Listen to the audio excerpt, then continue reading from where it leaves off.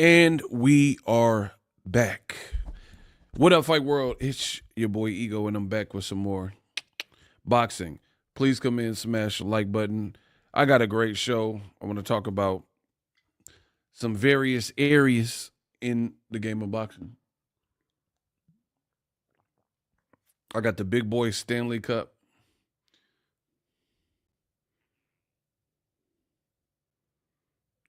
Y'all see that? So we should be good.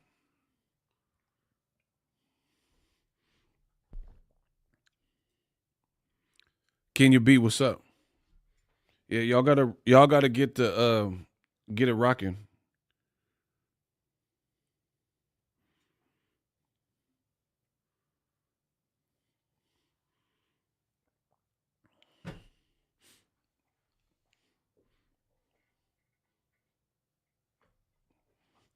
I want to talk about Tank hate and Haney Garcia updates. And y'all, hey, some of y'all not gonna like what I have to say. We gonna start like that. We all not gonna like, but that's cool. We used to it. I don't care if you like it. I'm gonna keep talking my talk. But just know the Haney is in trouble. I'm about to burst that bubble. We gonna talk about that Tank hate too. Do you guys notice a correlation in boxing? Haniacs love Devin and hate on everybody that is Devin's foe, especially Tank. Have y'all noticed a correlation there? Shout out to Joaquin, my man, Eagles Army. Salute. He said he's here for the plate. He put $5 down for the cookout. Oh, pardon the Snuggie. I'm the first boxing channel to do my shows in Snuggies. It's cold as in California right now. I got the patio door open. See, I like a little breeze, but it's super cold right now. So yeah, first boxing channel to rock that Snuggie. I don't care. See, that's what I'm saying. That's how real I am. When I came in this game, everybody was all dressed up and zoot suits and button ups. I'm the first boxing channel to rock a Snuggie and not give no about it because I'm warm and I feel good. I like to talk boxing comfortable. I don't care what y'all want and y'all expectations. Shove them up your ass. I do what I want. Shout out to Kenya B. What's up? Yeah. First boxing channel to do his shows in Snuggies. And it's like that. I don't care. I ain't saying pause. I'm wearing a Snuggie. Do something about it. Yeah. This is going to be a good show. We're going to see where it goes. We're going to see how many Haniacs try to come out or if they hiding today. We're going to see. Shout out to Ty Drakeford. Okay, I was going to start with Tank, but given the news that I just seen, I feel like it's only apt that we start with the Haney Garcia business. So, couple more minutes and it's up and I'll get to cooking. I'll make y'all a plate. Y'all like it well done, medium rare, burnt to a crisp. I'm going to give it to you how you want. Teach me how to Snuggie. Teach me how to Snuggie. Yeah. Teach me how to Snuggie. Y'all tripping. That man said, teach me how to Snuggie. That's funny.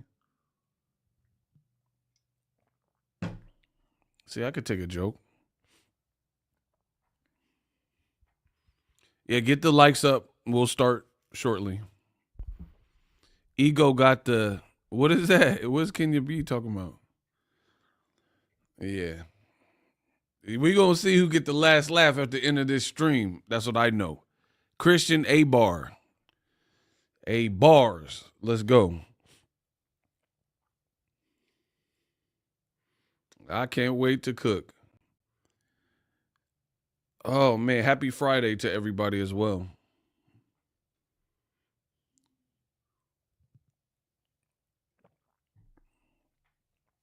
See, I'll be making my streams and my videos and my production look effortless because it is. Like, this is what I dedicated my life to. These boys ain't better than me. They not nicer than me. I'll be having effortless streams. It don't even matter. 1 hour, 2 hour, 5, it don't matter. Shout out to Kenya B. Absolutely. Let me see who the first person in here was. I like to King Leod. Shout out to my guy. It's been a minute since I've been able to catch a live. I haven't been going live. See, that's what I'm saying. I'm the best in the business, and it's not even close. I barely went live for 2 years outside of watch parties. People are like, oh, you go live off super chats. All right. Tell them other channels. Tell Brand X not to go live. I barely even did no lives for like 2 years. And I'm still on top. I know they hate it, bro. Like especially last year, I ain't covered no fights like that. I ain't done no lives, and I'm still the man. I could disappear and like not disappear because I always put out content, but I don't have to do lives, bro.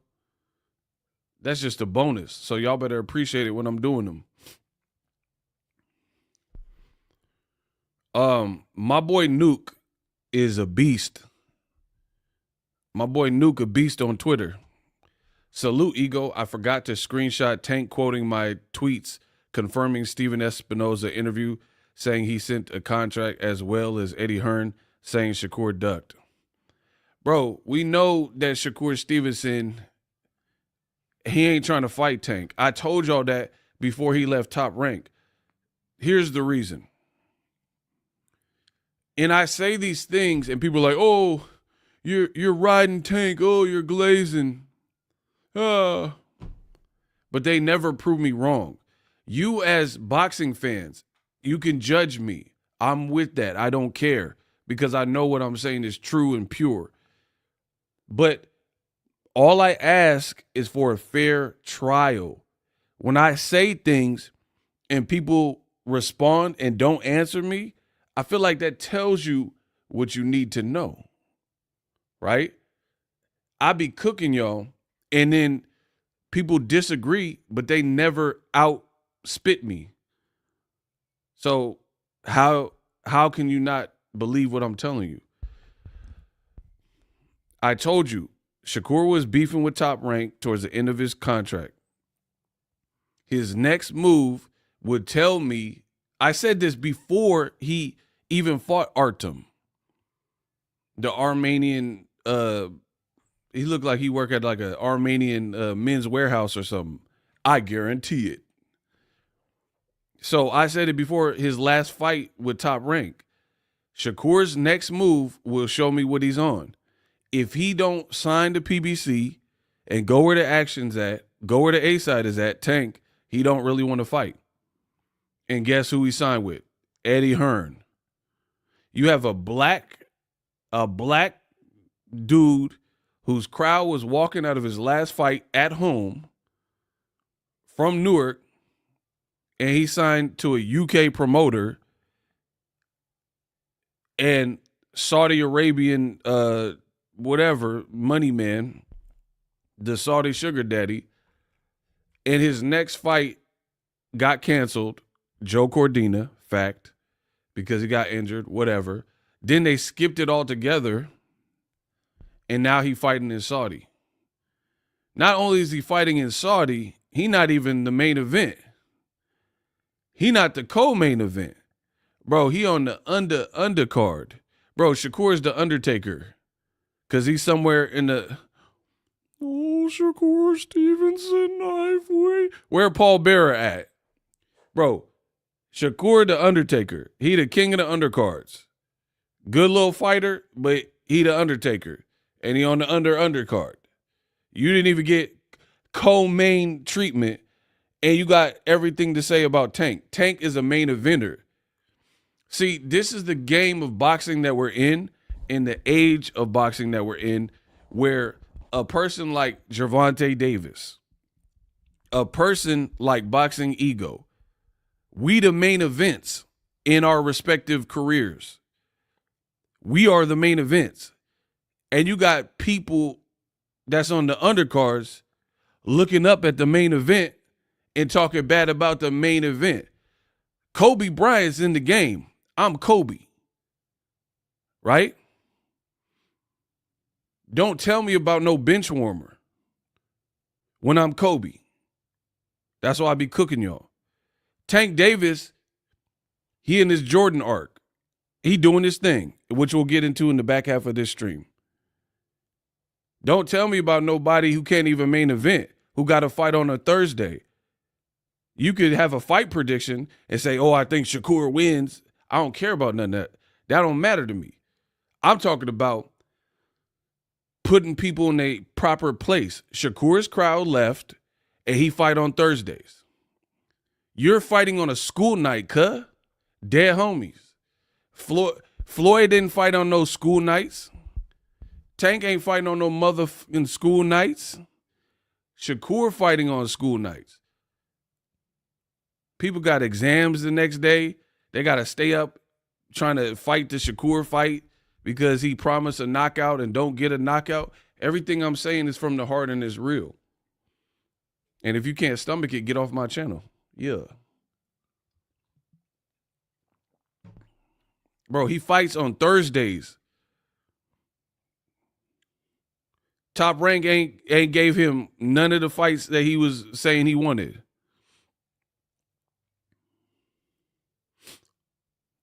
Nobody else is complaining about the sound, so I don't know. I ain't heard nobody problems. Come on, y'all. Listen. Fighting on a school night is so disrespectful. Kenya, y'all keep saying I'm crazy, I'm disrespectful, you're sick in the head. Everything I'm saying is true. Shakur fought on a school night. You trying to put your kids to bed. You got to peek over at the TV to watch the Edwin De Los Santos. Bro, what Top Rank did, just like Crawford, his big brother, it didn't even make sense. They put Shakur with Grand Prix. Bro, Grand Prix? Hey, yo, bro. Shakur was fighting, and it was supposed to be some kind of lead-in to Talladega Nights. If you ain't first, you're last. Dear Lord, baby Jesus, with your 6 ounce golden fleece, I want to thank you for this delicious KFC and Taco Bell. Bro, Shakur the new Ricky Bobby. I want to go fast. Shake and bake. they put Shakur. Bro, like, I guess some Thursday night football. That's the reality. You talk about Tank, you're fighting a guy. Bro, you guys are bananas. I'll really just destroy and dismantle everything y'all talking about. Y'all talk about, oh, Tank don't fight nobody. Shakur's fighting a preteen or whatever, Floyd Schofield, who barely got any fights and got dropped in his last fight. You guys are dumb. You're like really dumb. I try to be nice about it, but it's just like stupidity at this point. Oh, man, Tank needs to step up. He needs to fight somebody. Shakur's fighting a guy who got dropped in his last fight by Euron, who Michelle Rivera been beat. And Frank Martin beat Michelle Rivera, who was on drugs. And Shakur fighting a preteen. With he got the black, his dad cut his hair or something. He got the black Power Ranger haircut. I ain't mad at Schofield. Like, I like what they doing, but he got the in-home haircut. Bro, I know me an in-home haircut. You didn't go to the barbershop for that, to get that Caesar, dog. Don't lie to me. I don't like liars, bro.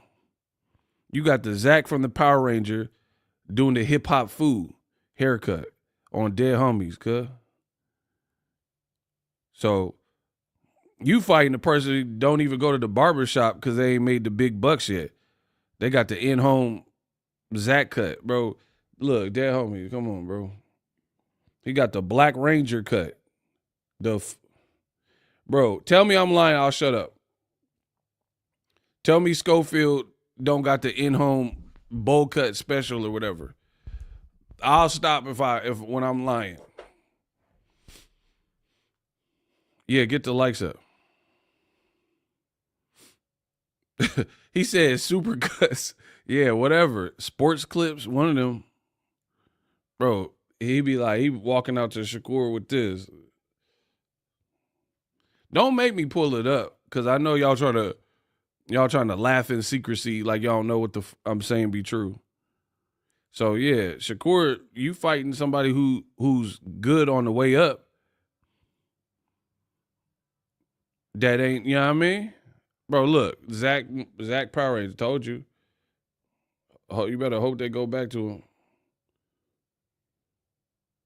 Look, hold on. See, they don't even want to show it. Look. I'm lying? Okay. Bro, he got the rainbow cut. The great clips.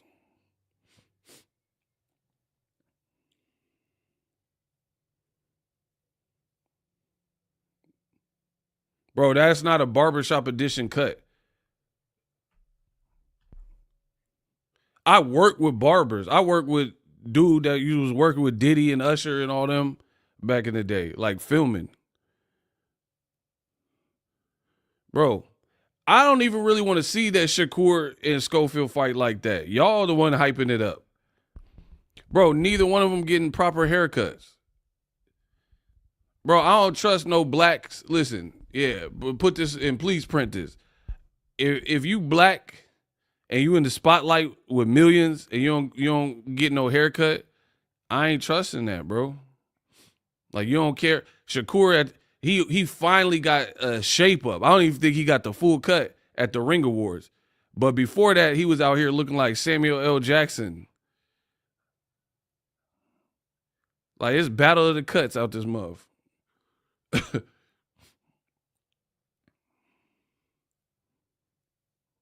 I ain't trusting nobody like that. His barber used the lawnmower. See, that's what I'm saying. I ain't trusting that. Two black dudes from America fighting in Saudi with no haircut. It's like the UK. Bro, hey, yo, shout out to my UK fans. The black dudes in UK, a lot of y'all need barbers. Like Anthony Joshua, he be fighting Povetkin and he don't even be lined up. Meet with me, it's mod. Let my crop rock like this. Hey, bruv. Nah, the UK got him too. Bro, tell me the UK black dude who got the crispy lineup. Dillian White, AJ, you know AJ ain't constantly with the crispy line. I mean, it's mod. Bro, Derek Chisora, name a UK black. Joe Joyce? Don't make me pull up Joe Joyce out this. Hold on. I'm talking about a crispy. Who got a crispy lineup? Because, like, y'all be talking about Tank and Zesty and all that. And, like, da-da-da. Tank be braided back. That, like, he get like, top shelf braids, like, from whoever. He got, like, a professional braider. These dudes in the UK, KSI, all of them, they don't even be, like, doing their hair, like, they don't got no type of, like, haircut. And when I say it, y'all be acting like all right. Like, all right, bro.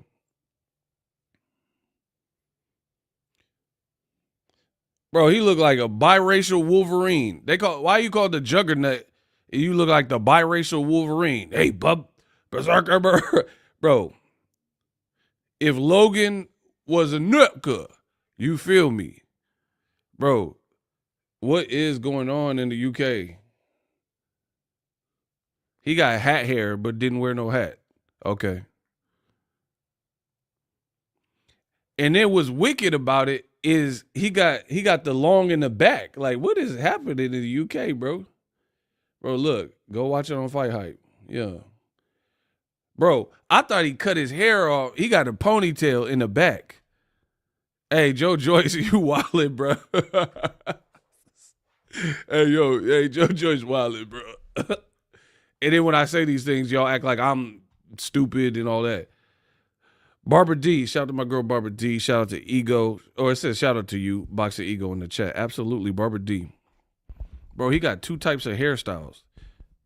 He got a cut. He got the British mullet for the queen. She's your queen to be. What y'all talking about?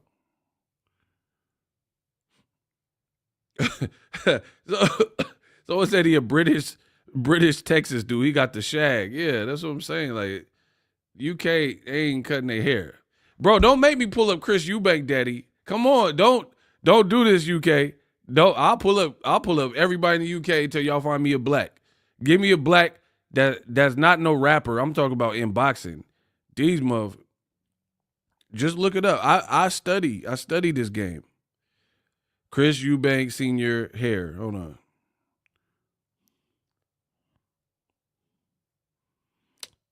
Hold on. I can't find. Hold on. I think I found out.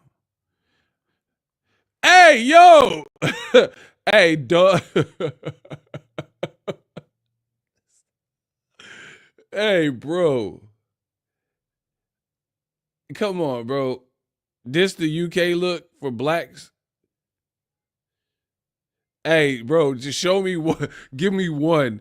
Give me one wavy, like where you would go to the barber shop and you know how they had the little magazines and posters and be like, oh, give me the number 13. If this is the number 13, bro, he looked like an unemployed Ninja Turtle. Like, come on, dog.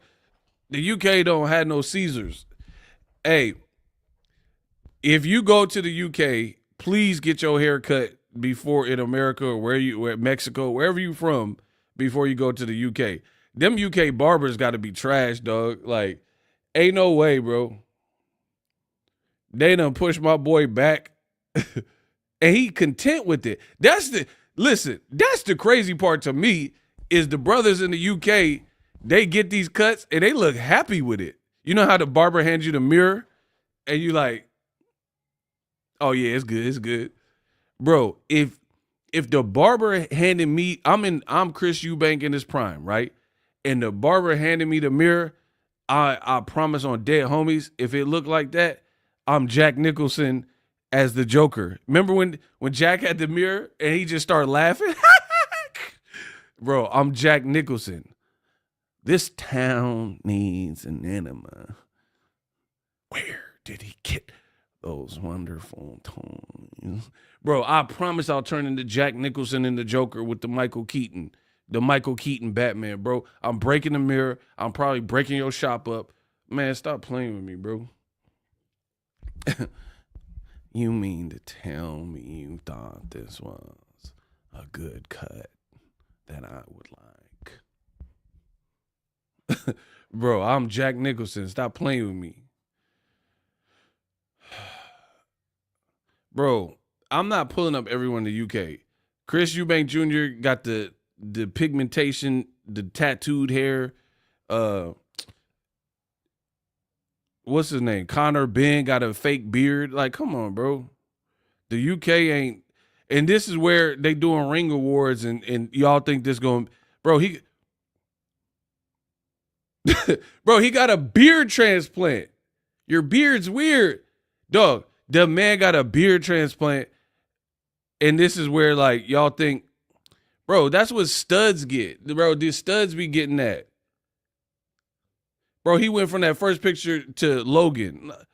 Berserker Barrage. Hey, dog, come on. The UK, look, these are the surgery pictures. I don't be lying. Conor Ben got a beard transplant. Like, bro, look.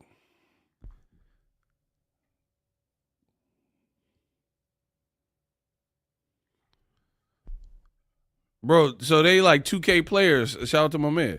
Yeah, they just creating looks. Like it's like the character.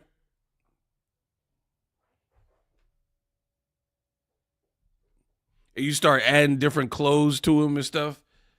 Bro, he got the Fat Joe beard. Stop playing that Beijing or something. Hey, the UK looking, hey, mate. Bang. Hey, y'all need to bang them barbers out there. I don't know what y'all talk about. They talking about get bang. You need to bang one of these barbers to get you a better cut. Anyway, I'm done. I'm off it. Smash the like button. I'm the best. If I gotta get a Haney-ac, I gotta get a Haney-ac. Now we on to the Haneys. Now we on to Ryan Garcia. Bro, I told you 2025, it ain't nothing nice. It ain't nothing sweet. I'm straight to the basket. With these. Smash the like button. So, you guys is jocking turkey and Riyadh season and all this stuff. I have so many questions. Listen, I'm not mad. People are like, oh, you're mad. I'm not mad. More boxing, more money for me. Great. Some of this stuff that y'all jocking don't even make sense, and I'll tell you why. See, I don't just talk about it. I explain. These other bums lie and clickbait and don't explain, or their explanation is poppycock, right?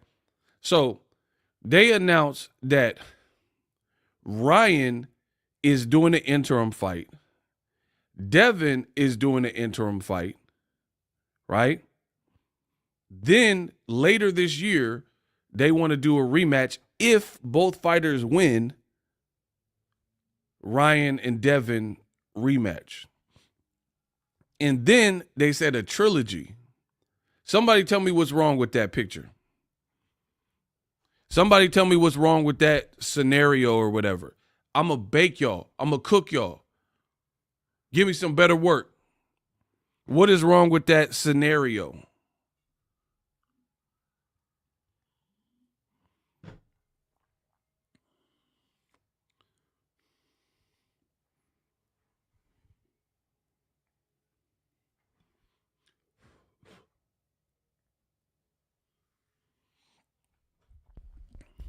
What is wrong with that scenario? Anybody? Do you guys know boxing? Can you understand what I'm saying? What is wrong with that scenario that is outlined? Anybody?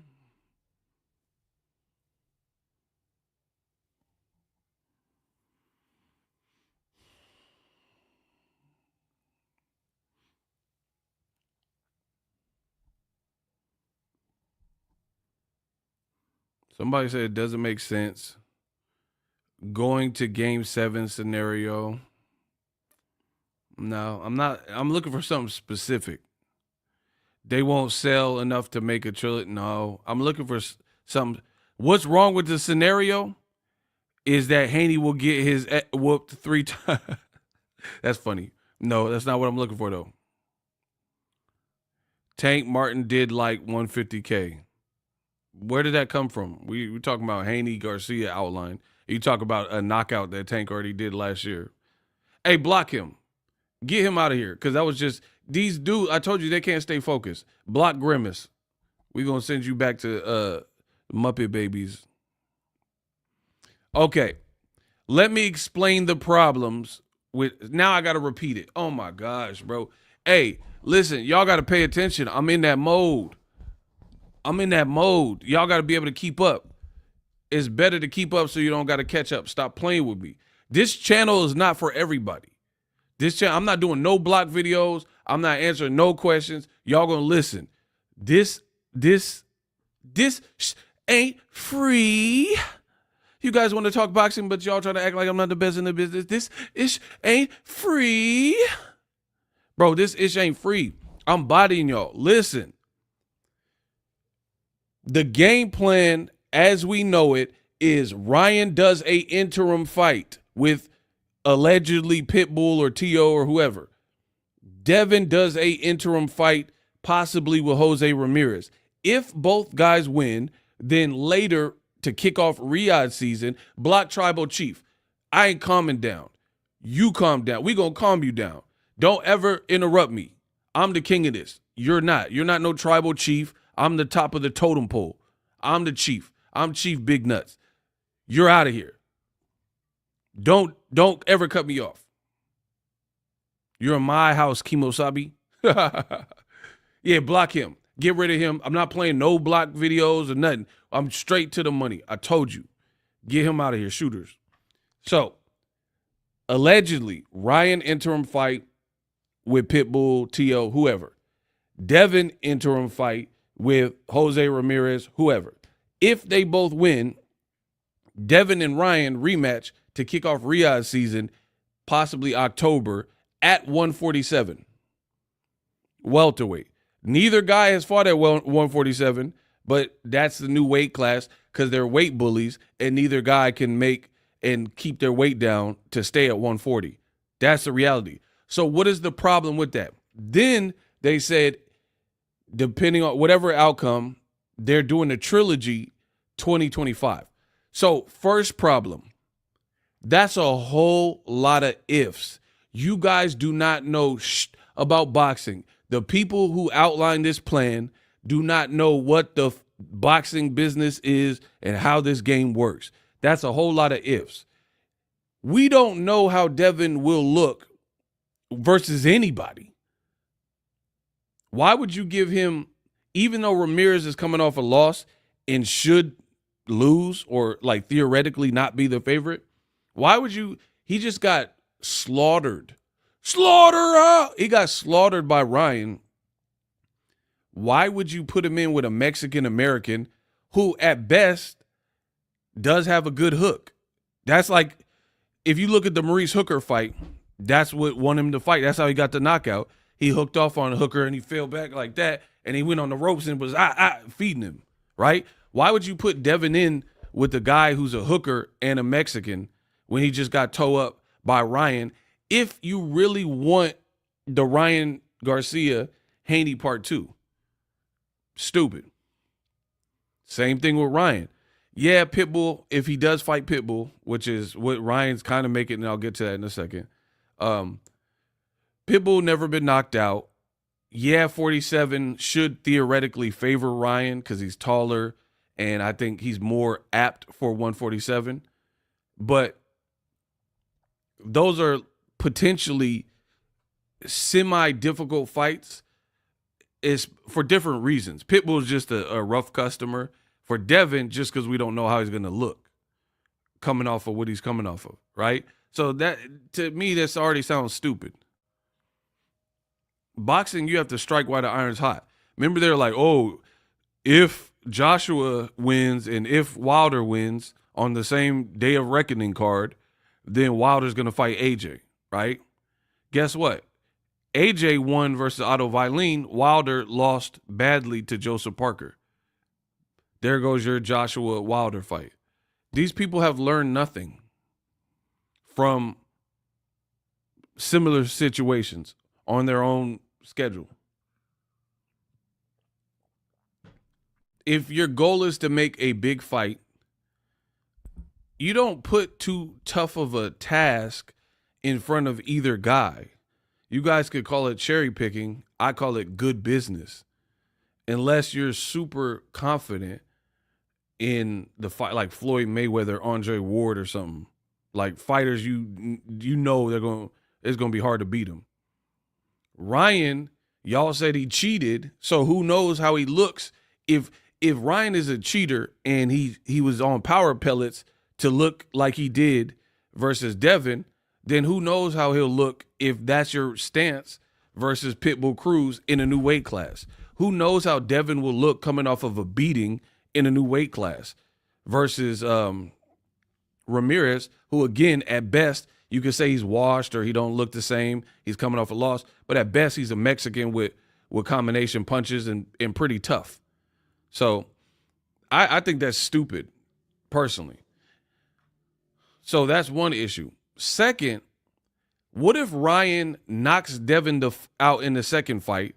Why are you talking about a trilogy? Who's going to want to see a trilogy if, let's say, Devin beats Ramirez impressively and Ryan knocks out Pitbull, right? I'm spitballing.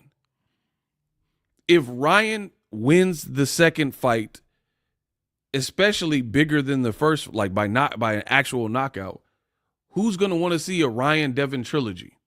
That's why this plan is stupid and I'm the only one with some nuts to say what's going on in boxing.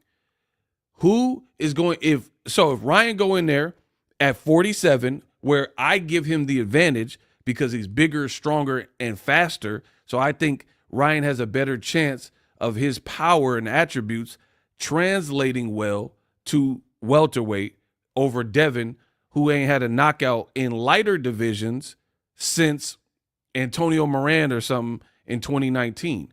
So Ryan, to me, no matter where they fought within reason, Ryan would be the favorite, right?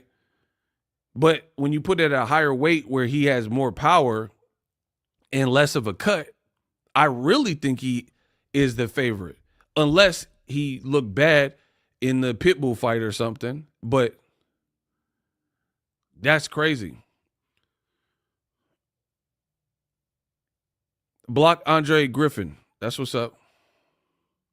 Block Andre Griffin.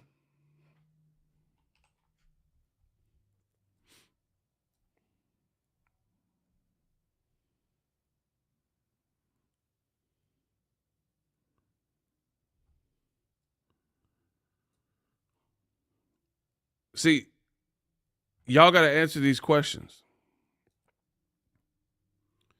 Dude said PBC struggling hurt a lot of content creators. These people are pure idiots. I am a content creator. That would be like saying these rap channels that like Kendrick are hurt by Drake. Like why would a content creator whose sole purpose is to curate content, why would I be hurt from any promoter if there's boxing going on? These people are society's rejects. I'm asking a question. He said PBC struggling. Oh, which is not true, but whatever. He said it, and he says, I, as a content creator, am hurt by it. How would I be hurt when the sport, Ariel Helwani, didn't he just say boxing's in the best place it's ever been or something? So why would I be hurt from anybody? That's like, oh, Ego's hurt. HBO went out the business. They've been out the business. Oh, Ego's hurt because Showtime went out of business. What does that have to do with me? So again, these are just distractions. You guys know it. Showtime went out of business. Boxingego didn't go out of business. Did I stop making content when HBO and Showtime or 50 Cent got out of SMS boxing or whatever he had? Or because Triple G retired or whatever? Like, what that got to do with me? I'm still cooking. I'm still making money. I'm making money right now. So that don't even make sense. Moving on. How can people up with Turkey but hate Al? Racism. That's one. Anywho, why would we be talking about a Ryan trilogy with Devin if Devin doesn't win? Like, the only way people would want to see a trilogy is if the second fight is controversial or Devin wins. But I'm asking, if Ryan knocks out Devin in a rematch, do you want to see a third fight? Yes or no?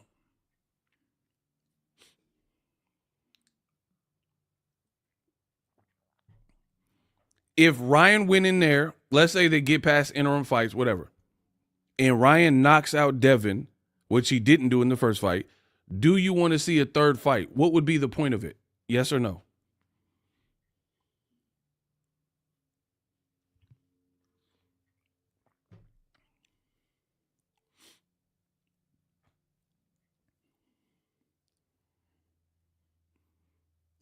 Heck no. Nah, no. So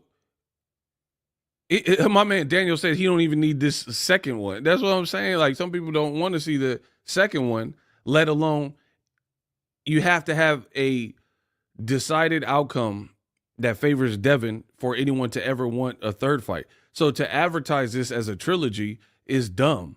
Just like when Riyadh Season or whoever, DAZN and all them advertise, oh, Wilder's fighting Jared Anderson, Wilder's fighting AJ, and then Wilder lost his last two fights. Now no one's really clamoring for the AJ fight or Jared Anderson. And then Jared Anderson loses to Martin Bacoli, so no one's really clamoring for these fights. So I'm telling you, I've been in this boxing game. You guys do not know, unless you have more credentials than me, you cover more fights than me, which I know you haven't. You know more fighters than me, more trainers than me, and you've been doing this longer than me, and you have a popular channel with more subscribers than me. All of these things, you don't know what you're talking about. I've been in locker room. I'm in the locker room and got footage when Caleb Plant proposed to Jordan Plant. Y'all wasn't there. I was there. I was there in Omaha, actually Lincoln, I believe. I was in Nebraska when Crawford set history for the first time and became undisputed. You weren't there. I've been there when Wilder was knocking these dudes out, including the Fury first fight. You wasn't there. I'm at Canelo Golovkin, the first fight, which is the best of the series. You wasn't there. I was there when Andre Ward fought Kovalev twice. you wasn't there. So I'm telling you the business, and you got like YouTubers who I don't even know if some of these dudes cover fights. I don't know what. You don't know nothing about them. They ain't done nothing. They don't make no money, and then Ego's wrong. All right. Believe that if you want. If Ego's wrong, you should have surpassed me, and you should be making more than me. And I'm not talking about with no YouTube shorts, because that's a boxing hack. The game of YouTube boxing, or YouTube in general, is different now. Now they added this shorts BS. You can grow faster because it's easier to cut a bunch of shorts, which is what you'll see a lot of people do. And then they have all this like inflated vanity numbers, but they're not making no money because the shorts. Why you think Boxingego don't put out that many shorts? Because the money's in the long form content. I'm showing you the game. I'm showing you how this works. I'll do a short if you guys want me to do shorts. I had shorts with hundreds of millions of views, like totally. I deleted all of them because I'm Boxingego. Why? I was like, why do I need these videos bogging down my channel and they ain't really paying? But I do 1 8-minute video, and I got videos an hour long. You know what I mean? An 8-minute video killing all these shorts. So the game is different. It's easier to grow on boxing, and you'll see, I'm doing so well. You're doing well with shorts, bro. I do well with long form content, which is always superior. I'm going to join boxing YouTube space. Ego, I'm going to pay homage. They all need to pay homage because my DNA is all through boxing. Everybody copy Boxingego. From the steez to the persona, how I style my thumbnails, how I do my titles, my quotes. Y'all, there's people who quote me, but they won't give credit, but you're using my slang that I popularized. Old media, Bud Buddies, the Haney acts. You know what I mean? I coined these things and popularized them, and people act like they don't pay attention, but you're using my jargon. I know you pay attention if I see it because I see my style. It's like Cassidy said when Cicero was how you gonna battle me with a style that I made up? You, my son, you should thank you take my flip it around and now you think you slick. I guess you think you cash, but I think you trash. And I spank that. You ain't with me. You wouldn't even rap like that if it wasn't for me. Wow. Bro, I'm like Cassidy in his prime. You, my son, you should thank my dick. You take my flip it around and now you think you sick. Well, I guess you think you cash, but I think you trash. And I spank that. You ain't with me. You wouldn't even rap like that if it wasn't for me. Wow. I been had my weight up. How you gonna battle me with a style that I made up? Wow. When I'm home is envy. I'm feeling like the boy when he was on the phone with Diddy. Bro, stop playing with me. How you gonna battle me with a style that I made up? Bro, these dudes they don't want to tell the truth, but they think we the same, like Ken and Ryu. Listen, I said, I'm like Superman, put me in the booth. These dudes is clickbaiting and lying. They don't want to tell the truth. They think we twins. That's Ken and Ryu. Oh my gosh, bro. Stop playing, bro. They think we the same. Like this is Ken and Ryu. They stole my move. It's like kind of like what Kobe did to Michael Jordan. I'm Jordan though. So no disrespect to Kobe, rest in peace. You had to study him. I'm the architect.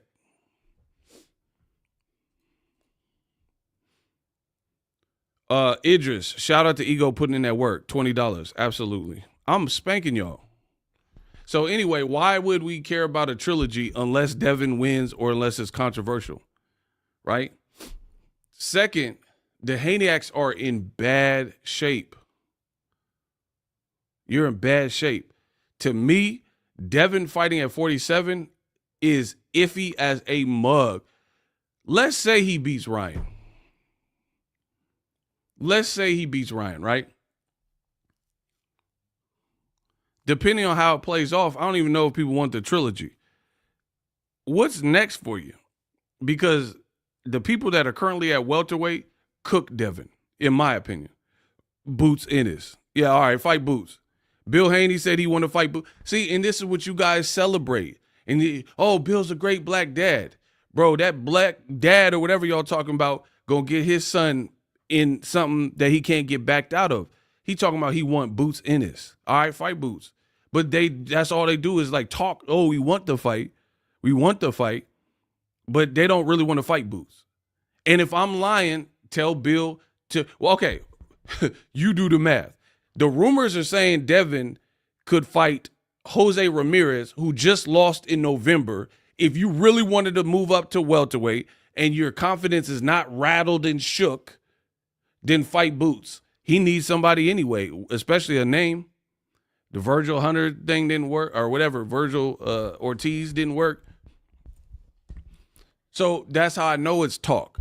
Because, okay, if you really wanted it with Boots, why are you fighting Jose Ramirez, who literally lost on the card, the Latino night, where Tevin Farmer really beat Zepeda?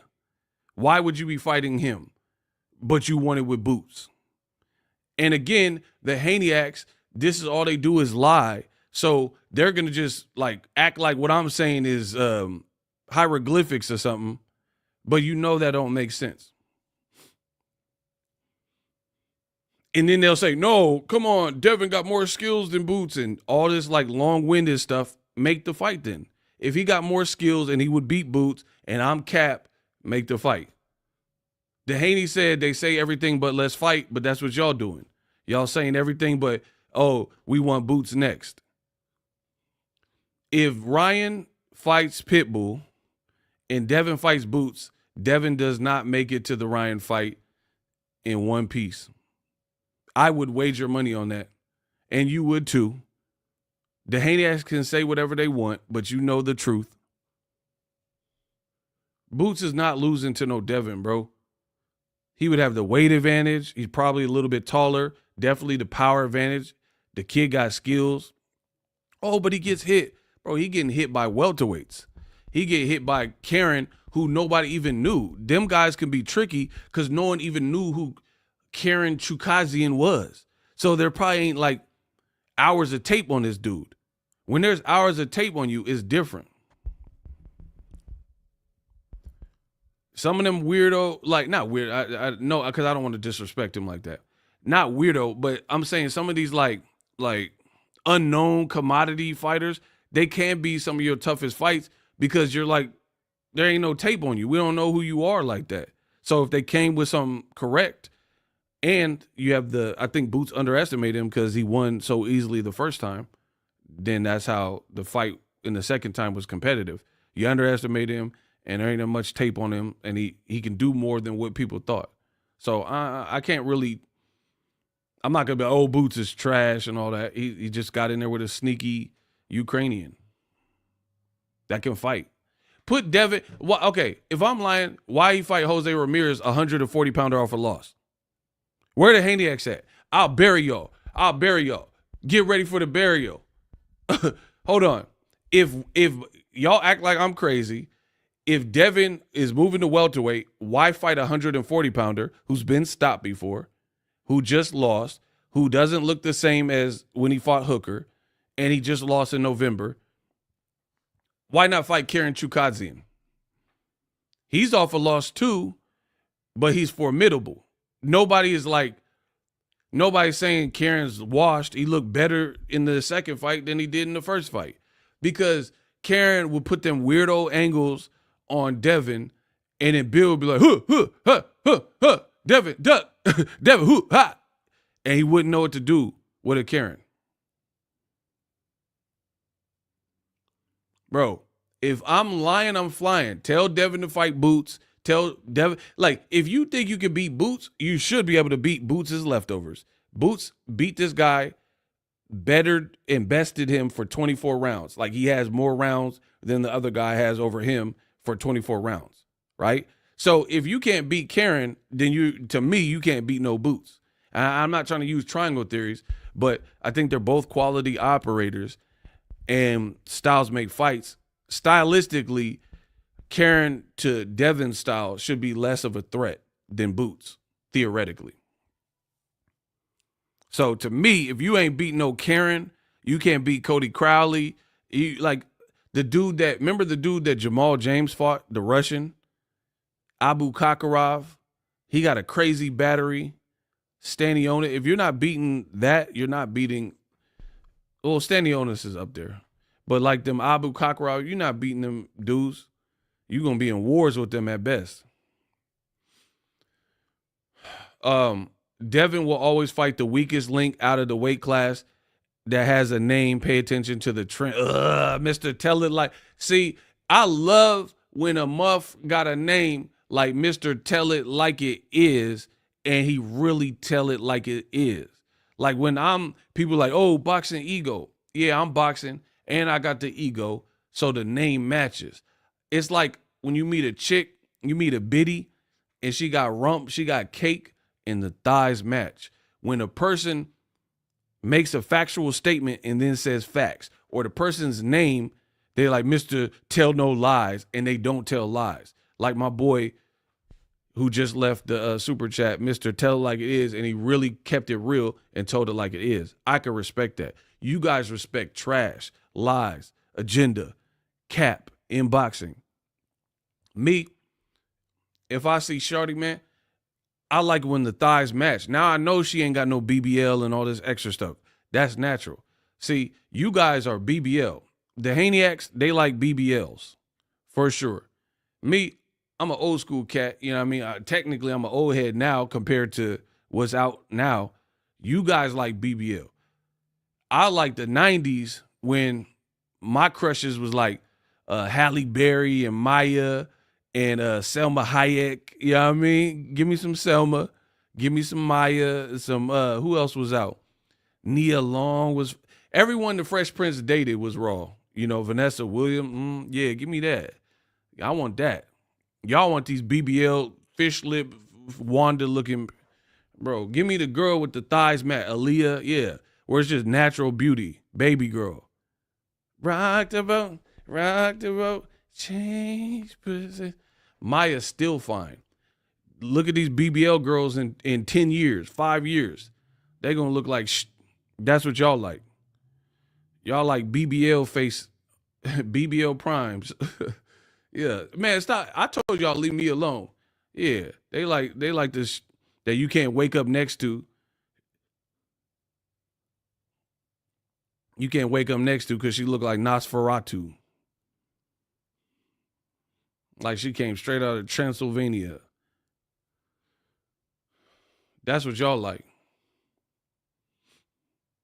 You be like, yeah, man, I'm dating this girl. She look like Rihanna. Man, she look like Piranha. Them teeth is hit. Bro, don't ever tell me your chick look like Rihanna.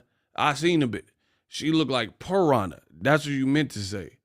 She look like Piranha. She got them little, bro, I hate them little teeth. Where they got the little teeth and they all is sharp. I hate that. Them Piranha teeth where it's like a little row of teeth. Or corn teeth, I hate that. Y'all know the corn teeth? Where the teeth look like elephant toes, but they all like the same size and like, bro, I don't trust no chick like that with them corn teeth. Y'all know what I'm talking about? It look like elephant toes out this. Like where all the teeth is the same like level and they small and you like super gum, you got maxed out gums. Yeah, I ain't messing. And then thin lip, nah, I'm going to throw up. I'm going to throw up, bro. Bro, y'all like this. Bro, them little baby niblet teeth, them little teethers, them teether Sutherlands. Yeah, that's, this the type of teeth y'all like. We not the same, bro. Look, them little kid teeth. Look how small they, bro. Them little niblets, them little corn teeth. That's what y'all like. Them little baby teeth, huh? Yeah. Lowercase teeth and upper cap gums. Facts. Bro, I hate them little teeth. I know y'all gonna try to cancel me. Oh, this guy, because I know they got You teethophobic or something. Whatever, bro. Say whatever you want about. I'm teethophobic. F y'all. I don't even care about y'all. I know they're like cancel culture got something for me. Teethophobic or you mouth shaming. Yeah, I'm mouth shaming. Do something about it. Yeah, I want to shame the mouth. I want to shame your hygiene. Yeah. Bro, this you. With them buttery movie theater butter, you know what I mean? The movie theater butter teeth, feel me? Them little baby teeth out here looking like a young dolphin flipper. Bro, I hate them dolphin teeth. You hear me? Them little flipper. I hate that. And they got the nerve to say Boxingego is wrong and mouth shaming and you got dolphin teeth. You look like a porpoise. Man, stop playing with me, bro. I told you it was going to get ugly. We just started the year. It is already ugly for y'all. You out here looking like a porpoise with no purpose. Stop playing. Anyway, if Ryan cooked Devin, I don't even care about no trilogy. So that's a dumb plan. And Ryan is seemingly confirming that he fighting Pitbull. I'll show y'all. I'll show you. Okay. Yeah. Ryan says, I'm bringing an explosive fight in my comeback fight. Pitbull. So what other Pitbull is there unless he fighting the singer? Mr. 305. Takedo 1. Gasoline. Like, unless he fighting that Pitbull, I'm thinking the rumors could be true. Pitbull has always been considered a tough opponent. I got a tougher matchup than Devin Haney, to be honest. Who else said that before Ryan? Oh, yeah, that's right. Boxingego, the king of boxing, best in the business and not even close. Right? Bro, we gonna cook these Haneys up. If you really cared about the integrity of the sport and it being clean, why would it matter who's testing me? Wouldn't it simply be for me to get tested year-round by a credible organization? Instead of insisting it has to be a specific organization, answer that question. So he's like, why has it got to be VADA specifically instead of a credible drug testing agency? Like, why are they pushing this VADA stuff, right? Then this video is saying that Devin played 3D chess with the lawsuit. Bro, boxing commentary is trash. Ryan says, big miss, Dan. That is not a chess move. Bro.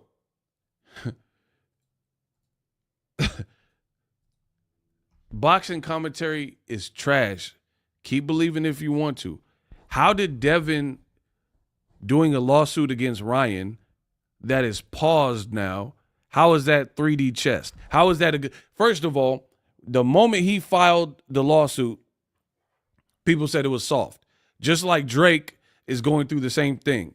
Nobody is respecting the hood, the streets, civilians. Nobody's respecting Drake suing over battle rap, right? Nobody's respected the Haney's decision to sue Ryan for battery part especially.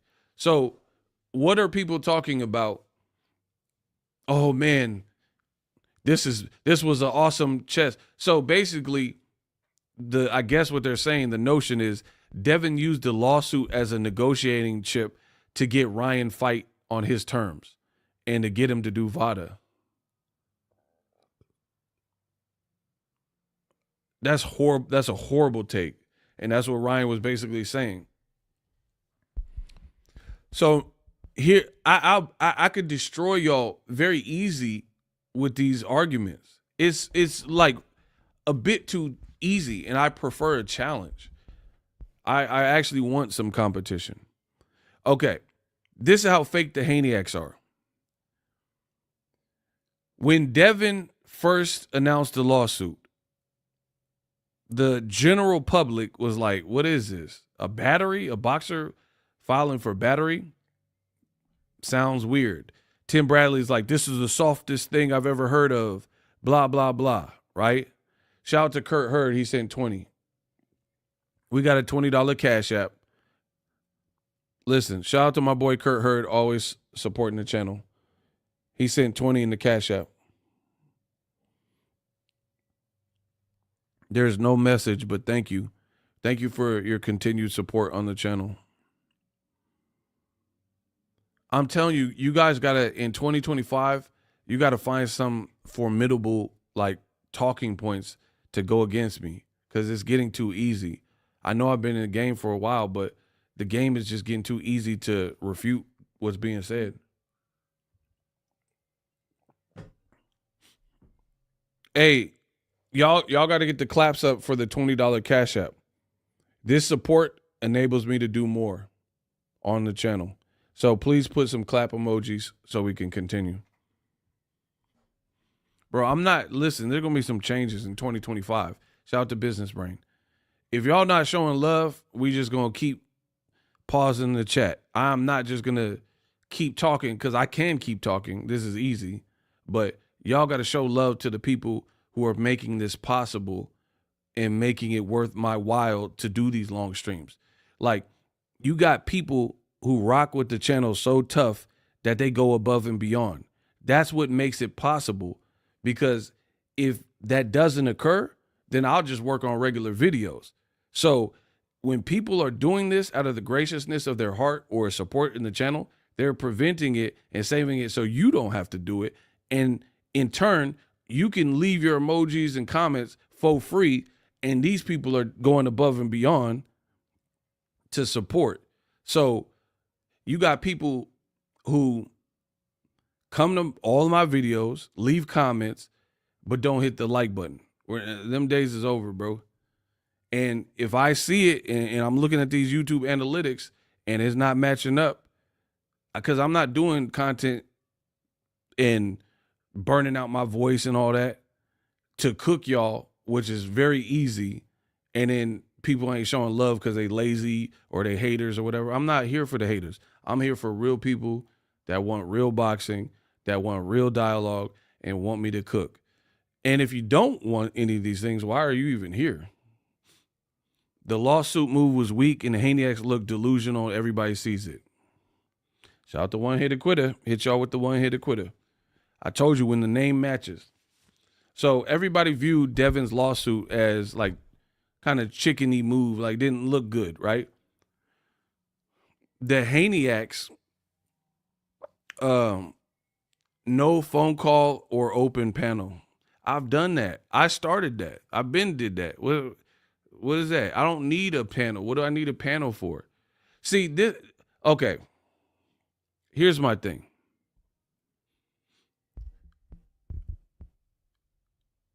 People think that having the resistance come on the live is going to do anything. They are not smarter than me. They are not going to outthink me.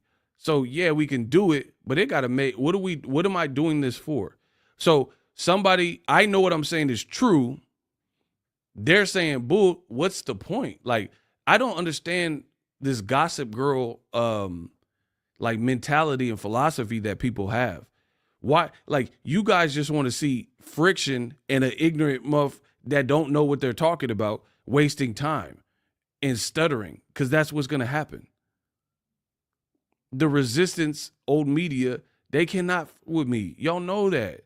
So yeah, I can give you a link, and then first of all, people won't even click it. We try it. I try. Okay, any Haneyacks that want to join the live right now, say it right now. If you disagree with what I've been saying regarding Devin Haney, send me your Instagram right now. I'll send you a link.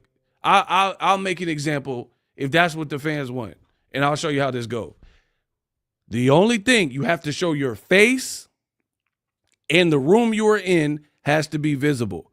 Don't go outside. Like, so if you live with your mama and she in the back cooking, that's what it is. Because y'all be like, oh, Ego live in his mom's basement. Nah, so we not doing that. Ego live in his mom's basement. So wherever you stay, if you in a shack, radio shack, then you got to let that be shown. If your house is dirty and you got cockroaches riding on doom buggies, that got to be shown. Show your face, click the link, and we got to see the room. That's simple. And then you have the opportunity to massacre me in front of my own audience, and I promise I'll bake them. So please step up. Step up like Channing Tatum. I'm begging you. But here's the thing. They're cowards. A lot of it is other channels or content creators or fighters or whoever clout chasing, and they don't want you to see their face. Because then you're like, hey, that's so-and-so. Oh, that's so-and-so. So it's easy to do it on a burner account. That's why I don't want to talk to a random anonymous person. Show me the shack you're living in, and we're not talking about O'Neal, and let's get it rocking. So okay, does everyone hear me? Yes or no? Do you understand the words that are coming out of my mouth? Does everybody hear me right now loud and clear? Yes or no?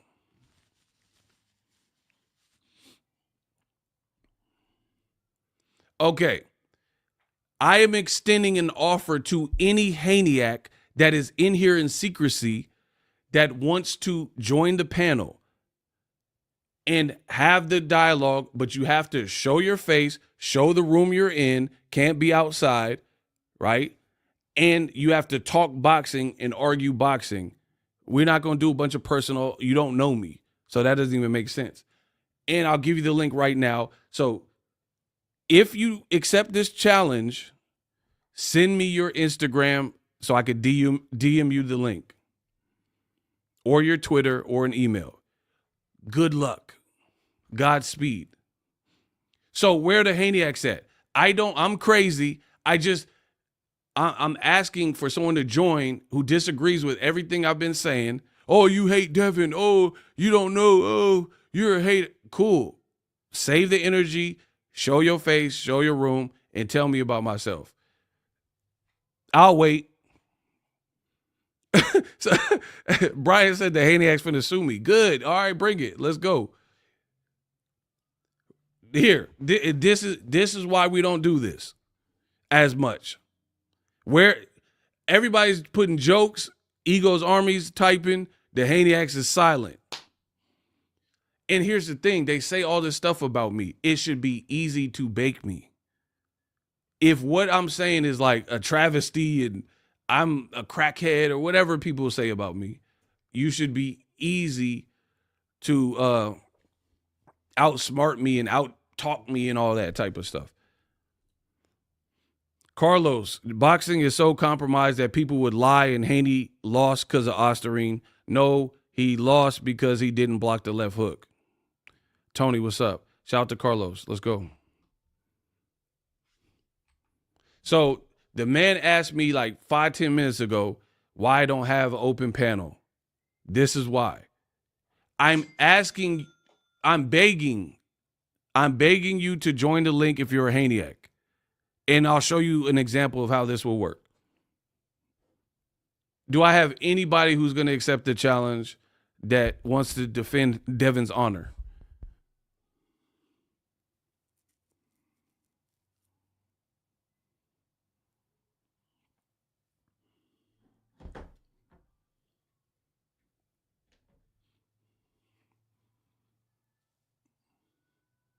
Shout out to Dr. Stone, new channel member, because I'm the best in the business and it's not even close. Please get your claps up for Dr. Stone and Carlos, who just sent a super chat. Roman said, come on, rat, scatter. Defend Devin's honor in front of the maniac, because I don't apparently know what I'm talking about. That should be easy. Okay, I got to sweeten the deal because they scared. I'll give you $100 if the crowd says you baked me. Now it's money on the line. Show your face, show the room you're in, and you win $100 if you bake me on any Devin Haney debate or whatever, where you have to take stuff I said and then tell me how I'm wrong. $100. Let's go.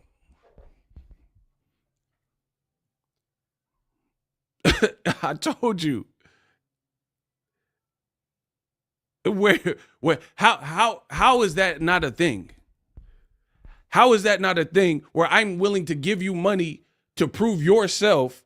You don't have to put nothing in, and the Haneyx is scared. They are scared and petrified. But then as soon as this stream ends, they'll be in the comment section like the rats that they are. Oh, Ego, he sucks. Oh, Ego. Don't do the typing when you can do the talking. Oh, that's good. I'm going to keep that. I'm from a different era, bro. It wasn't about a bunch of typing. I didn't have Twitter in high school. The years I went to high school, there was no Twitter. There was no Snapchat. So I'm the best of both worlds. I'm daywalker. I lived a real life where you had to learn from your mistakes prior to the emergence of social media. It's clear to me a lot of you didn't. A lot of y'all, or you're just so far removed from the time in life, even if you're older, the time in life where social media wasn't everything. So if you said something about something and you said something about someone, you had to see that person and be the same person, right? So I don't say stuff that I don't believe. These dudes, oh, Ego's a hater. I'm from a different cloth, bro. I'm not a social media Nepo baby like Devin Haney, where you was coming in the game like Macaulay Culkin or something. You already had money at a young age, bro. I earned everything that I done put my name on. I come from a different breed, that's why they don't want to have it.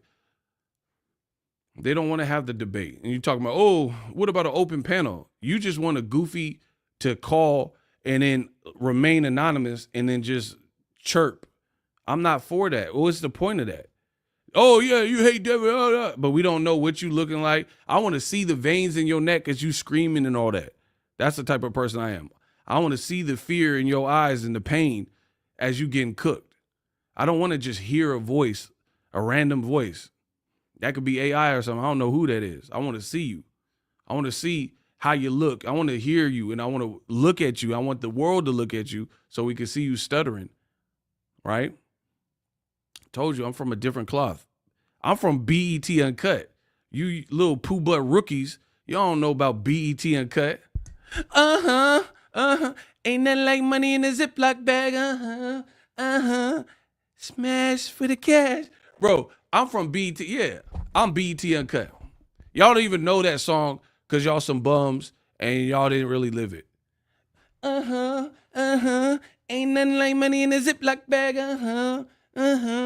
Smash with the cash. Bro, I'm from that when BET Uncut was on. Tip drill. White girls. Y'all don't know none of what I'm saying. Okay, so I've wasted 5-10 minutes or whatever.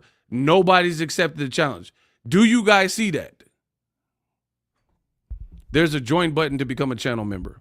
Under the video somewhere, it'll say join. So you guys can see, he said pee popping on their headset. Facts. Ain't nothing like money in a Ziploc bag. Smash with the cash. Bro, I'm about to smash with the cash. This easy work.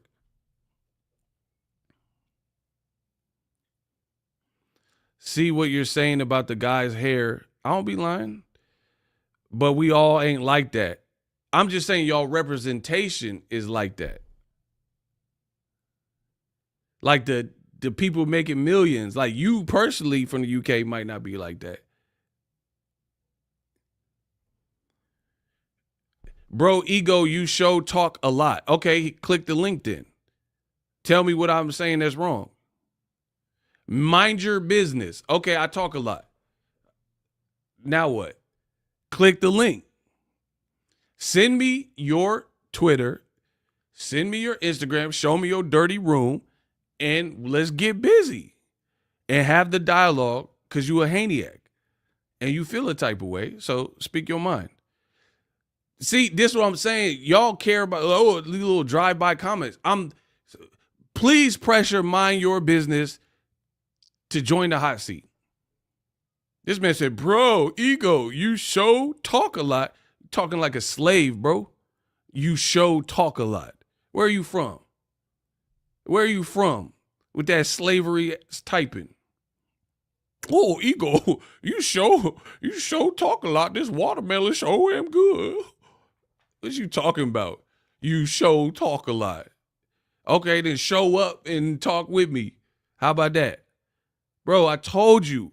So when I say I'm the best in the business and it's not even close, I'm asking you guys to join and then they never do it. It's just a waste of everybody's time. And then they leave little peanut gallery. Oh, you sure talk a lot. Oh, Devin ain't done nothing to you. Ego, your channel in a heap of trouble. Like, shut the bro. Don't send no more slaves at me, bro. When I'm the male Harriet Tubman. I'm Ego Tubman. Don't send no more slaves. You stay with Massa. The real ones with me in the underground. Oh, your channel suck. It gonna be in a whole heap of trouble, Ego. Bro, get these little tap dancing. Yeah, get these tap dancers out here.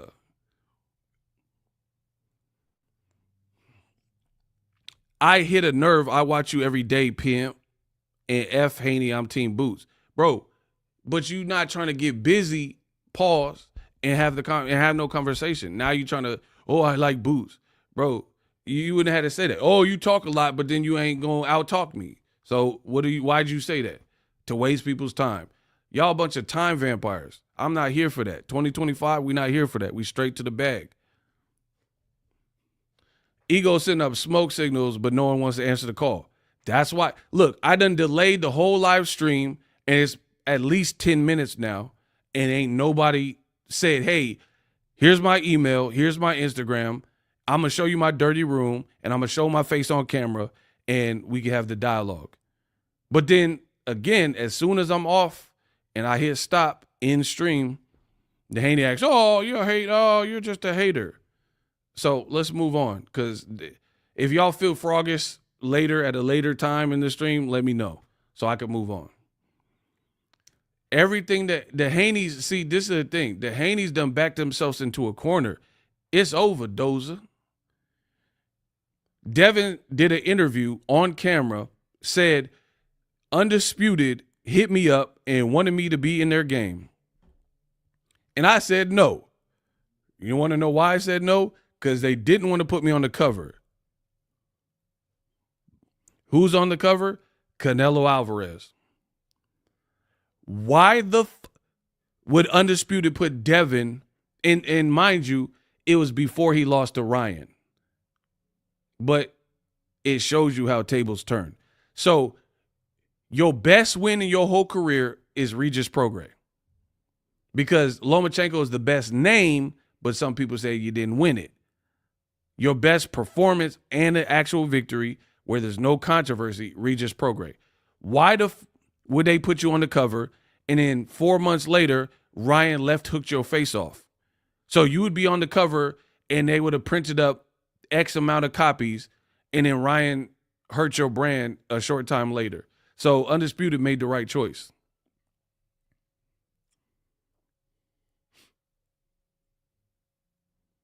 Devin literally, and you guys can find this, he literally said, I don't want to be on the game because one of his demands was that he's on the cover.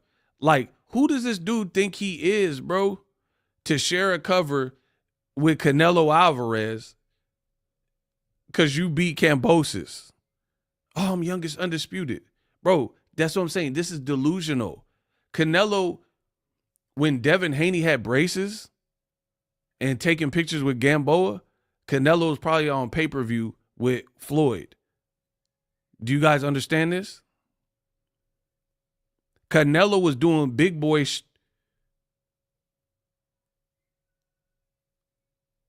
when you were a baby. You were probably in the gym happy to take pictures with Floyd. Canelo was fighting Floyd. You see the difference? Because you're young. Why would they put you on the game, bro? Canelo turned pro at age 15. And don't act like I'm a Canelo groupie. He cool, but I already told you, he should fight Benavidez. And for real, Canelo makes some poor moves, in my opinion. And he does some questionable things. But that don't got nothing to do with this.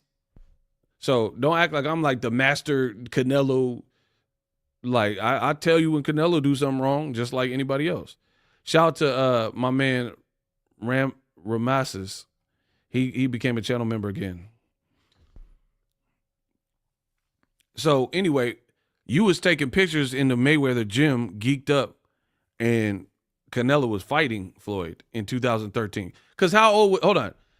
Canelo fought in 2013. What year was Devin born? I'm going to do it like that. I know for a fact off the top of my head, Canelo fought Floyd 2013. All right, Devin Haney. So Canelo fought Mayweather in 2013. I'm going to show you how this works. And it says Devin Haney was born November of 1998.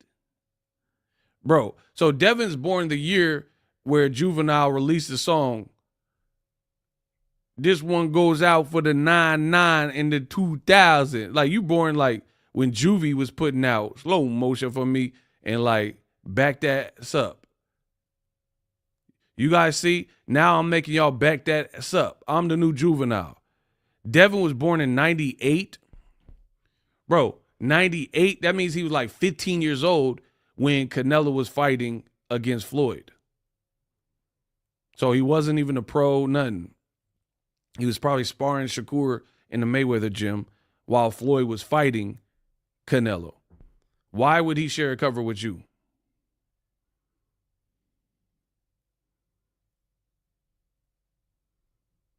And Canelo is so big, low-key, he might have something in his contract like a demand or something like, hey, I'll be in the game, but I got to be on the cover by myself. Because Canelo has some authority where he can negotiate things like that. Like, I want top billing and I want the cover to the face or I'm not finna be in the game. And that would be hurtful to the game.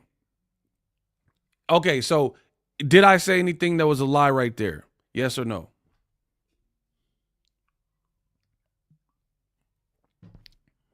Canelo has leverage and is a big name. So Canelo not to be in the game would hurt the game more than Devin not being in the game.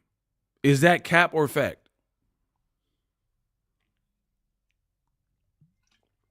If Canelo says, put me on the cover by my lonesome or I'm out and you can't use my likeness, versus Devin the Dream Haney that just had a nightmare with Ryan, him saying, hey, put me on the cover or I'm out.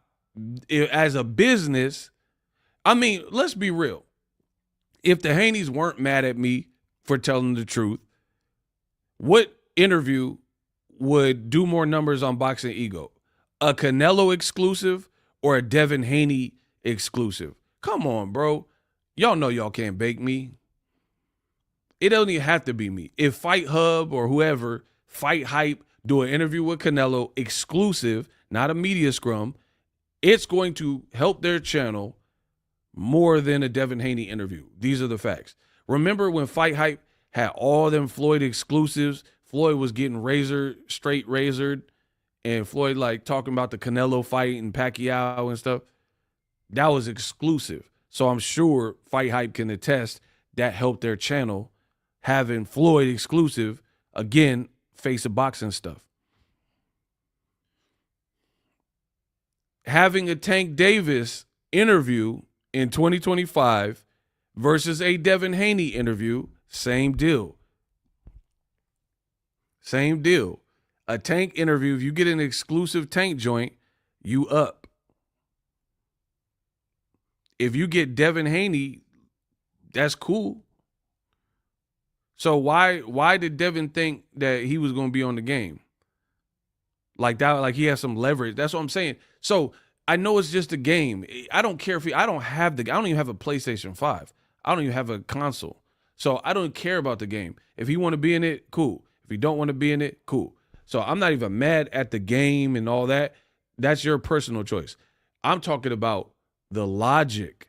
You think you supposed to be on the cover of a game like you the man, and then mad that Canelo's not on the cover with you? right? For me, that's suspect. And that shows me that this is not a realistic team. It's not really a realistic team with their like demands, and like they're overvaluing themselves. I'm not saying Devin has zero value.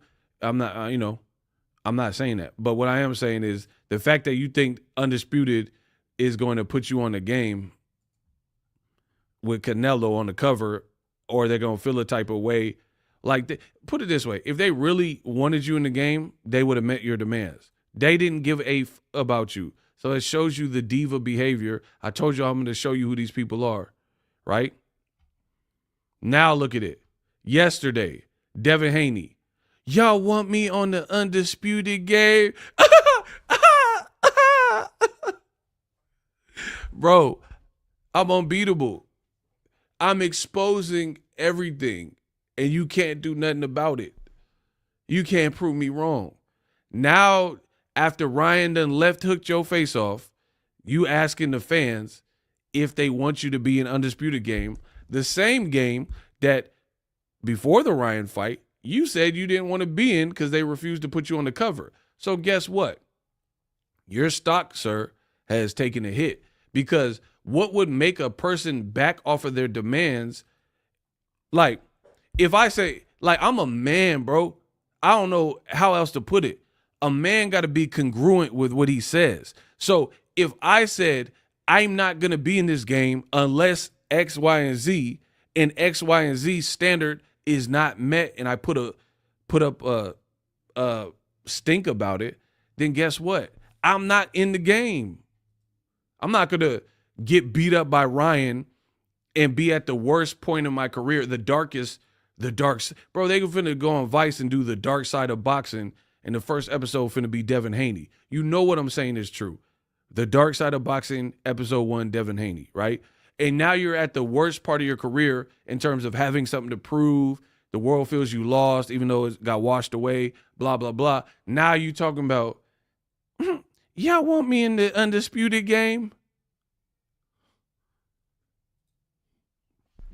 Bro, it shows you that what I'm saying is true. Now you want to be in the game. So when you're up and you thought you was the man and you was prima donna'd out, acting like a diva, you're like, don't put me in the game unless you're going to pay me and put me on the cover. They said, no, sorry, we just won't use you. Canelo's on the cover. And then now after the Ryan game, you think people want you in the game? Bro, what? Okay, if Devin's in the game, like, who wants to play with Devin Haney in a boxing game? See, I told you to leave me alone. Y'all didn't want to do it. So here it is. Who wants to play Devin Haney? This is the only character in the game where if you beat him online, you get sued. That's probably part of the storyline if he's in the game, right? You beat him online and be like, oh, Ricky Hatton defeats Devin Haney. And then they show Ricky Hatton getting subpoenaed because you use Ricky Hatton to beat Devin Haney, and he getting subpoenaed and served papers. Like, who wants to play that character where you get sued? That's part of the storyline. You get sued if you beat him online. Like, what is Devin's power rating out of 100 if they put him in Undisputed? There will be a take you to court mode. Hey, yo. Hey, this man is a fool, bro. He said take you to court mode. Yeah, that's what I'm saying. Like, come on, let's get real. Bill said what he said about me. I'm saying what I say. Who wants to play Devin Haney? What would his power rating be out of 100? I'm going to let the fans pick. They have pillows in place of a hands, a negative 500 power rating. His superpower is lawyers. Man, come on, bro. 65. Bro, come on, bro.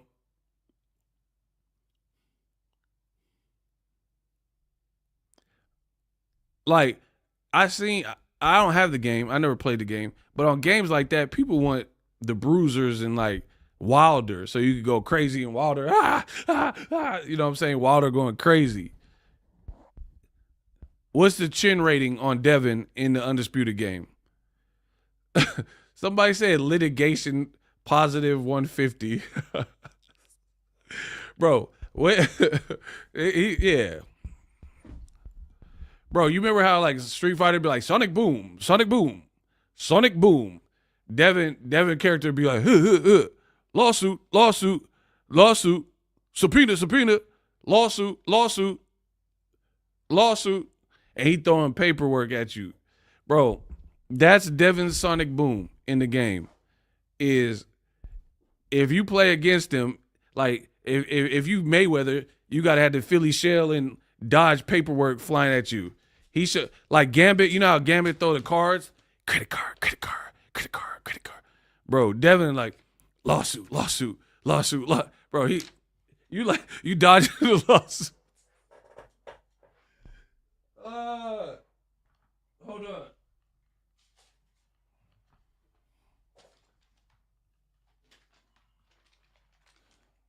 Bro, I'm gonna show y'all again. Instead of Gambit throwing the card, Bill Haney pop up, toasties, and he got the Psychology for Dummy book. You gotta dodge that. Like you gotta dodge that, and then Bill Haney be like, lawsuit, lawsuit, lawsuit, lawsuit, lawsuit, and then the paper start floating.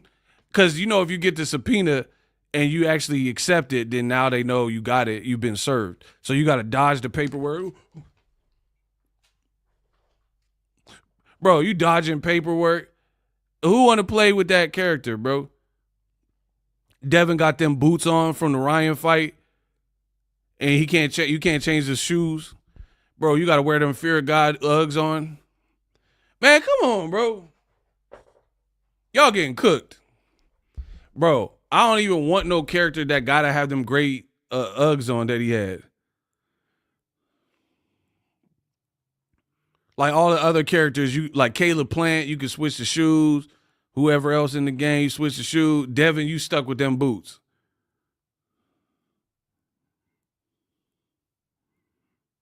You gotta wear them boots no matter what. It don't even matter if it's color coordinated. You gotta wear them boots. Who playing with that character, bro? Bro, these are the permanent shoes, a permanent fixture. You gotta wear these joints.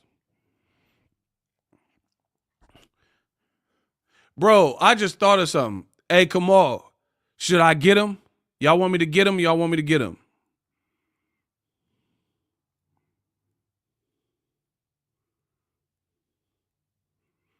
Bro, y'all want me to get him? If y'all want me to get him, say get him.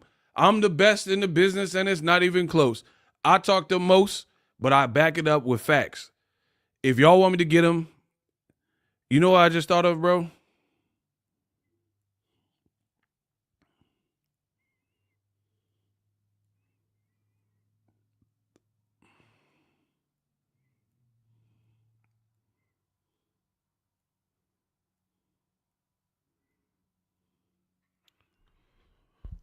All right, I got to get him. The fans say I got to get him. I got to get him.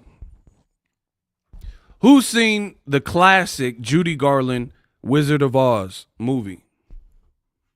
Who's seen the classic movie The Wizard of Oz?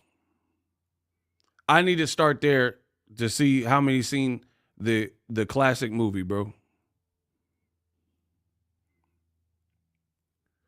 Have you seen The Wizard of Oz? Yes or no? My girl Kenya seen it. Joaquin seen it. Okay, Tao seen it.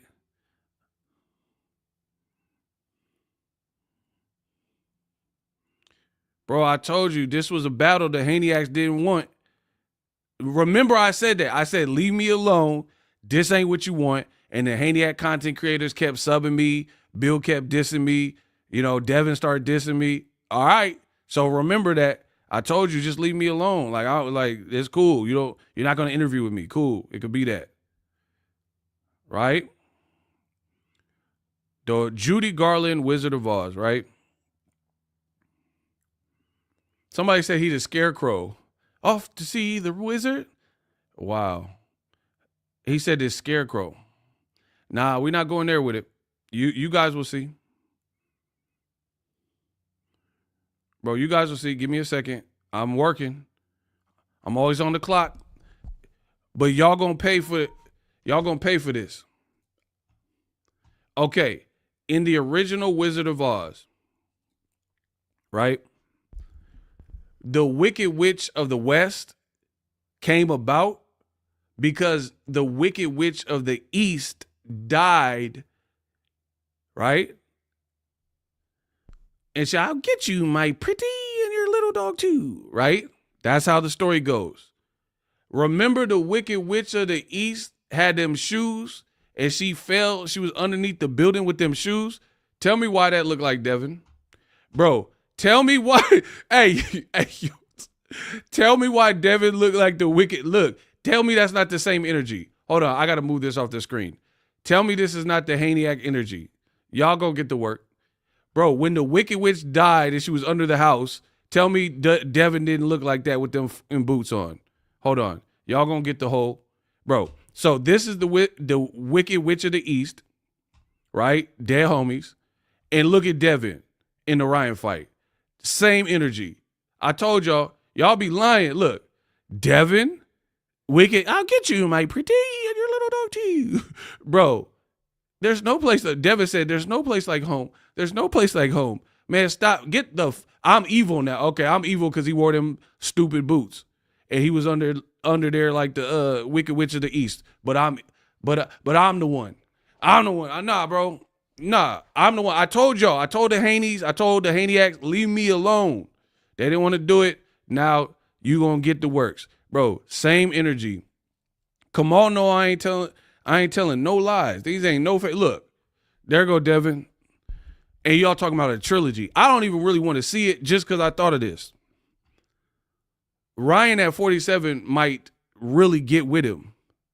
Bro, I ain't putting no filter. I don't need no hook for this. Bro, it's the same. This is the same picture. Look, I'll take myself off the screen. Hold on. Same energy. Devin with them boots. I'll get you, my pretty, and your little dog too. Bro, you should have never wore them boots. Ryan had you like Cisco. He had you like an R&B singer. Slip and he had you like Danny Boy. Slip and slide. Come and take a ride. Girl, you know you're runner. Bro, tell me if you want me, girl. I'll be at it. Slip and slide. Come and take. Bro, remember when Danny Boy was with Death Row? Bro, he had you sliding around like Cisco. Without you, babe, my life is in bright lights in fancy restaurant. Got a bank account bigger than the law should allow. Still unhappy now. Pretty wishes from the covers of a magazine. From one cover to a cover, trying to get with me. Bro, he had you in there fiending like Jodeci with them in boots on. Bro, he had you with them Jodeci boots. Without you, baby, I feel worthless.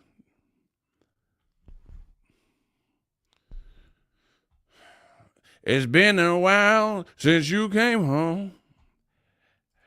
And that's too long. So come back home. I can't live without you. Oh, I cry for you.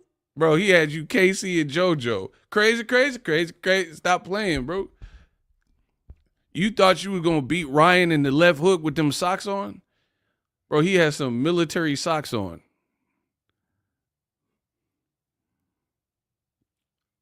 So that's what I'm telling you. They're not humbling themselves. This is not going to end well, bro. In my opinion. It could be like, or just a fighter lose and then bounce back scenario.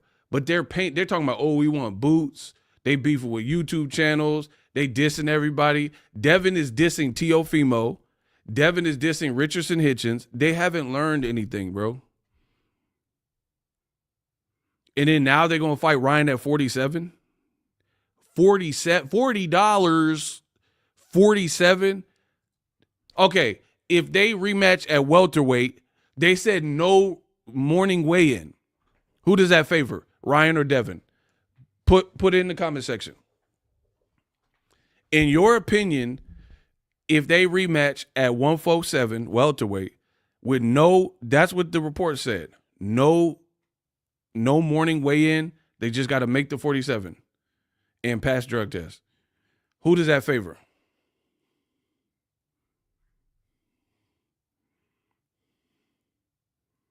Who does that favor? Come on, bro. I'm asking these questions. Shout out to Show Off, sent $5 in the Cash App. You dig. Show Off, no message. See, y'all, that's how I know when y'all loving the show, because y'all just send Cash Apps with no message. Let me see if this one got one. Joy Butler said $5 for the Snuggie. Facts. Bro, I'm the only boxing channel that talk boxing with glasses, a beanie, and a Snuggie. And that's just business as usual. Bro, I told you, everybody want to be like Boxingego. I wear hats and videos and beanies, and Ben rocked the glasses. Now everybody rock glasses and hats and beanies and dress down. Like, okay, bro. Okay, Ryan, for sure. Ryan. Bro, I'm telling you, they done talked themselves into a corner. I feel like the Haneys are hydroplaning. You know when you driving and you driving too fast and it's wet out and it's on the asphalt, that black ice or whatever, and your wheels lock up. You don't have control of the car no more. These people, this team, they are hydroplaning. The hydroplaning Haneys. Book it.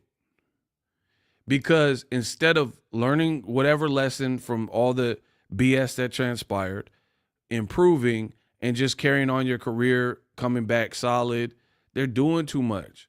They're beefing with Hitchens, beefing with T.O. You know, they're the B side trying to act like the A side. Kenya says, Boxingego, why does it benefit Ryan? I don't understand. Okay, that's a great question from a regular, so I will answer it. This is my opinion. The reason why 147 with no rehydration clause benefits Ryan is because Ryan's like a half inch taller than Devin, and he's stronger. So I am of the belief that Ryan moving up has a better chance of his power fitting in and translating at 147 than Devin Haney. That's one. Two, the Haneyaks, because remember the Osterine, we didn't know about it until Canelo Munguia. So that was like May, basically.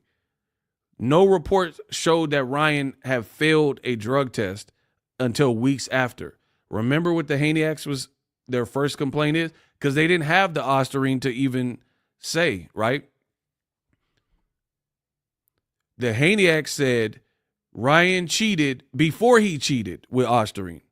They still was saying he cheated because the contracted weight was 140 and he didn't make it by 3.5 pounds, right?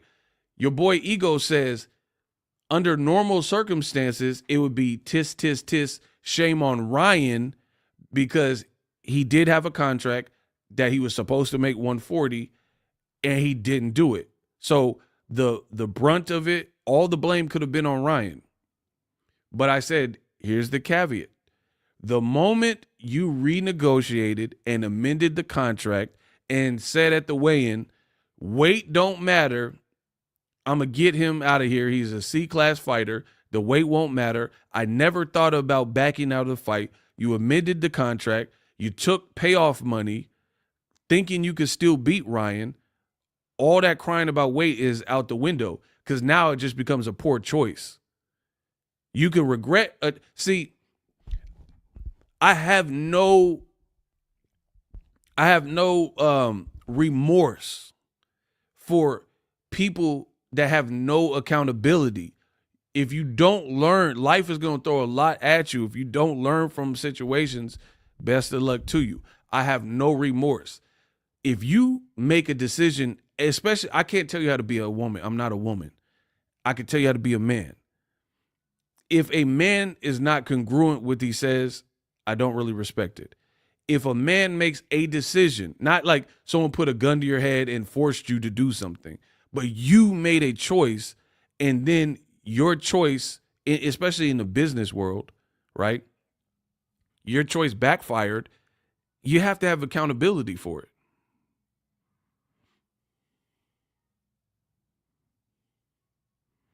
And if you refuse to do that, I can't respect that attitude.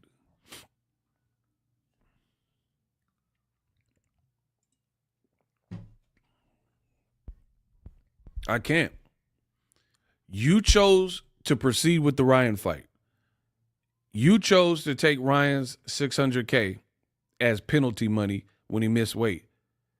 You said that you could still beat him despite the weight. So it's over. That is your choice. You could have fought Barbosa. They had Arnold Barbosa on that card for these very reasons because Ryan was iffy. Ryan was tweaked out or whatever was wrong with him. He was acting insane. And they had Barbosa in the same weight class as an understudy in the event that Ryan, for whatever reason, because Devin's a professional in terms of the training and making weight. So nobody really thought Devin would be the one to pull out. But Ryan was acting like the Joker. Remember, I called him the Joker. He run around like Mexican-American Joker. Good evening, ladies and gentlemen. We're tonight's entertain. He was acting weird, acting like he got kidnapped and hurt and people took his money. He was just acting weird, bro.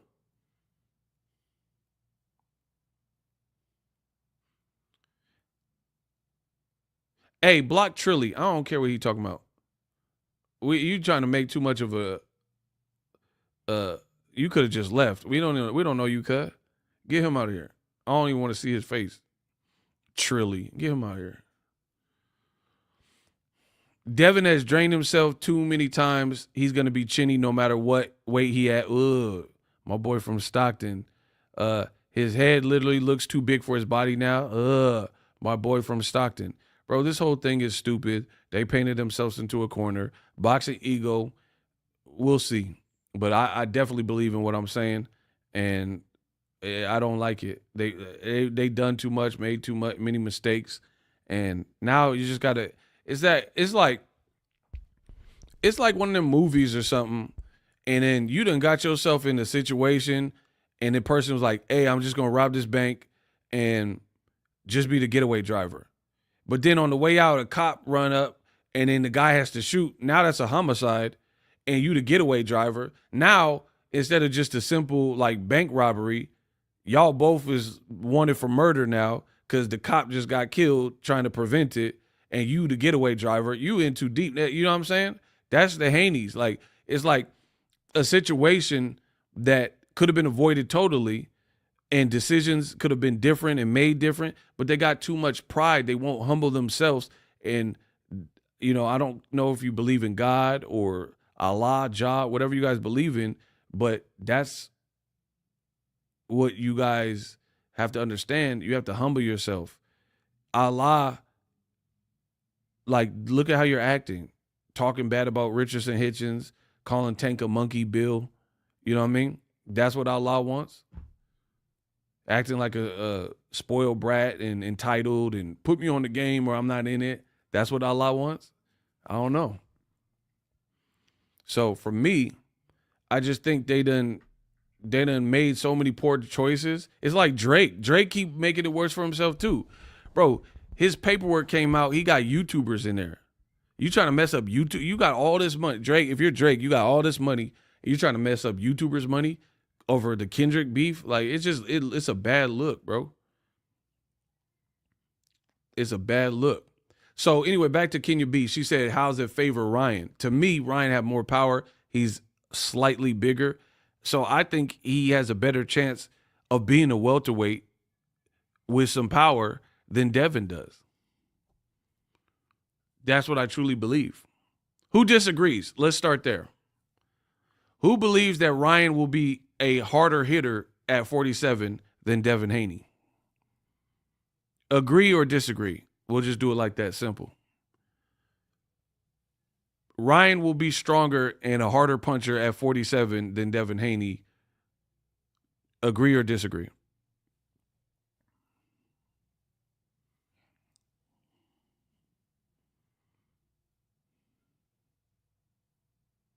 Okay, so far everyone's agreeing, it looks like. And I think Ryan can make the move where he has the weight. He's not going to lose all his speed, because I've seen him do training videos where he's clearly not in fight shape and he's still fast. He's still fast. So I think personally, this is just an assumption until it happens, Ryan has a better chance of carrying his power up. Devin couldn't knock out Loma, Jojo Diaz, Kambosos. Loma is small, but has a style where he just knocked out Kambosos. T.O. couldn't knock him out, and neither could Devin. Devin had 24 rounds to do it. T.O. only had one fight to do it, and he claims he was sick, whether you believe it or not. Devin, though, had 24 rounds, 2 fights in Australia where he could have knocked out Kambosos, and he didn't. And he didn't. Loma, first time fighting him, he knocked him out. And you guys are like, oh, Devin's youngest undisputed. If I'm really being honest, see, I never said anything because me and the Haneys was cool at this point, and I don't try to go out of my way for a young fighter and in their career to like, I just feel like you're so young in your career at that point, you're still developing. So I'm not going to try to overly judge harshly. But when you start doing all this extra and dissing me and stuff like that, the kid gloves are off. Let's be real. The Kambosos win is not that great. Yes, you became undisputed, but this is what I'm saying. There's a lot of dumb narratives in boxing. It's like, I don't care about belts. I've told y'all that. I don't care about belts. I care who has the belt. You guys care, oh, this was undisputed. Okay, Naoya Inoue fought Paul Butler to become undisputed. Terrence Crawford fought Inoue to become undisputed. That's how it played out. These aren't people that I've ever wanted to watch ever again. Not Crawford, not Inoue. I'm talking about their opponents that they became. I know who's checking for Paul Butler. Who's checking for Julius? And he lost his next fight with Regis anyway. See, y'all don't know more boxing than me. You don't have a better memory than me. You ain't been doing this longer than me. So I don't know why you guys even try it with me. Like I am speaking, with a forked tongue or something. You guys care about belts and like milestones and, oh, he had the W. There's so many politics. Like Errol Spence, the WBO wouldn't allow Errol to fight Fundora. That's politics. That's politics. So I don't care about belts. Belts mean almost next to nothing at this point to me. Back in the day, okay, they meant something because you wasn't getting a belt or an opportunity even unless you were Muhammad Ali, Sugar Ray Leonard, Duran, or Hearn or something. The game is different, though. Crawford got a belt versus Jeff Horn, and that was the weakest champion that we've had at welterweight since Paulie Malignaggi.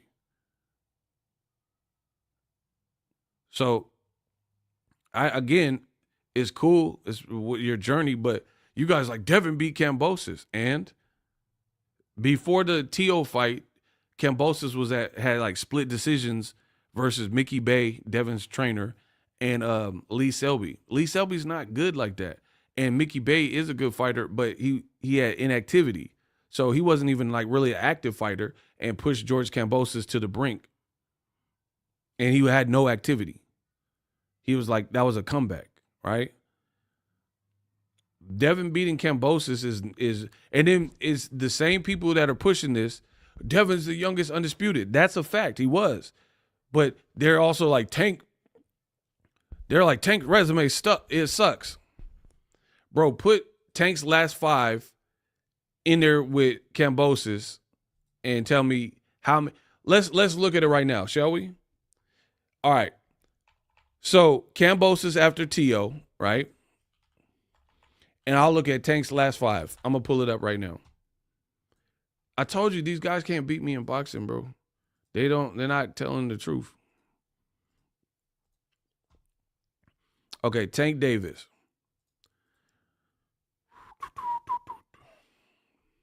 So we're not including Lamont Roach because he hasn't fought him yet.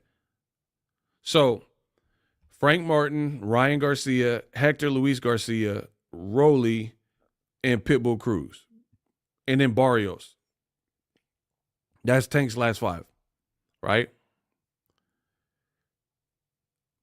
Out of these 5, who is George Kambosos beating at these same points when Tank beat him? So not Isaac Cruz after the Rayo loss. I'm talking about Isaac Cruz in 2021. So from Barrios to Pitbull Cruz to undefeated Rolly to undefeated Hector Luis Garcia to undefeated Ryan Garcia to undefeated Frank Martin, if those versions fought the Kambosos who had all the belts, right? And he was off the biggest win of his career, Tio, how many of that 5 would Kambosos beat? Okay, Carlos said he would be 1-4 or 0-5. Okay, what are we talking about then? And this is the person you say Tank got a horrible resume, and Devin is, oh my gosh, he was undisputed. Bro, Frank Martin ain't losing to Kambosos, in my opinion, especially the undefeated pre-Tank knocked him out, because he had never been knocked out like that. Ryan Garcia is not losing to Kambosos, in my honest opinion. Hector Luis Garcia at this point is definitely he beat Chris Colbert. And he's pretty big. I remember him being taller than Tank. Rolly, he was undefeated, and he like a hard style to deal with if you don't got a lot of pop. You know what I mean? Because he does have pop, and this was before he lost to Pitbull and before the Barroso fight. You know what I mean? So this was like maxed out. Like, I think after Tank fought him, Rolly got his hands in his pocket more. But if you remember the Tank fight, that was kind of the best Rolly we had seen. He was patient and all that. But after he got knocked out by Tank, he didn't take as many chances. And then Pitbull Cruz and big old Mario Barrios at 140. How many of these guys would Kambosos beat, honestly? Because Devin's claim to fame from the Haneyaks is undisputed. And then they screaming, Tank ain't fought nobody. But to me, Kambosos ain't beating Tank's leftovers at those same times, even after he beat Tio. Yeah, but that's what I said. So the best Kambosos was right after Teofimo. The best Rolly was before Tank when he was undefeated. The best Cruz was before the Tank fight. The best Ryan was when he was undefeated, right? So is Ryan losing to Kambosos? Kambosos didn't even beat Maxie Hughes afterwards. You see what I'm saying? So it's like I have a hard time believing undefeated Ryan, who's big for the division with speed and power, I have a hard time believing that Ryan would have lost to Kambosos. So the other thing is, not only would a lot of these Frank Martins and stuff beat Kambosos if they got the opportunity, right? Not only that, they would knock him out or like inflict more punishment than Devin did. So my personal opinion, unless Snack got some new supplements, I don't see Devin being a massive puncher at 47. I don't. Like, in fact, I feel it would be highly questionable if he all of a sudden was punching like Boots at 47. Who disagrees with that? Who disagrees that if Devin started looking like Boots level power at 47, that ain't gonna look sus? Okay. Bro, I am so confident in my ability to discuss boxing that I will say that. If if Devin got to 47 and he's fighting true 147 pounders and he's looking like Boots Ennis does with the power, that would be sus. Because that's really not even how boxing works. You can still get stoppage, like Amir Khan. Amir Khan did very good with Collazo, you know what I mean, stuff like that. You can look good and have some power, or like Andre Ward. Like Andre Ward didn't just go up and knock Kovalev smooth out, you know, I'm like better Biev, because he came from 68. So if Ward just went up and easy worked Kovalev and made it look like, you know, that fake Canelo fight, that would be suspect. But Andre Ward got it out the mud, and you remember how those fights looked. And then when he got the full road work, he tore Kovalev up. but he broke him down. You know what I'm saying? He broke him down, tore him up. If Devin all of a sudden overnight, when we just watched his whole career from sparring with Tank and sparring with Shakur when he was young to his pro career, and you wasn't knocking Lomas out and all that, how you knocking out these bigger guys, right? That don't even make sense. I'm not saying you can't move up in weight and start getting knockouts. You can, but you shouldn't. There's something really wrong if you move up multiple weight classes in a short period of time and you look significantly stronger. Like Danny Garcia at 40 had cracks. He moved up 7 pounds to 47, and Danny Garcia's power was more manageable. Then he moved to 54, power more manageable.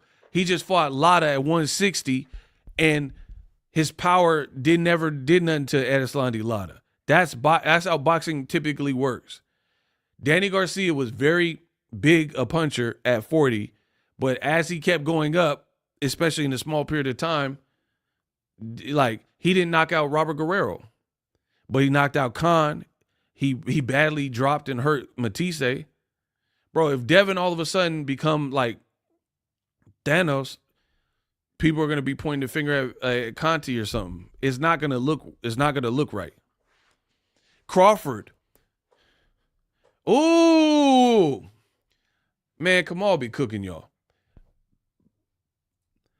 He said, Kamal says basically, look at Terrence Crawford's 54 with Madrimov versus welterweight. Crawford knocked everybody out. That's why you guys are idiots and buffoons, because everyone's like, oh, Crawford's going to knock out Canelo in 3 rounds. I mean, it's boxing. It's possible, but I wouldn't bet money on that as being like the main outcome when he ain't knocking out Madrimovs and stuff like that. Is Madrimov known for like a much better chin than Canelo? Like, what are we talking about? Look at Loma. When Loma was fighting at 26, he was way bigger than all them guys, because in his amateurs he had fought as high as like 130s, right? So he was way bigger at featherweight. Same thing with Shakur. Notice when Shakur got to lightweight, who's he stopping? Yoshi. So the worst person on Shakur's resume at lightweight is the guy he stopped. See how this works? Do you see how this works? The worst person resume-wise that Shakur Stevenson fought in the division happens to be the only guy he stopped in the division.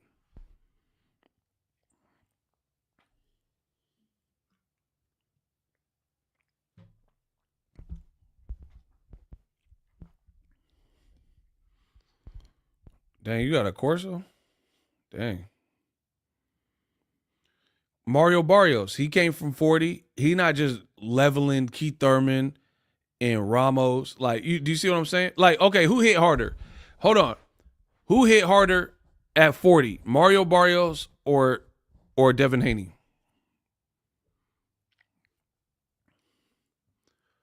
Hold on.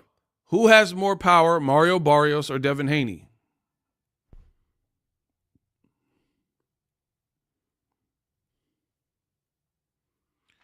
Who? You guys cannot defeat me in boxing talk. Who has more power, Mario Barrios or Devin Haney? Okay, everybody's saying Barrios. I would agree. I know Mario Barrios. He used to train in the Bay at Virgil's. He's like very tall for his weight class. So when he moved up to welterweight, he's a good fighter. He hurt Ugas bad. He hurt Keith Thurman bad. He hurt Abel Ramos bad. But he didn't stop him. He did good versus Fabian Maidana's brother. But he didn't stop him. So you mean to tell me that Devin Haney, who's, in my opinion, not as big as Barrios and career-wise has not shown to be a bigger puncher. Barrios is 6 feet tall with a 71-inch reach. And he has a Mexican-American kind of Mexican style where he puts his combos together, right? 6 feet, look, 62% knockout ratio. And he's 6 feet tall. He's a couple years older than Devin with a long arm reach. So he's big with more of a like aggressive style. And when he moved up, he had a split decision on the Jake Paul Mike Tyson card with Abel Ramos where he got hurt. He hurt Ramos, I think twice or whatever. Good fight and win versus Fabian Maidana, UD. Your Dennis Ugas, UD. And then he knocked out Santiago, who I think he was fighting at 140 against Broner or something like that. So, again, a guy 14-2-1. Okay, so the smallest guy you fought at welterweight, you knocked out. Cool. And then he fought Keith Thurman, and he ain't knock him out. So, Barrios has one knockout in all of his welterweight fights and is getting hurt in some of them fights. Now, the other thing is this. Not only is Barrios bigger than Devin Haney, height-wise, probably reach, right? He's tough as nails. I didn't watch Barrios. I've seen him train. I know him, right? So Barrios got a man-style chin. Devin don't have a man-style chin, in my opinion. Not the same. So we all agreed that Barrios is just as big. He's bigger height-wise, but he's pretty much just as big, taller than Devin Haney, about just as big. We all agreed that Mario Barrios has more firepower. We all agreed that if we're really being honest, oh my God, I told you I would destroy everything you touch. Play the game, Nick. Play the game. I told y'all to spin this wheel. I just thought of another thing. Who has a better resume, Devin Haney or Mario Barrios?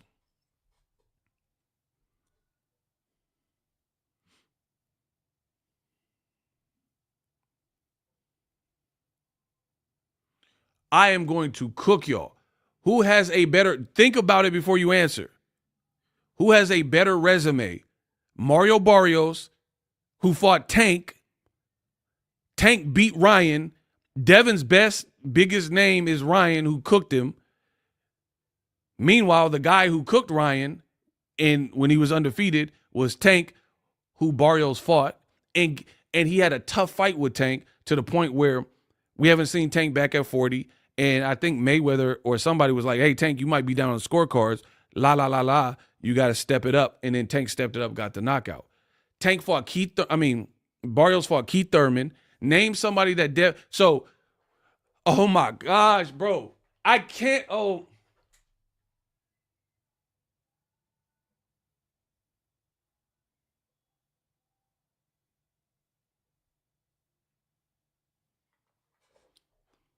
So when I tell you this is too easy for me, believe me, these Haney content creators that want to sub me and, put my name in titles and all this goofy stuff, they not talking about nothing, bro. They're trying to defend Haney, cool, but they're not defending him with anything that makes sense. I am cooking y'all. Devin's biggest name on his whole career, on his whole resume, is Loma or Ryan. Loma just ducked Tank and might retire now. Tank beat Ryan when he was undefeated. So Barrios is battle-tested. Barrios been in there with Ugas, Maidana's brother, who's counterpuncher with power, Abel Ramos, and Keith Thurman, and Tank. Devin's resume is what? Jojo Diaz? Okay, put Keith Thurman in there with Jojo Diaz then. And holla at me and let me know how that look. Put your Dennis Ugas in there with Jojo Diaz or Antonio Moran. You guys are so slow, and I love it because over time, everything will be proven. Put Devin's resume with Barrios' people. Like another guy that I was there for when Devin fought against Akhmedov. This dude, bro, that's the fight where I was there live. It was, I am greatness in the flesh. It was on, no, I don't need no encyclopedia, Wikipedia. It's in here. I was at that fight. It was on the undercard of Errol versus Sean Porter. See, when you're there, you remember these things because you lived it. Look it up. Barrios fought on Errol Spence, Sean Porter undercard. The co-main was David Benavidez versus Anthony Durrell, right? That's what happened.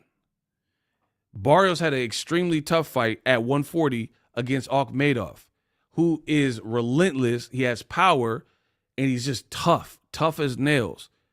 I would put him versus virtually most of the people outside of like maybe Ryan Garcia that Devin has fought, and I would pick Akhmedov. Because Akhmedov, his resume now, he got some losses, but when Barrios fought him, he was undefeated. And it was a tough fight. He gave Kenneth Sims a tough fight and melted his eye up. And he gave Oscar Duarte a tough fight. And he gave Barrios a tough fight. Barrios is battle tested. Look at how, again, his fights at welterweight are not like easy work. Everything's just super easy. And he got a better chin than Devin, in my opinion. So I don't know about Ryan and T.O., if that's what's for Devin Haney, but more so I'm talking about the full-fledged welterweights. When he gets to the full-fledged welterweights, if he can even beat Ryan and if he can even beat T.O., right, at 147, he says, I'm never going back down to 140. You're cooked then. Book it. If Devin don't ever go back down to 140, and whether he gets past T.O. and Ryan or not at 47, which is a big if, both of those fights, to me, even if you get past and clear them, when you get to the full-fledged guys like Boots, Stanionis, and the people who are there now at 147, Devin is, in my opinion, cooked. You're not beating those guys, bro. Barrios went 12 with Keith Thurman in his first fight coming off of a loss to Tank by stoppage. Devin is fighting Jose Ramirez allegedly. It shows you Barrios is of a different ilk. Everything I said is fact, and these weak Haniacs cannot outprove me or outspit me. That's why they remain in silence. I'm going to run that back because I know you missed it because you don't know more than me. You're not better than me. Barrios got knocked out by Tank. Fact. At 140, fact. Dropped a gang of times and knocked out by Tank. Fact. His very first fight was at 47 was Keith Thurman. Not only did he go 12, he went 12 and his face got lumped up and looked like an avatar, but he hurt Keith Thurman in his very first fight at welterweight. Shows you what type of pedigree and what Barrios is on. Devin, for his first fight, is rumored to be fighting a guy who doesn't look like the Jose Ramirez that beat Maurice Hooker, and it's a 140-pounder, and Devin's going to bring him to 147, and he just lost on the Latino night to Arnold Barboza. This team has no confidence. The Haniacs have no confidence. Why?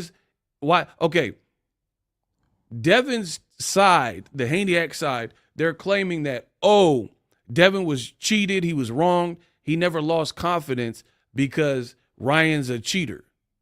Why would you be pulling up 140 to 147 who just lost in November, and that's your comeback fight? But then my boy Mario Barrios got knocked out by Tank and took Keith Thurman as his first fight at welterweight.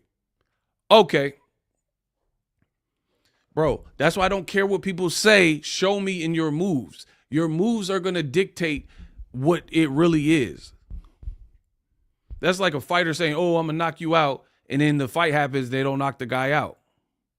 Devin said, I only want to fight big fights in the best, but the rumor is Ryan could fight T.O. or Pitbull, which are good fights, and then Devin wants to fight a guy who just lost in November. Like, that's literally, it's January. That's like 2 months ago, a month and a half ago. He lost, and he's a 140-pounder who doesn't look the same, got cooked by Josh Taylor, and he got cooked, mostly the Josh Taylor. He didn't look great versus Thomas Delorme recently. He didn't look great and just lost to Barboza. This is who Devin wants. So yeah, once again, I can explain why I feel how I feel that Devin's gonna have a tough time. Barrios is out there with the Wolves, and he's fighting full-fledged welterweights at this point. I mean, at all points, because his first fight was Keith Thurman. Put Devin in there. Why don't Devin fight Keith Thurman on Riyadh? Give my boy Keith Thurman that crazy bag to fight Devin, and then Ryan fight Pitbull. Keith ain't fought in like 3 years.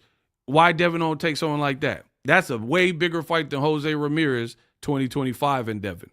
So Bill Haney and Devin Haney, the blamies, they're suing everybody. And the blamies, they're not practicing what they preach.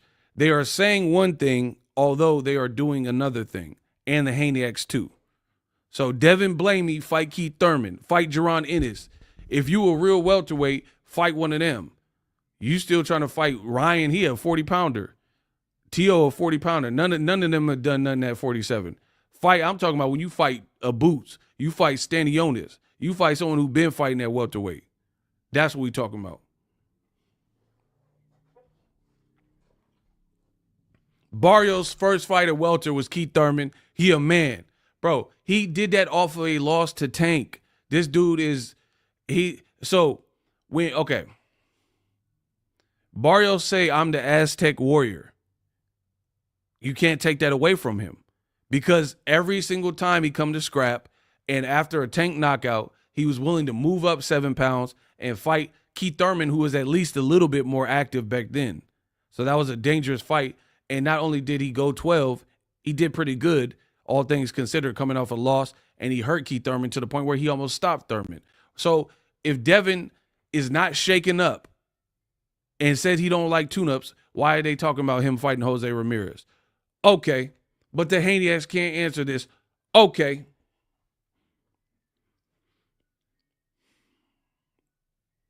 Why would Ryan be fighting Pitbull or Tio or someone hard, but then Devin got it on easy mode and fighting Jose Ramirez, who just lost, and he's a 140-pounder, and Devin can weight bully, possible. Oh, Ramirez is pretty tall, but either way, he's not a full 147. Why don't you fight Cody Crowley or something? Bro.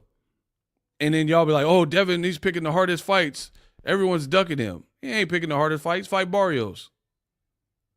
Barrios is a better, get through one Mexican cut. Barrios, you'll have his belt, and then now all of a sudden the rematch with Ryan becomes a belt fight. They don't want that though, bro. Listen to what I just said. Barrios is the WBC champion. If Devin wanted to prep, if he really wanted like on some Floyd stuff, right? Fight Barrios and then you beat him. Now you're in a new division. You're a WBC champion. You did it from 35 to 40. You did it from 35 to 40. Bro, I'm talking like Floyd now. You need some help the other motherfucking night? Bro, now I got to spank you. I'm the Mayweather of this. Now I got to really spank you. You needed some help the other motherfucking night? So Devin was ambitious, and he was coming off the Lomachenko controversial performance at 35, immediate title shot for a WBC belt with Regis Prograis. Is that cap or is that fact? You needed some help the other night? Is that cap or fact that Devin, coming off a Lomachenko fight, fought for the WBC belt? I was there. He fought for the so your first fight in a new division was for a belt. Is that cap or a fact? You needed some help the other night? Is that cap? That's what, or is that fact? That's what happened.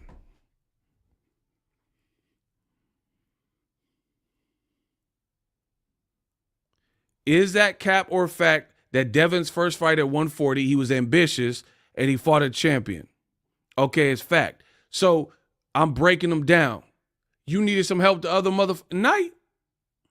The reason you were willing to is because Regis Prograis is shorter than you. You got the snack society or whatever. You all eating them Lunchables and snacks. So you knew you could rehydrate more than Regis Prograis and somehow be bigger than him overnight, even though he's the career 140-pounder.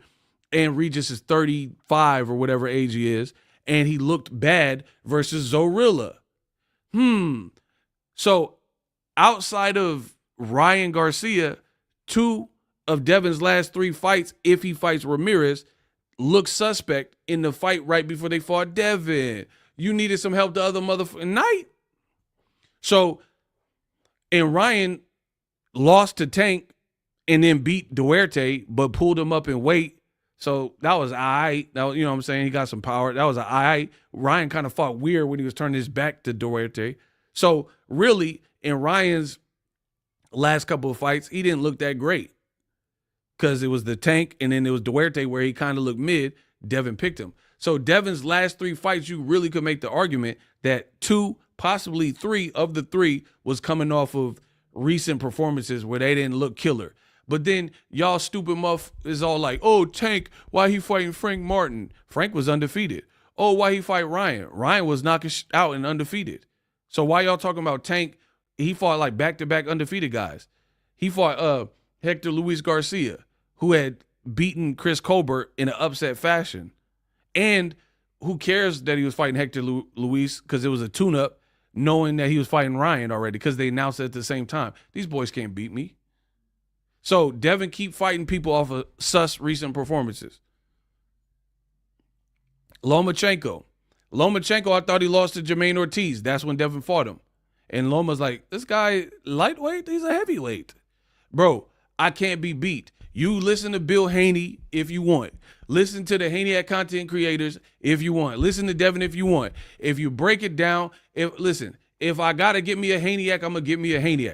If you really break it down from a boxing-only perspective, Devin is fighting these guys when they look suspect in recent performances. Lomachenko should have lost to Jermaine Ortiz. That's my opinion. And then he fought Devin. Kambosos almost got knocked out by T.O. despite winning that fight. Then Devin fought him. And his dad and him were jumping around the living room like, oh, Hercules, happy that T.O. lost because they'd probably rather fight Kambosos than T.O. Jose Ramirez is off a literal loss in November on Latino night. Ryan was 1 fight removed from getting knocked out by Tank and an okay-looking performance with Duarte. So Devin keeps fighting people where they're not looking sensational. Like, let's say Shakur Stevenson. He fought Artem coming off a loss, so you can use that against him. Joe Cordina, he was going to fight a guy coming off a loss. Okay. But at least if he's fighting an undefeated Schofield, it's a little bit better. You know, he's still undefeated, even though he got dropped in his last fight. So it's not Tank level, but at least it's something. Devin trying to fight a person who just lost in November and hasn't really looked the same since the Hooker fight. And trying to fight him at a weight he's probably not even equipped to be at. And then Ryan got to fight Pitbull or T.O. And this all could be avoided if the world bowed down and said, Boxingego, you right. Everything I said about these people have been A1 steak sauce. I told you Devin needs to take a year off. He's taking a year off. I told you Devin needs a tune-up. If he fights Ramirez, he's taking a tune-up or what should be a tune-up on paper. The problem is the Haneyacks are liars. So the Haneyacks will lie and deceive you and say, oh, we don't need no tune-up. Devin said, we want the biggest fights. We're not shaking up from the Ryan fight because he's a cheater. This is what they feed you, but then their actions are showing. The actions are showing they don't believe what they say. I believe what I'm saying, and if you don't, send me your Instagram right now, and we'll have this debate right now, but you got to show your face and show your room. And I guarantee you they won't sign up. I believe what I'm saying. The Haneyacks could never do it. All the Haneyacks content creators that try to counter program me and say the opposite of me and all that, that's cool. But you can't do what I do because you can't prove what I'm saying wrong. Devin, history has shown recently, is fighting guys off of suspect recent performances. Why do you need an interim fight? Ryan's off suspension. Why are y'all talking about fighting in May against other people?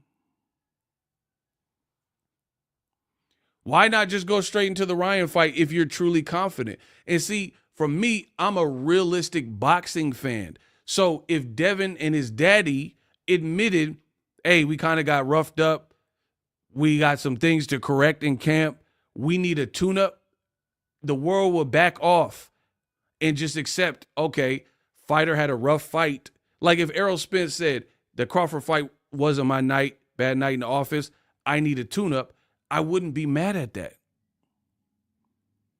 It's when you lie about it and say you don't need a tune-up, but then you pick a tune-up. That's where we differ. Shout out to Andre Durrell, my guy. He's speaking facts right now. I don't care if Devin fights at 40 or 47, though. Who Devin has to fight next is Ryan, period.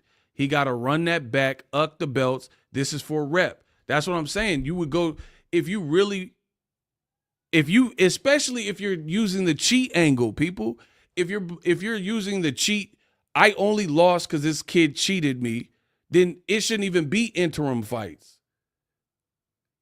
I would want to, okay, hold on. Just hear me out. Tell me if what I say don't make sense. If I was Devin and I think the only reason I lost wasn't because I was getting clipped up with the left hook, wasn't because my defense was lackey, it wasn't because I underestimated anybody, but solely because someone had Osterine in their system, I would want the immediate run back. I would say, Turkey, we're ready to run it back right away. I know I could beat him in a fair fight.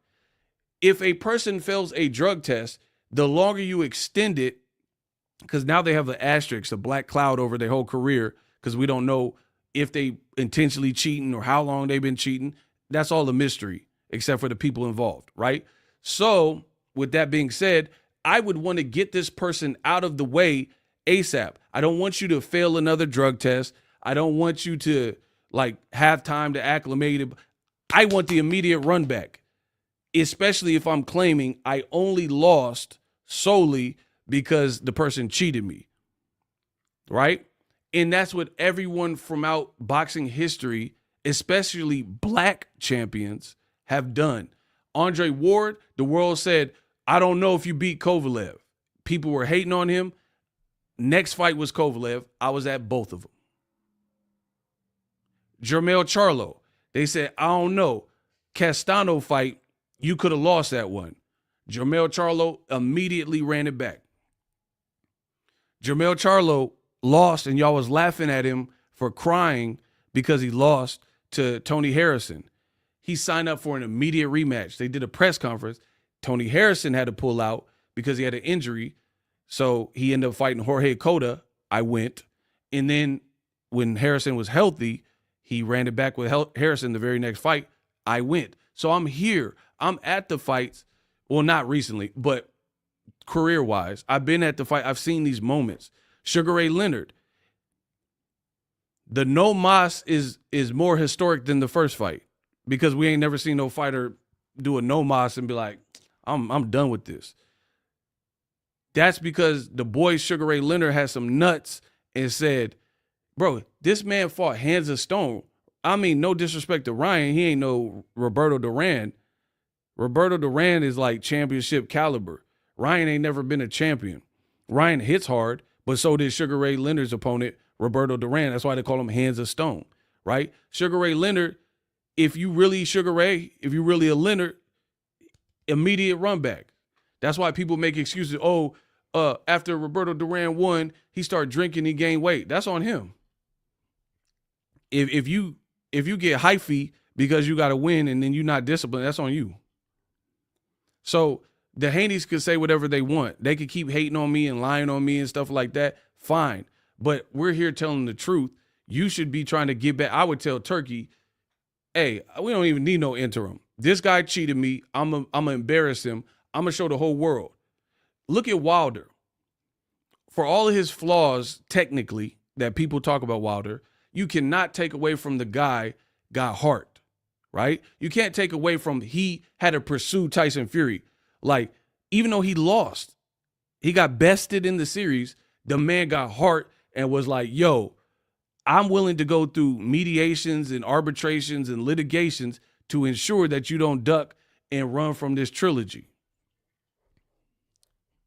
That's what happened. And people are like, oh, why would Devin Haney take a tougher fight than a Jose Ramirez?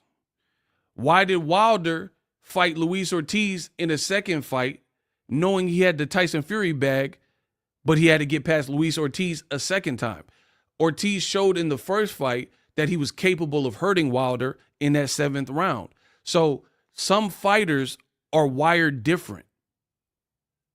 Because what would possess Wilder to want to fight Luis Ortiz, who's a southpaw, bigger than him and technically better than him in terms of skill, right?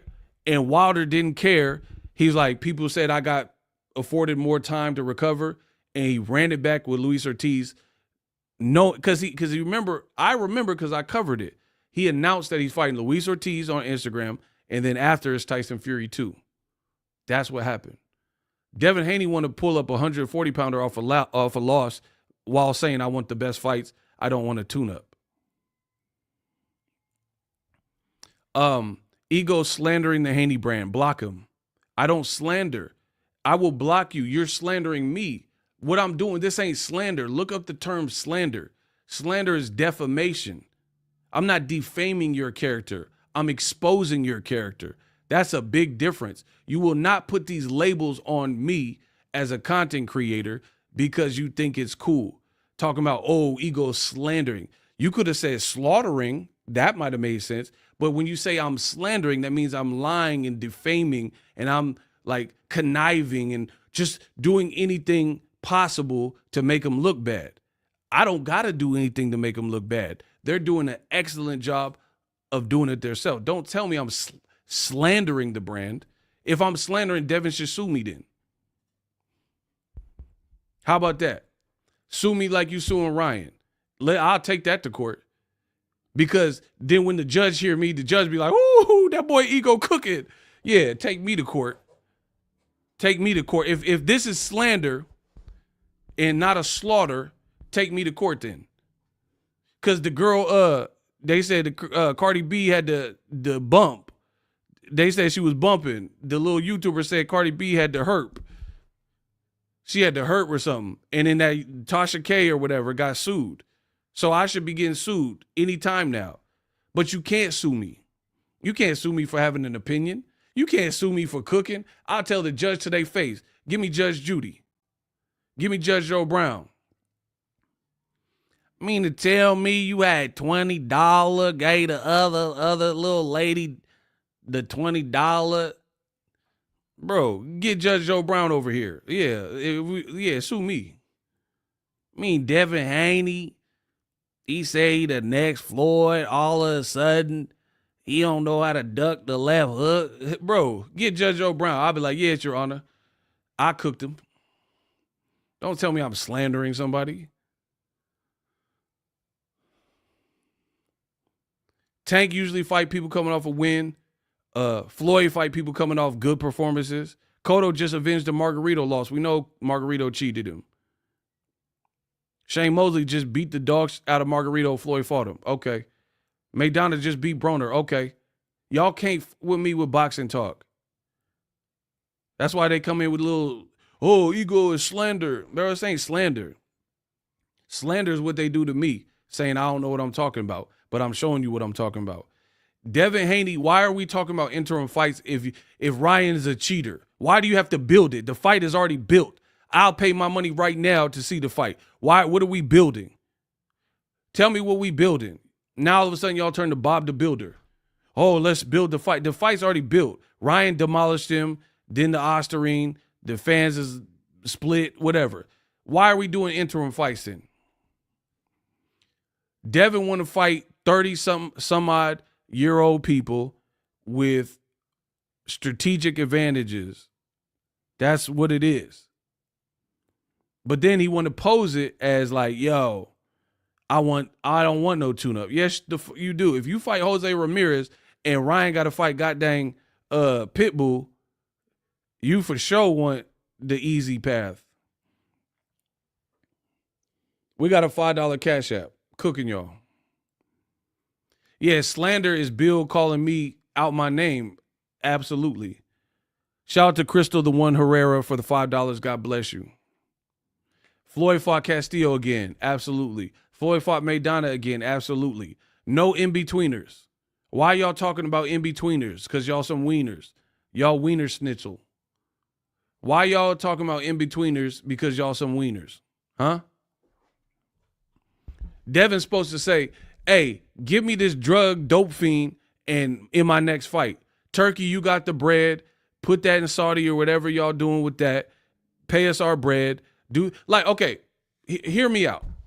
Watch the boy work. Watch the boy work. I'm a cook. Oh my gosh, I'm gonna cook you. I'm gonna cook you. If I was Devin Haney, the way I'm saying to do it makes more sense. Here's why. Because y'all can't cook me, but here's why. If I suspect that Ryan is a juice head turkey, he is a steroid addict, right? I want him as soon as possible. The longer you wait, the more thing. Remember, Gerald Miller failed a test and then later failed another test. Remember, Dillian White failed a test and then later with Oscar Rivas later failed another test.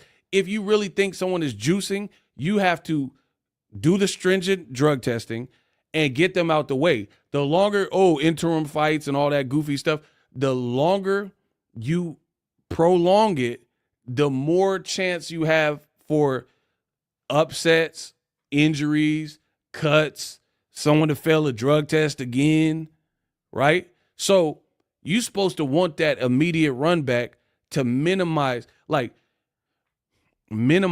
a person's chance to duck you or somehow get out the fight by missing a drug test. Why would Riyadh season schedule it like that, where Devin got to pass this guy and Ryan got to pass this guy? Ryan's opponent is harder, and then if they both win, we'll meet, and then we got to do drug testing from this period. You could do drug testing from today's date, sign the contract, today's date to May, whatever, 20-something, and then you got to fight.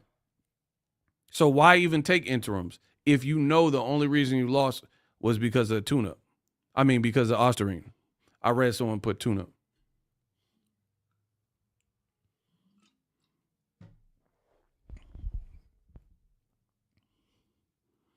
He's chopping y'all to pieces. He ain't lied yet, because that's not my nature to lie. Hey, block Dougie Fresh. That's what's up. 2-year-old jokes for like elementary school kids. Like I'm gonna fall for it. Block Dougie Fresh. That was corny and stupid. Bro, if you really suspect Ryan is juicy, you're supposed to get that out sooner than later. Because here's the thing. Here's another point. I'm full of points. I get straight to the point. If you think the Haneys, all they talk about is Ryan's dirty, intentional, dirty. All the Haneyacks talk about, all Ryan talks about, all the Haneys and the Haneyacks talk about is how Ryan is a cheater, right? So if you really believe that, how much can go wrong the longer you wait? Meaning, if you did a May fight, he's going to either fail a drug test from now to May, or he's not, right? But if you wait till October and February 2025, who knows what going to happen in that? So if you really suspect him, and here's the thing, you shouldn't want Ryan to fail a drug test. That's for starters, because now if he does fail a drug test, the fight is off and the rematch won't happen. And then Ryan's stuck with the smut on his name. And then Devin never gets the chance to right the wrong of what happened on April 20th. So Devin, you shouldn't want him to fail a drug test, for real, because now you stuck with the beating that we all watched with no chance at vindication and to make money. So the Haneyacks Ryan's going to fail another drug test. You should hope not. Because, again, you don't have the chance to make money. If, for example, if Ryan, let's say he popped dirty, whatever, cocaine, Osterine, whatever. That's your bag. And now you can't like adjust and show the world that you better than him and get that off your chest. So that's like the worst case scenario if Ryan pop again, because you're stuck with the beating and that's what people remember, and you have no chance to like shore that up. And you're not making money. If Ryan failed, you're not making whatever you were going to make with Ryan in a rematch. So, yeah, I see the Haney, they was like, oh, yeah, Ryan's going to fail. You should hope he don't fail. I hope he don't fail. I want to see this fight. Block the most junted or whatever. Block them. Bro, if you suspect someone is really a criminal cheat, you should want to get that out the way quicker, right?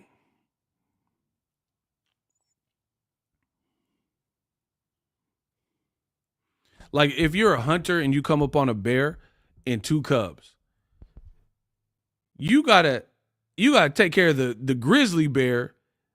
Them 2 cubs, yeah, that could be a danger, but you got to get the bear up out there. Listen, I'm the king of analogy. Block Jen, get them out of here too. I'm the king of analogies. Let's go. Okay. If you were a hunter, you're hunting for deer, right? And you stumble on a grizzly bear that's threatening your life, and it's 2 cubs and then a grizzly bear full grown, you're supposed to get the grizzly out there, the full grown, not the cub, because the threat to you making it out the situation is less on the cubs and more on the big bear that's trying to attack you on some revenant stuff, right? So in the same vein, Devin should want this get back and want nothing to possibly get in the way. Like he lose, Ryan lose, or even if you win, but both y'all look bad, that's going to hurt your rematch. Or one of y'all look bad. I'm telling you, this is such a dumb plan. You'll see. You'll see. This is dumb. It's dumb. The best way to handle these situations is to immediately run. Like, for example, Kovalev seemed like kind of a off dude. If Andre Ward waited a year and then rematch him, who knows? He getting kicked off of airplanes. He got passport issue. Who knows what can come up? You know what I mean? That's why if you have to make a statement, it's best to do the statement and get it out the way instead of like letting it linger on and then trying to do something about it when you can't, you don't know what the future holds, right? You don't.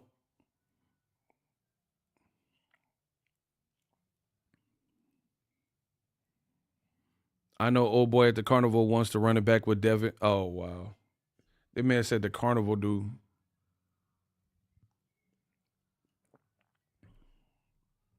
So much can go wrong, but whatever is their plan.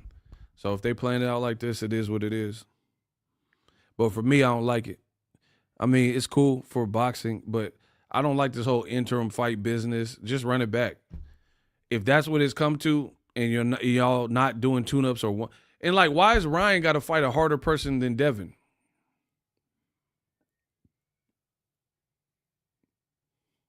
Because if Ryan's fighting Pitbull or Tio, he got to fight him, but Devin get to fight Ramirez off a loss at a 140-pounder who's older than him? Honestly, explain that to me.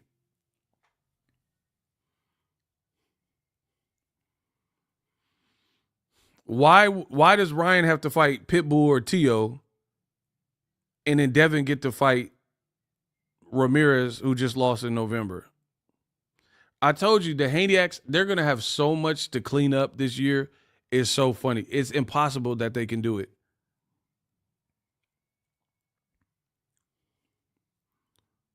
Bro, boxing does not work. Like, you can't schedule boxing out 15 months in advance. It doesn't work like that. Mark these words down that I'm telling you. People think I'm just saying it to get views and all. I get views talking about anything, bro. Mark these videos down. Boxing does not work like this. You're like, oh, I want Wilder AJ after this fight, and then Wilder loses to Joseph Parker.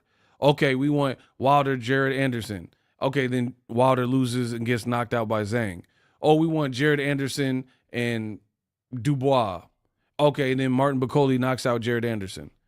So it's like plans always get shuffled unless you psychic and you know exactly what's going to happen. And the only way to ensure that in boxing is if you're rigging it, which is also illegal. If you're fixing fights, that's a federal crime.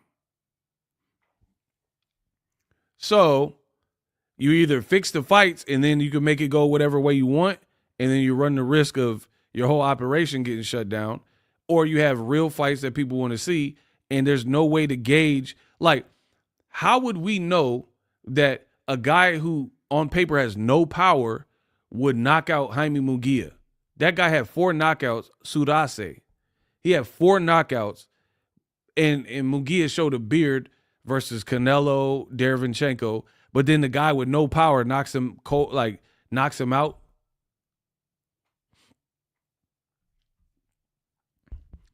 Ego, please, is Ryan fighting Devin or Tio? I'm a bit confused. You're confused because you're not listening to Boxing Ego. I done made this simple. There's a lot of low-quality content. I never put out who Ryan's fighting. So that shows me that you're getting information elsewhere. So ask them who he's fighting. Go to Brand X and ask them who he's fighting. I never put that out. So that's why y'all confused. Because you guys get information from low-level sources that don't know what they're talking about, and then you spit it like, oh, I thought he was fighting Tio. Oh, I thought he was fighting da-da-da. Oh, I thought he was fighting Thor. Well, go ask them if they the ones that said it, because I told you from the beginning, I don't know who he's fighting. If there's a report, that's what I'll tell you. Like, there's a report that he's fighting Pitbull. That's a report. That's not my source. I'm not confirming. I'm just telling you what ESPN's saying or whoever's saying. That's the difference. You got people who structure their title and all this trickery because they're desperate trying to get views. And if you foolish enough to go to sources that clickbaiting you, that's on you. Don't ask me to clean it up. People, oh, Ryan did this. Breaking news. Big, huge news. Ryan did this. And Ryan, oh my gosh. And T.O. signed the contract, verbally agreed. And then now you confused and y'all want Boxing Ego to clean it up. No, it don't work like that. Go ask wherever you got the information, be it Instagram, TikTok, YouTube, ask them. Don't ask me to clean up somebody else's mess. You gonna poop on the ground and tell Ego to clean it up. Nah, that ain't mine. That's you. That's your poop. that ain't Ego special. So I don't know nothing except for what I say on my channel. So there's that. John Perez, what's up?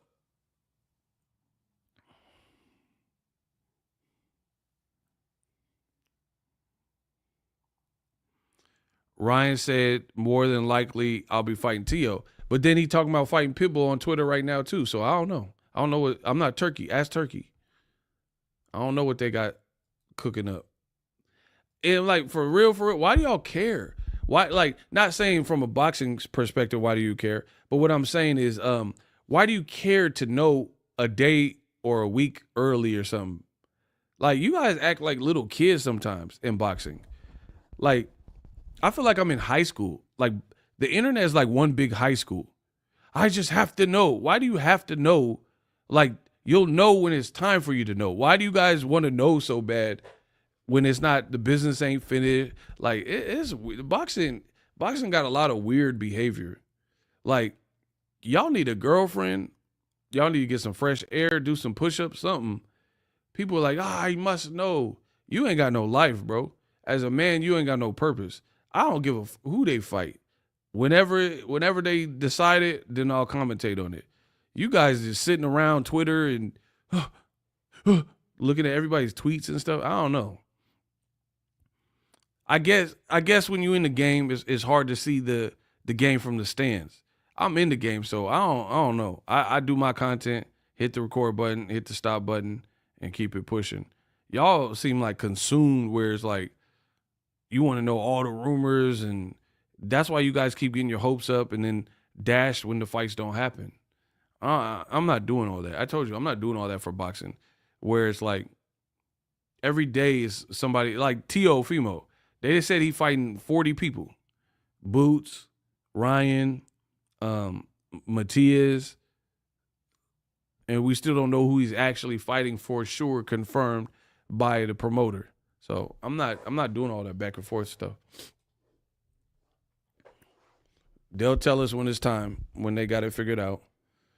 But yeah, I mean, I would have preferred, if this is what the plan is, for it to just be straight into the rematch, because less can go wrong to me if you go straight into the rematch. Doing all 2 separate interims and in America, and then going to Saudi, it's too much, bro. It's too much. I just want to see the rematch. And then Ryan, like I said, why Ryan got to fight a harder person? The names that Ryan is being rumored to fight appear harder than Devin Haney's fight. Why? Why would you structure it like that? Why the A side got to fight a harder person than the B side? Explain that to me.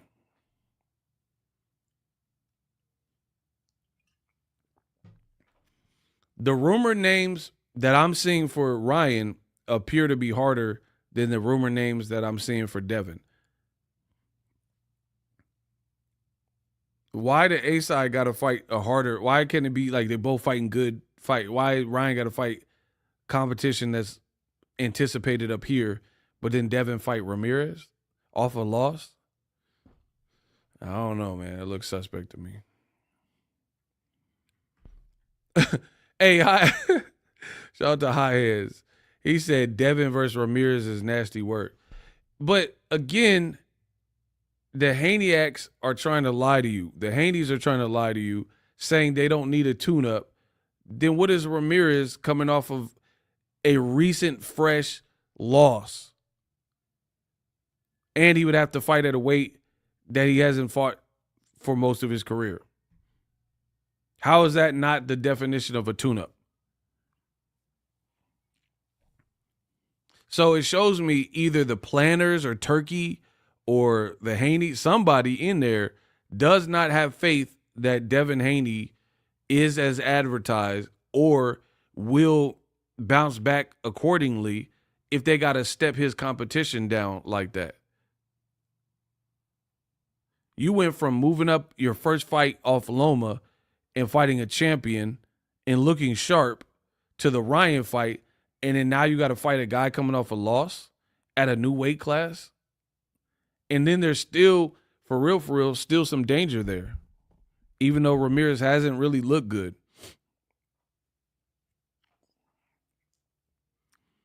Again, I don't really listen to what people say. I watch how they move in their actions. The actions is telling me more than your words ever could. There's no reason for Devin to be fighting Ramirez off a loss. Out of the whole landscape of 140 and 147, that's the best that they could get. So I hope it's not Ramirez, but if it is, I'll report about it. That is not, to me, that's not the ticket. And it doesn't build anything.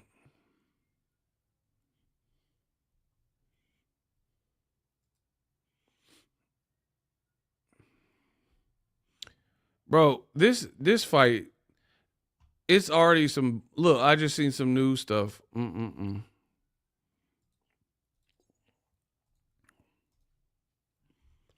Ryan said he would sign up for drug testing. He hasn't signed up for VADA or USADA. That's what's holding everything up. Maybe he's trying to get clean.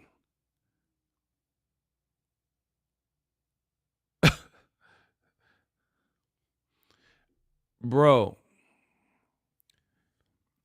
Gen Z is cooked. I got to say it. Gen Z is cooked.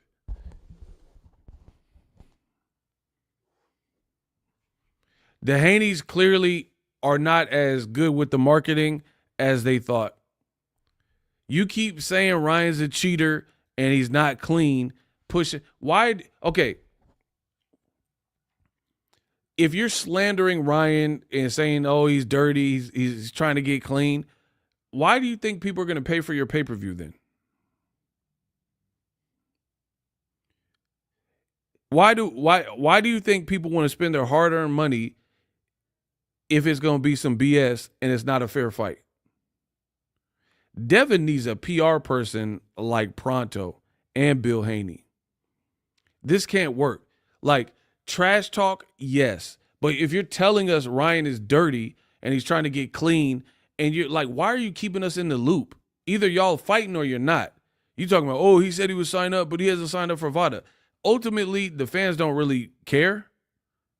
That's like behind the scenes business y'all got to fix. Bill and Devin just keep saying the man is dirty. Okay, he's a cheat. Now what? Are you fighting him or not? You know what I mean? Like, where are we going with this? Someone says, God, you're effing annoying, crying like a beezy about the same stuff for almost a year now. See? Bro, they are dragging it. They are really dragging it, bro. Are you fighting him or not? Like, it shouldn't be all this.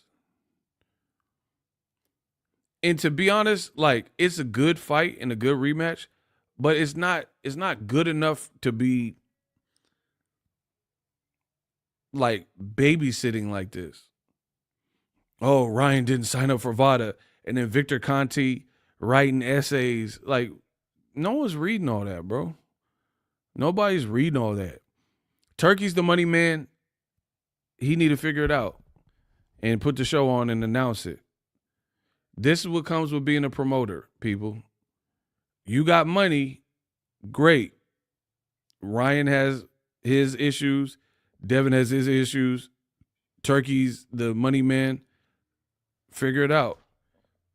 That's what people care. You making people lose interest when you do all this, like, back and forth and cry bait. You know what I'm saying? Like, people have families and stuff.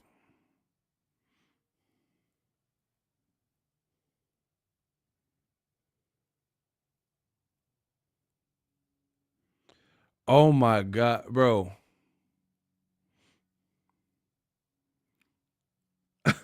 Bro. All right, y'all believe this?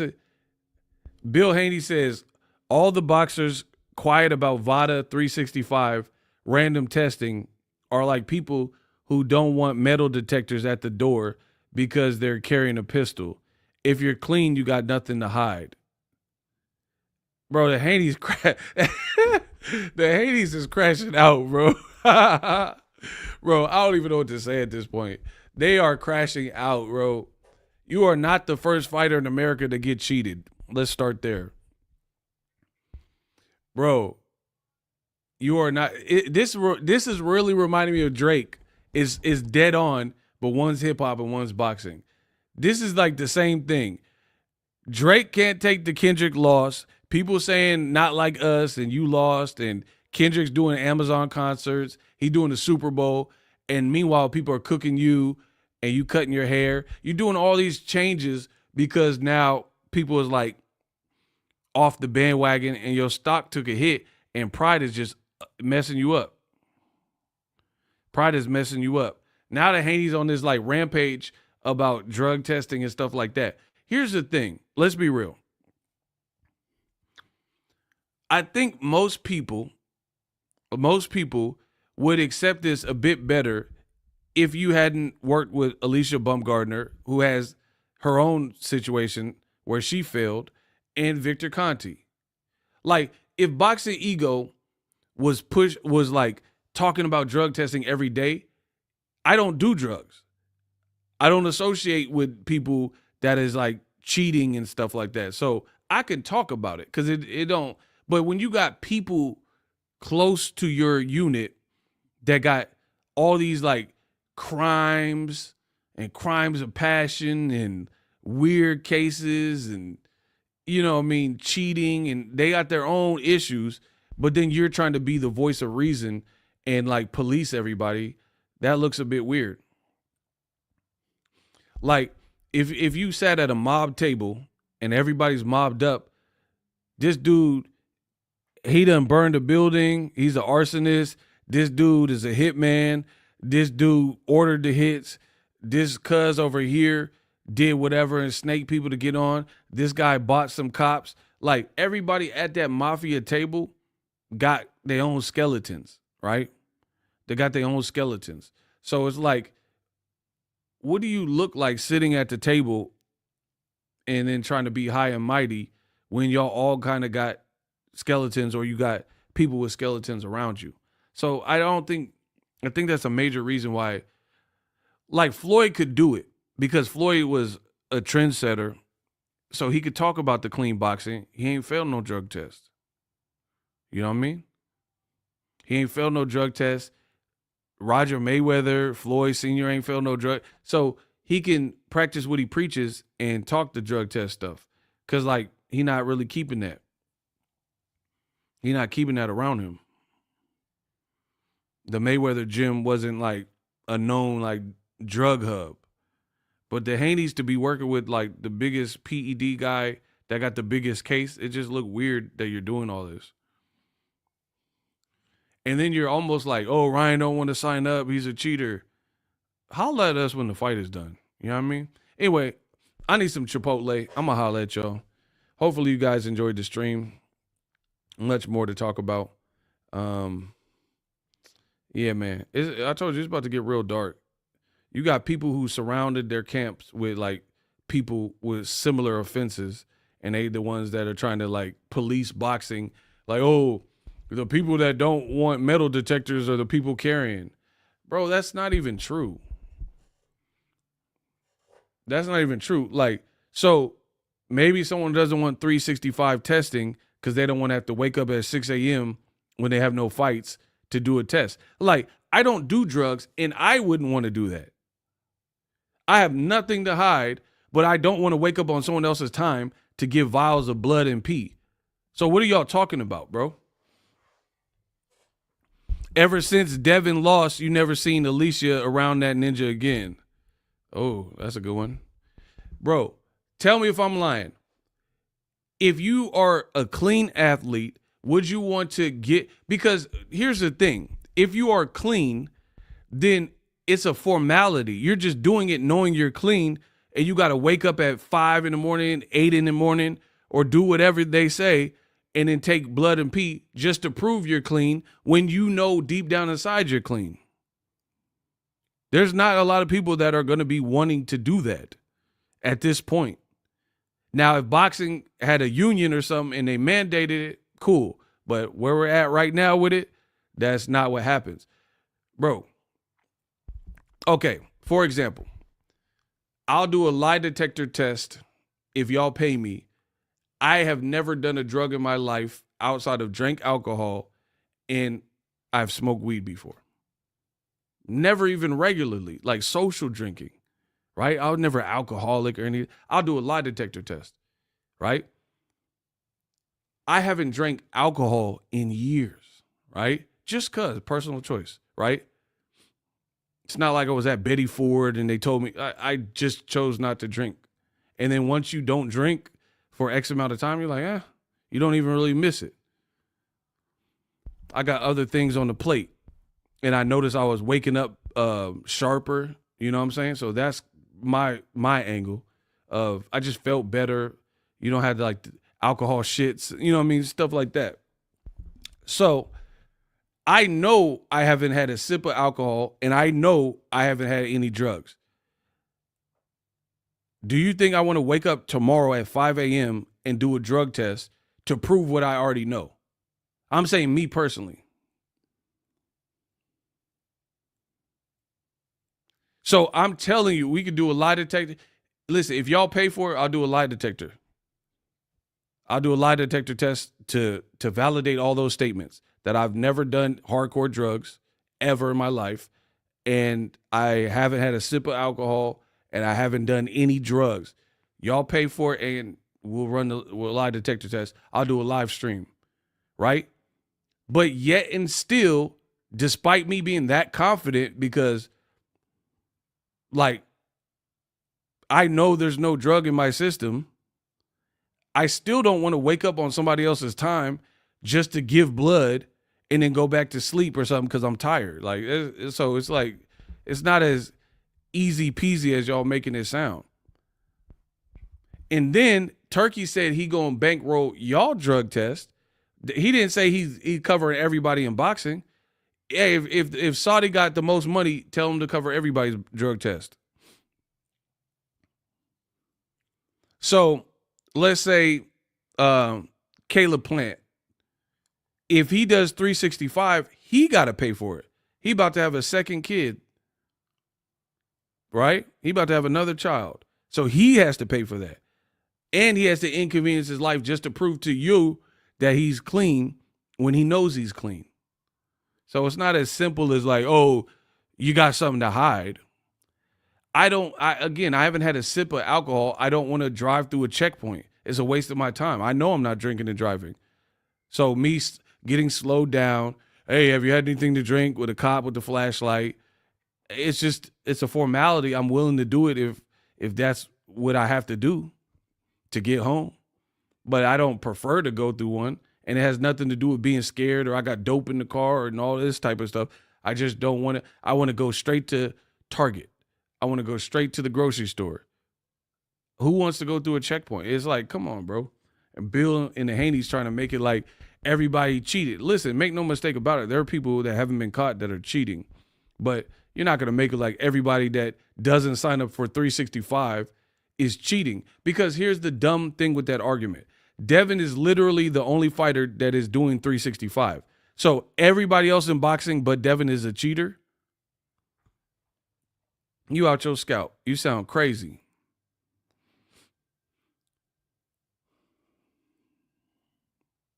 Bro, Devin flew to the UK, Mr. Goody Two-Shoe 365, private school, homeschool, and then immediately he posted a picture saying he got tested.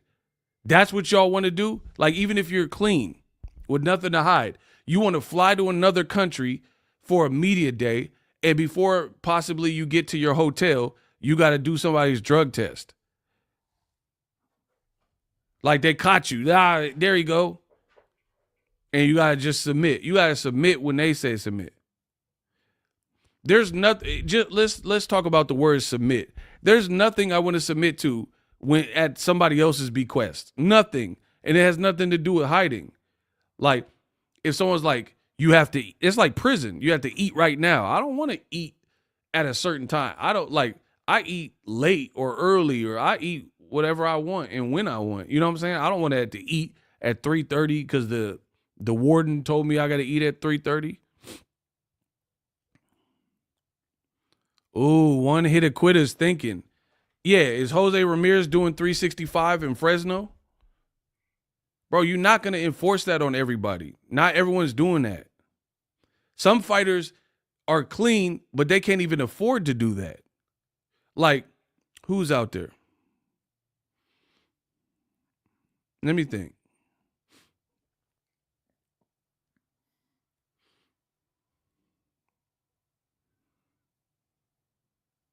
I'm trying to think of a young fighter.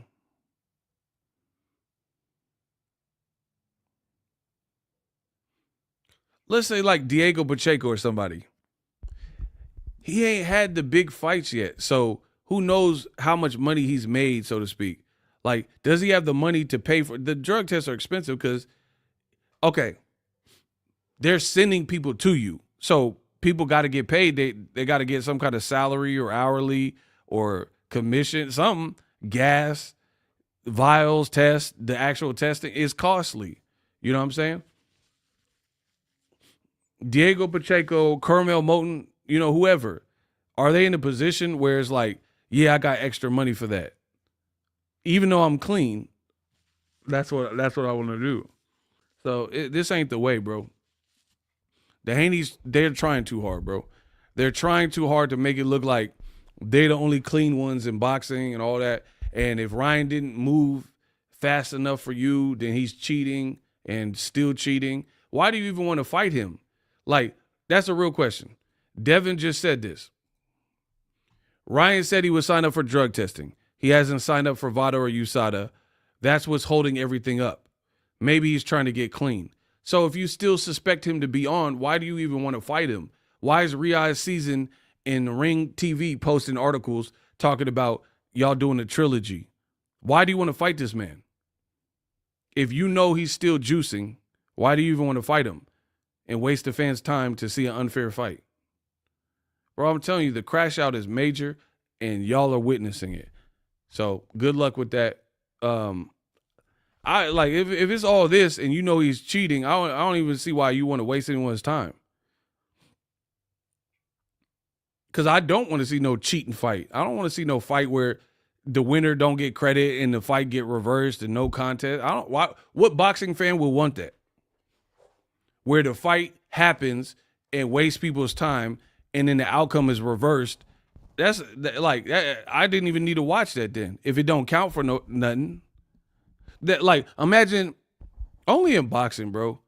Imagine if they had a Super Bowl, the Packers versus the 49ers, and then they had the whole game. You watch for 4 quarters, and then the next day they say, oh, they use a deflated ball, so they not Super Bowl winners. I'll be like, what the, like, what did I even watch? I just wasted my time then. Would you be mad if you watched the NBA Finals, best of 5 series, you watched the Super Bowl, and then they reversed it and said, oh, they ain't really the Super Bowl winners. They're not, all that confetti, that was fake. When Steph Curry won, he didn't really win. No fan wants that. No fan wants to waste their time. Like Jake Paul and Mike Tyson was a waste of time. For me, I knew it was going to be a waste of time, but nothing happened. There was no crazy moments. So I definitely don't want to see a fight where anything like that happens and it don't count for nothing. And the Haney's, oh no, the Haney acts like if you're saying this, you must be a cheater. You're condoning racism. What the are you talking about, bro? So Ego's racist and I condone cheating and drug use, things that I don't do. Bro, the Haneyacks are, I'm telling you, they are miserable people. They're trying so hard to make this kid. And then they be hating on Tank. And then got the nerve to call you zesty. The game is all crazy now. Bro, Tank gets knockouts. Devin ain't had a knockout since 2019. Tank fought the same guy and beat him up, dropped him and stopped him. You fought it and it's all this. And you got dropped mad times. And then now it's a crime for boxing fans or media like myself to rock with what Tank's doing. Oh, you're zesty. You're riding Tank. So I'm zesty for riding with a winner who's a knockout artist, who's entertaining. But you're not zesty for liking Devin despite all these things he's doing and lawsuits and his dad speaking for him at age 26. Like, Tank's daddy ain't speaking for. I don't even know what Tank daddy looked like, to be honest. I don't know nothing. I seen his mom in person. I don't even know who his dad is. That's the difference. That's the difference. Y'all keep talking about Tank trying to deflect and all that. Tank's daddy don't speak for him. When's the last time you seen Tank's daddy and mama and they bringing more drama than Tank? Tank is the one, the problem child, not the parents. And then you got Meet the Fockers, Bill Haney over here trying to domineer his son's career. Even Terrence Crawford's daddy, he be in the gym and stuff. His daddy don't be talking for him. Crawford would do the talking. Bro, and that's Crawford's whole career. I never even seen Crawford's dad do an interview that I think of. Caleb Plant's daddy, he be there. I seen him. He told me to watch my show. Caleb Plant be the one slapping Canelo. Bill Haney talk about whatever, and then Devin just sit there. Yeah, stay silent. Your son's staying silent. What's happening, bro? Devin became the super villain. I don't even think it's a villain, though. The super villain is formidable. The stuff that the Haneys are doing ain't formidable. Okay. Calling Ryan a cheater every day. Abdullah Mason not doing a 365 VADA deal. That's what I'm saying. It's not even about being a villain. Like, every villain, Lex Luthor, Joker, they were all formidable. Deep down inside, when you have a real supervillain and a superhero, the superhero really truly respect like that. Like, you don't think Batman respect the Joker? Like, this dude is so crazy. I gotta chase him around. He got all these gags and tricks and bombs and all this stuff going off. Like, Batman respects that his opponent is formidable. The Haneys, what they doing is not formidable. Oh, I'm going to keep insinuating Ryan's a drug addict. Okay. Now what? And then the fans in the comment section are like, shut up, fight him, putting gifs of Devin getting dropped. So it's like, it's not helping. Like, at what, man, I tell you all the time, if you stay in the casino long enough, you're going to lose. That's the Haneys. They was on their way to something, and now it's just getting out of hand. You stayed in the casino too long, and now you're trying to reverse the outcome. Bro, the Haneys, it's like Chingy. Chingy. I'm going to explain. Hold on.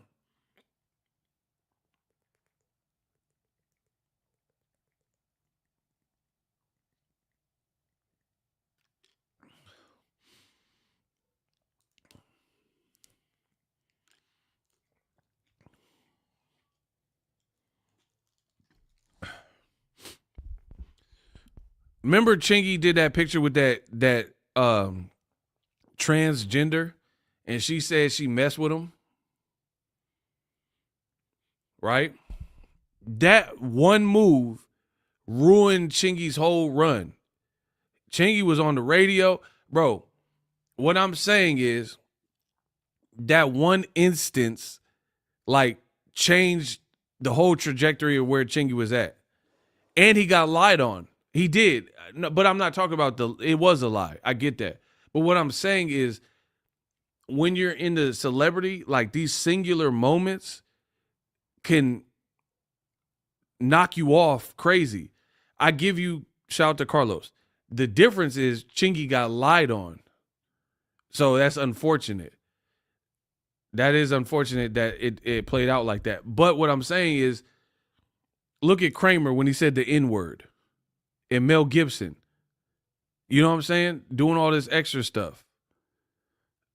These singular moments can, like, really, like, nosedive you as a celebrity. Harvey Weinstein and all that. So the more you try to resist and the more you keep double down, it's not good, bro. It's not good. And then, like, to be honest, I truly believe this. The Haneys have done so much damage to their brand. If Devin gets hurt in any fight for the rest of his career, it's going to be like he could never even get dropped anymore. They put this much pressure on the kid. Who agrees? Who agrees that right now they have made it so bad that Devin cannot afford to a loss? That just goes without saying. You can't.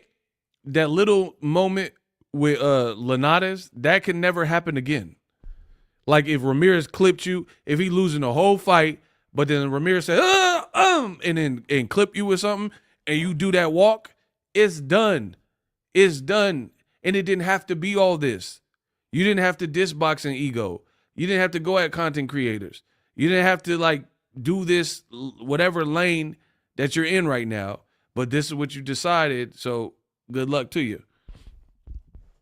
Bro, if he fights Ramirez and Ramirez does anything, like, but get knocked out, he getting cooked. Book it. And I'm telling you, this was not what y'all wanted, but I'm like Candyman. Enough people said my name, and I told you, now it's going to get dark. It's going to get real ugly for you 2025. I promise you that. So the Haney channels and content creators will not be able to save you, because right now everything's on full blast. Everybody's turned up listening and understanding the size of what the conversations are. Good. I want you to pay attention. The stuff I'm saying, I truly believe. The stuff they're saying, I know they don't believe. So that's not good betting odds. That's not good betting odds. To have a person who's cooking like myself, and I really believe in myself and the message, my messaging, and what I'm saying. I know deep down inside that Haneyacks do not believe, because you can't even explain what they're saying intelligently without name calling and all that. For example, I've already talked about the video game.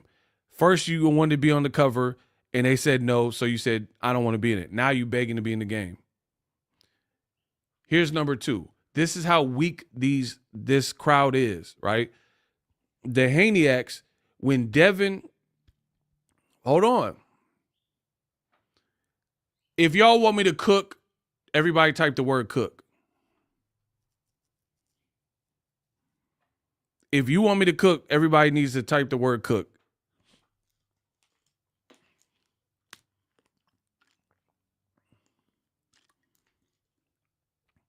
Devin looked like his airbag went off when Ryan hit him in the first round. Hey, yo, bro, he said the airbag went off. Hey, y'all got to get the likes up. I've been giving y'all streams again. That got to count for something. Let's go. I'm telling you, the Haneyacks content creators that try to counter program me, they're not going to win this one. So keep vouching and doing whatever Bill tell you to do or whatever. Yeah, you're not going to win because you don't believe it. So let me cook. All right. So Devin Haney's lawsuit. This looked bad, which is what I'm telling you. Everybody in boxing, most people, they're like, this looked terrible. A fighter who is actually suing for battery. This don't look good. Most people had that, like, when we heard about it. They're like, I said that. A lot of y'all said that. This looked bad for a boxer in Devin's shoes to be suing him for that, right? The Haneyacks, because they don't believe what they're saying, right? What they got to do is build a new lie. So they had to create some kind of like angle for Devin. So now this lawsuit paints him in a good light, right? This is what they do. The resistance. They're trying to protect his light. We have to get a narrative going. We have to get an angle. Everyone else was like, lawsuit? What? That's kind of, that's soft. That's sucker stuff. You a police. You a fed, right? The Haney angle was this. The one I seen repeatedly. Devin Haney, tell me if this is not true and you didn't hear this. Did you hear Haneyacks and Haneyacks content creators state Devin and Bill did the right thing by suing Ryan Garcia because it was going to set precedents to protect all fighters in the future, and they were going to make an example out of Ryan the cheater? Is that cap or fact that the Haneyacks and the Haneyacks content creators claim that Devin was the recipient of a gross injustice, and now Devin suing them, right, was going to set this new standard, this new precedence, and be the springboard for all future fighters that, hey, we're no longer taking it. If you cheat us, there's going to be some serious consequences and ramifications because we done set this brand new precedence. Is that what they said? Okay, everyone's saying facts and they want me to cook. So if you were supposed to drop this lawsuit to set a new standard, why is that lawsuit on pause? Oh, but you forgot about that. So if you were doing it for the right reasons and not for pride and image, and you were trying to set a standard for young fighters coming up that could in the future get cheated, why is it paused? Okay. Why did they pause the lawsuit? Why does the boxing scene argument, the boxing scene article from Lance Pugmire, why does it say that Devin, according to a source, has weighed his options and decided that he'll make more money fighting Ryan in a rematch than to proceed with the lawsuit? Okay. The Haneyacks are cooked. Okay. So again, I'm doing this for the right reasons. I can't be beat. You guys are lying. If the Haneyaks was really suing because they was standing on business and not trying to protect their name, their brand, and their resume, and like try to get something back that was lost, then keep the lawsuit going. How you get in there in the meetings with Turkey and allow him to stop the progress you were making, which was supposed to be. Like Harriet Tubman didn't stop going through the Underground Railroads because somebody had some money, like Turkey. So if Devin was and Bill was really about what they say, I told you I'm going to expose these people. I'm going to expose you. I'm going to show you. I'm going to show you the ugly side. I'm going to show you the dark side of boxing. I told you that. I told you to leave me alone. If they were doing it for the right reasons, keep that lawsuit going. You don't take no money like, oh, I could make more money if I fight Ryan. You were doing this for the future generation. So you got to think about the kids. I believe the children are our future. Teach them well and let them lead the way. Show them all the beauty they possess and give them a sense of pride to make it easier.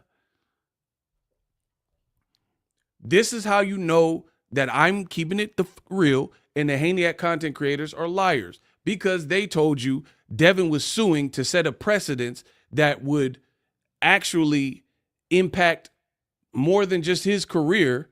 So if you pause the lawsuit and you get this, because the Ryan rematch is not happening with that lawsuit, which is what I said from the beginning. So if you dissolve this lawsuit, then you don't care about the future of other people getting cheated. And that was the whole arc that the Haneyaks said, and they was trying to make it sound like Devin suing was a good thing. While people like me and Business Brain was like, this looked kind of crazy. I told you I can't be beat, bro. They're not going to outthink me. The most dangerous thing is experience, the gift of gab, and a memory. My memory is crazy. So when Devin say, don't put me in the game if you ain't going to put me on the cover, and now he asking to be, I brought these talking points. Nobody was talking about this stuff. You're now all of a sudden, because that's why I got to do my own thing and you guys got to support it. People wait for me to go live to hear the art, friend or foe. They wait for me to go live and then try to respond subliminally to me and try to come up with new narratives to try to, cover it up. So the real ones, they want to hear just because they want the cook up and they want real. But then even the resistance, they listen. They got to listen. That's why they pay attention. That's why you see trolls and stuff, because they got to pay attention to me. They know I'm cooking. So they don't even know what to say on their channels. They don't know what to say on their websites. They don't know what to say on their pages unless they listen to me, because they know I'm finna cook. And since they don't want what I'm saying to be true, they got to come up with a new narrative. This ain't no narrative. I don't need that. I don't have to do nothing for views, right? So again, let's recap. If Devin cared about the fate of humanity and future people from really getting drug test fails to the point where their careers are dampened because someone cheated, right? Then why would you ever pause the lawsuit? Why would you ever drop the lawsuit? Explain that to me. Why would you be willing, if like the point I'm making is if you're really willing to fight for a cause, to set a new standard and precedence that this new umbrella will change the game in the direction the game is, you would never pause and definitely wouldn't get rid of the lawsuit. I'll be like, I'll fight Ryan, but he got to pay for that first one. So the Haneys aren't being consistent with what they said. They're not being consistent, and I keep exposing it. Yeah, shout out to Business Brain. Listen to Business Brain.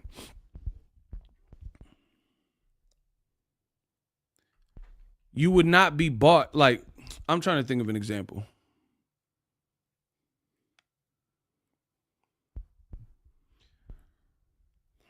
Like, for example, if you got terminated from a job unlawfully and your job, you had worked there for 27 years, you had never been late, you had constantly promoted within the company, and they did something illegal to fire you, and then you pull forth a lawsuit, you versus J.C. Penney's.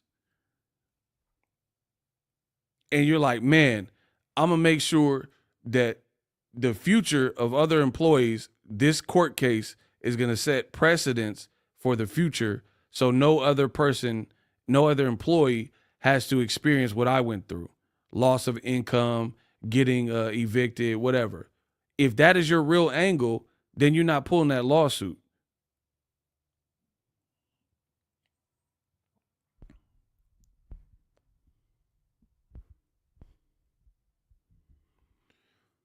Sorry, ego, probably stupid comment here, but the Caleb Plant video around Haney power, is that fair? What do you mean, is it fair? Caleb has some power.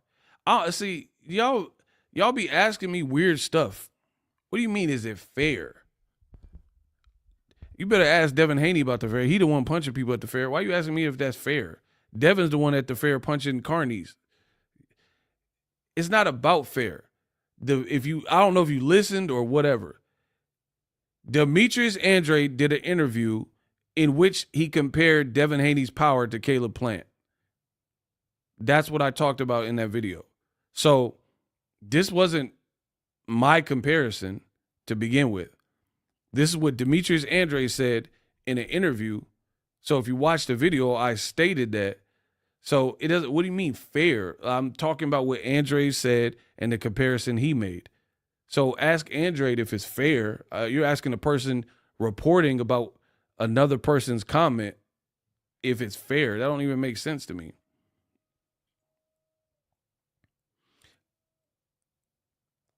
Yeah, that wasn't my analogy to begin with. I was reporting on based on what he said and what his assessment was. Like I do, like Abel Sanchez and Triple G's, promoter said that Crawford can't beat Canelo. Although at 68, I agree. That's what they said. So there's always a distinction there.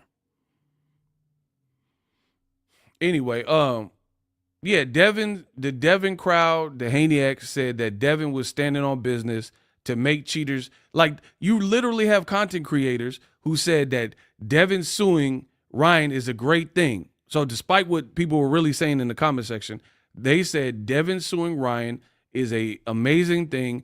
It's great. It don't make him look bad because now cheaters is going to enforce that people who get wronged have to pay financially and set a precedence.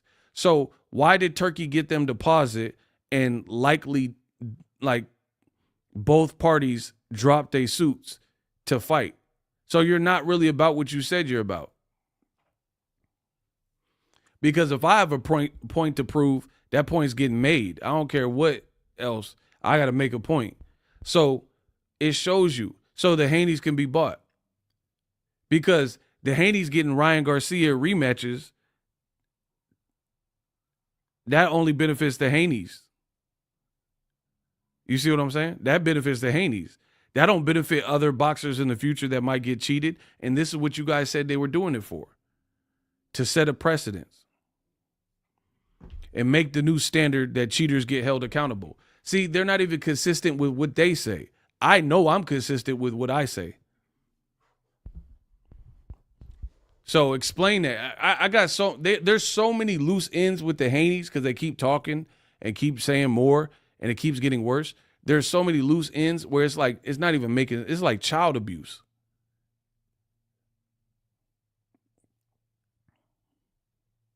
They're going to call CPS on me. It's child abuse at this point because they haven't even answered my last 6 questions. And I know they don't have an answer for this. So it's just stacking up. Why Devin say he don't want to be in an undisputed game unless he on the cover. Now he asking if y'all want him in the game. Why you say you want to set a lawsuit to set a precedence, and then now you're willing to pause the lawsuit, and then the article says you're willing to drop the lawsuit if Ryan sets up for Vada. I thought you setting a precedence, my guy.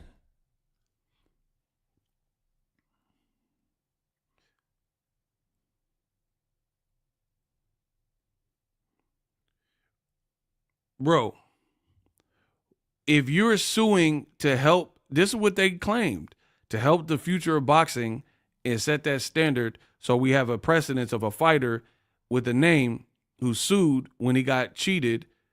This is what they said he was doing it for. Then how is you bailing out from your lawsuit and not pursuing that angle because you'll make more money in the rematch? How does that benefit the world of boxing? Like you said, that don't even make sense.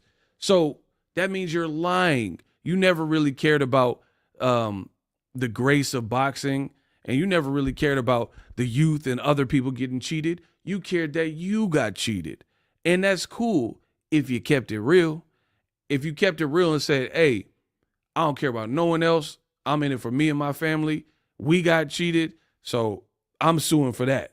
But then you had these Haney content creators pushing this hard line that Devin cared about the sport, and his lawsuit was to spank Ryan in court and set a new standard for cheaters so they think twice.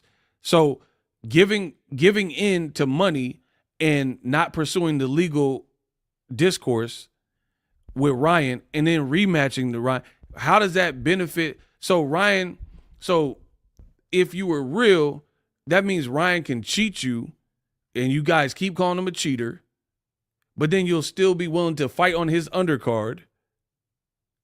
You're going to, oh my God, bro. This is child abuse, bro. I just thought of more stuff. Ryan's the A side. I've always said that. Even with the drug stuff, he's the A side. Devin is willing to fight on Ryan's undercard with the lesser fight, because mark my words, if the fight's being advertised, Pitbull or Tio for Ryan and Ramirez, Ryan's going to be the top of the card, right? You're willing to fight on Cheater Boy's undercard and still do business with him rather than do the lawsuit. But then the Haney content creator said you were trying to fight for this to never happen to nobody else again. The Haney content creators also said that Devin was doing it because he'll make more money in the lawsuit than he will fighting Ryan, and he should never give Ryan a payday because he's a cheater. You guys are liars. Liars. Tell me the Haneys and the Haneyaks didn't say he was trying to set a new standard for cheating to make cheaters pay. Tell me the Haneyaks didn't tell you for eons up until this point that the lawsuit was good because Ryan should never get a payday off of him because Ryan's a cheater. Don't give him nothing. Now, Turkey got him to pause the lawsuit, and it's an ultimatum. Hey, if you drop the lawsuit, both of yous, and then Ryan signed up for VADA, we're gonna make the fight. So I thought you said don't get this nigga no pay, whatever. Don't give him no paycheck. You said don't get it. You said don't get his cheating nigga no pay. Don't give him a paycheck. Don't give him an opportunity. He a cheater. And then that Turkey money, because you run out of options, which is what I said from the beginning, that Turkey money looking right because your career is in a different place, like I said. And now all of a sudden people's morals change.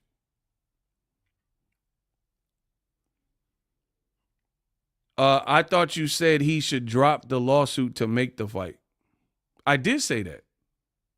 And what'd that mean? That was my personal opinion. Oh, they trying to catch me. Ooh, you got me. I did say that. I said, I don't see how you're going to make a fight with the lawsuit open. Because, I mean, who's going to want to do business with someone actively suing them? So what did you prove there? Well, I got to say, like, Ice JJ Fish, how could you prove it? How could you do it? Bro, what I got to tell you, like, Ice JJ, what did that mean? I did say that because I don't think it's reasonable to sue somebody and then do a multi-million-dollar fight together when you got legal beef. How can you prove it? How can you do it? It's the rise of the mall. Well, okay, so now what? I did say that. That was my personal opinion because I think that would be a deal breaker. So I'm not mad if Turkey got them to drop the label or drop the lawsuit or whatever. That's not what I'm saying at all. You're a bum. you're a bum and you're trying to prove me wrong or catch me up. I don't care if he drops the lawsuit. I care that the Haney content creator said that Devin was standing for something in the lawsuit that if he drops the lawsuit, he clearly doesn't stand for. Oh my gosh. Lo said, it's like robbing a ninja house, then trying to eat dinner with him the next day. Facts. The wet bandits try to eat with the McAllisters. So you try to catch me on some semantic stuff. I admit that I personally think that it would be hard and a hurdle to have an open case and then make business together and do business together. That's not the issue. The issue is the Haney. See, I told you they only here for distractions, people. The Haney content creators said Devin he was doing it to set the record straight that all cheaters will be persecuted and prosecuted. Bill ran around saying this. The Haney content creators ran around saying this. So stick to your guns if that is the case. That's what I said. That is my point. Like, okay. If you're saying I'm doing this for boxing, I'm doing this to clean up the sport, I'm doing this for black people, right? But then you bail out on black people, you bail out on the sport, and you bail out on all your supporters, and then fight on Ryan's undercard and drop your lawsuit. That's not what you said you was in it for. You was supposed to set precedents with a court case to prove these cheaters bad and to make people think twice. And you had content creators pushing this. So I'm asking, what happened? Biggie, what happened? Now you don't care about none of that. Now the turkey money got sweet and you don't care about all that.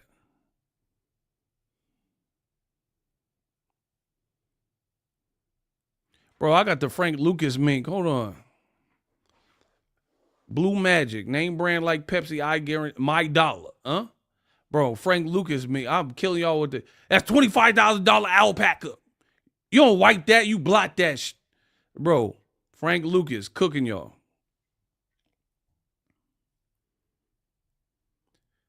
Bro, everything the Haneys have been saying is turning out to be a lie. The Mayweather era is over, Tank era is over, cap. Because last time I checked, when you had the open workout, they asking you about Tank retiring. They not talking about your workout, but they asking you and Shakur about Tank. So the Tank era ain't go nowhere. Tank do a picture on a beanbag with his hair blown out. Everybody talking about it. The Tank era looked just fine. Devin's the face of boxing, but then you got to fight on Ryan's undercard. You got to fight on the cheater's undercard. See, and listen, all the Haneyaks be talking on this pro-black stuff. Oh, we pro-black. Don't give the cheater no money. Make him suffer. Don't give him the rematch. You the A side. This is what they say. This is what they say. So why would Devin and Bill be willing to fight on the cheater's undercard? Y'all keep saying this man is a cheater and scum of the earth, needs to be lifetime banned. Why would you fight on a ninja that need a lifetime ban's undercard? You can't have two main events. So why would Devin be willing to concede if he's the face of boxing, which Bill Haney and the Haneyaks are still saying? If you're the face of boxing, that means you don't need nobody. You definitely don't need Ryan. Why are you going to fight his undercard? He a cheater. So you guys could keep saying Ryan's a cheater. He cheated. Don't give him no money. Now you double back and saying something else and probably got to fight on his undercard and got to do business with him. Y'all getting cooked up. This is easy. It's light work. Y'all have no chance here because you haven't. Imagine this. Imagine you haven't even answered the first 10 questions and then I hit you with 10 more equally as good questions. Now you're up to 20. When does it end?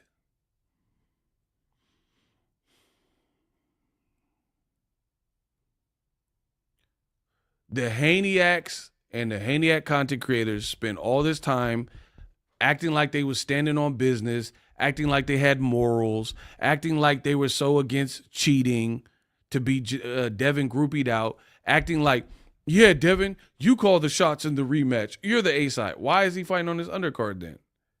Yeah, Devin, Ryan's a filthy cheater. He's disgusting. He's racist. Don't give him an opportunity. Take him to court. Yeah. Now they saying drop the lawsuit, fight on his undercard, and then fight him at 47, which to me gives Ryan a power advantage at the higher weight. This team is cooked. Cooked. It's not adding up. All that y'all shoveling ain't making sense no more.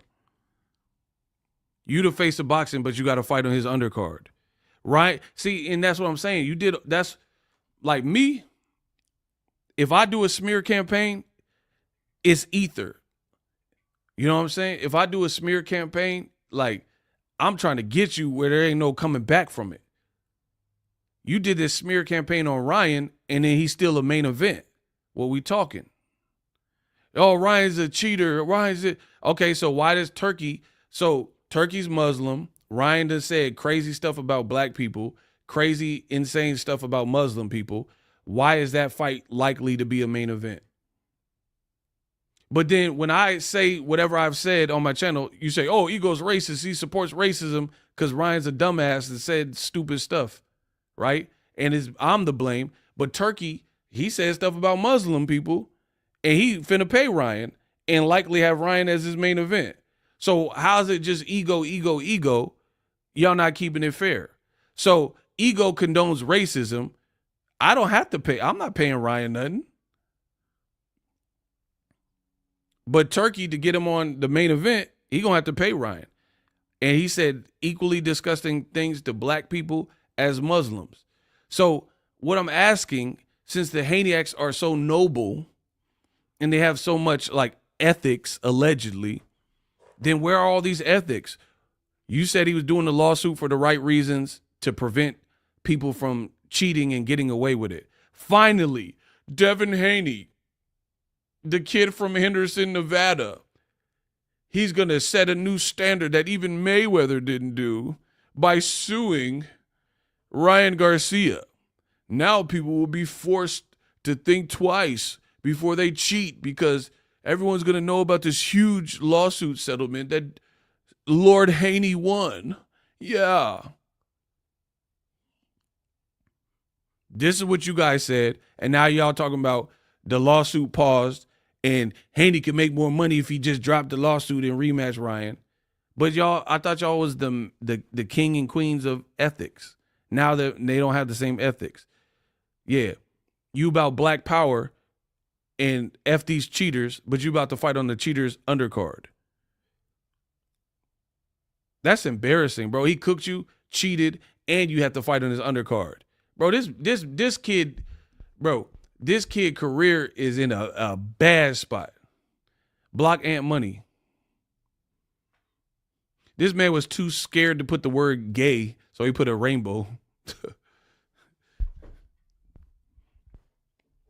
Lord Haney, he's going to show you through the legal judicial system that Ryan's going to pay, and all cheaters, no one's going to want to cheat because of Bill and Haney's ingenious lawsuit. Am I right? Yeah, okay. But now they're going to drop the lawsuit. Okay. Okay. Now to get the Ryan fight, they're going to drop the lawsuit. Where are all them principles? Because if I say I'm suing you, I don't pump fake. If I'm suing you, then it's just what it is. Ain't no turkey finna step in and be like, oh, drop the lawsuit. Nah, he got to pay. Like I said, he got to pay. We'll fight right after, but I'm taking this to court. So I love it. The Haneys dropped the lawsuit. It's going to show what you really on. Just like everybody else, money.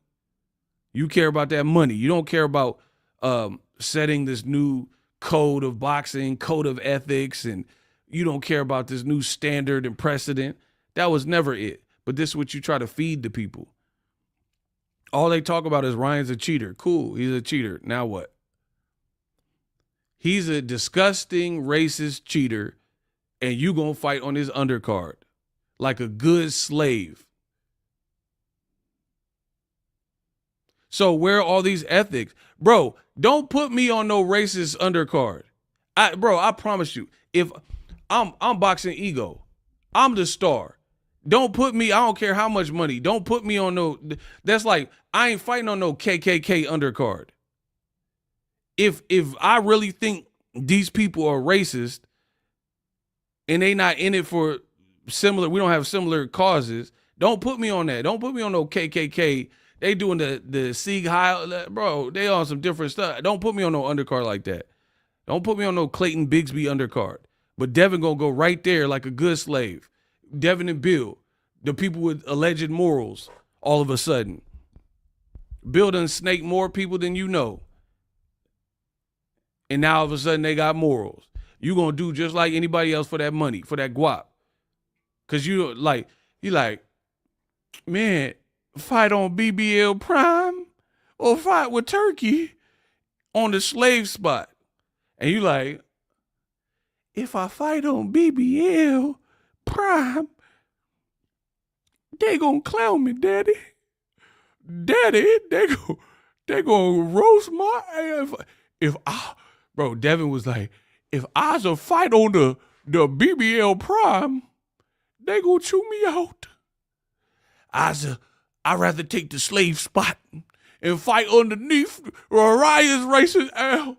I'll fight under the cheetah massa as long as you're paying. And I'm gonna wear a Mexicans for Haney shirt and hopefully they buy it. Oh, Turkey's gonna make it all well. Turkey got the master plan. Oh, the Rios are way better than the BBL.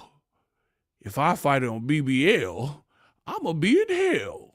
But if I fight on Turkey's card, the Rios, and Massa Turkey got the bread. I'za dropped the lawsuit, Massa. I'za playing. Bro, that's the Haney. I'za playing with your boss. I was just watching Law and Order late at night, and I got ahead of myself and thought I was going to take it to court. But you done talk some sense into me, boss. Thank you, Turkey.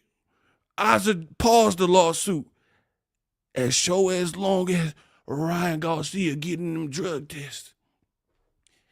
If Ryan get them drug tests, I's free. I should be, bro. Bro, we just gonna put, just like TiVo. It's like TiVo. We gonna pause the lawsuit.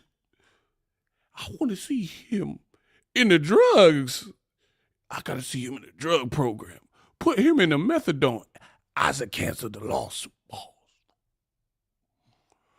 I will drop it for you, Turkey.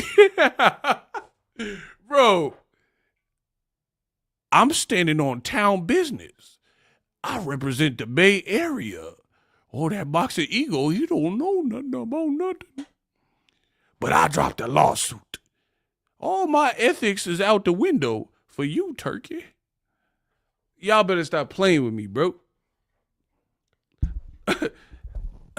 Y'all better stop playing with me, bro. Now you trying to pause a lawsuit.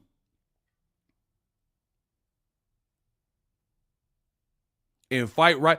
They done spent a whole year almost calling this man Ryan a cheater, right? Calling him disgusting and racist and cheater, and you trying to fight him still. As a black man, you trying to fight him still, and then Turkey lay out this Turkey plan to put you on his undercard versus Jose Ramirez off of a loss. So you did all that for nothing.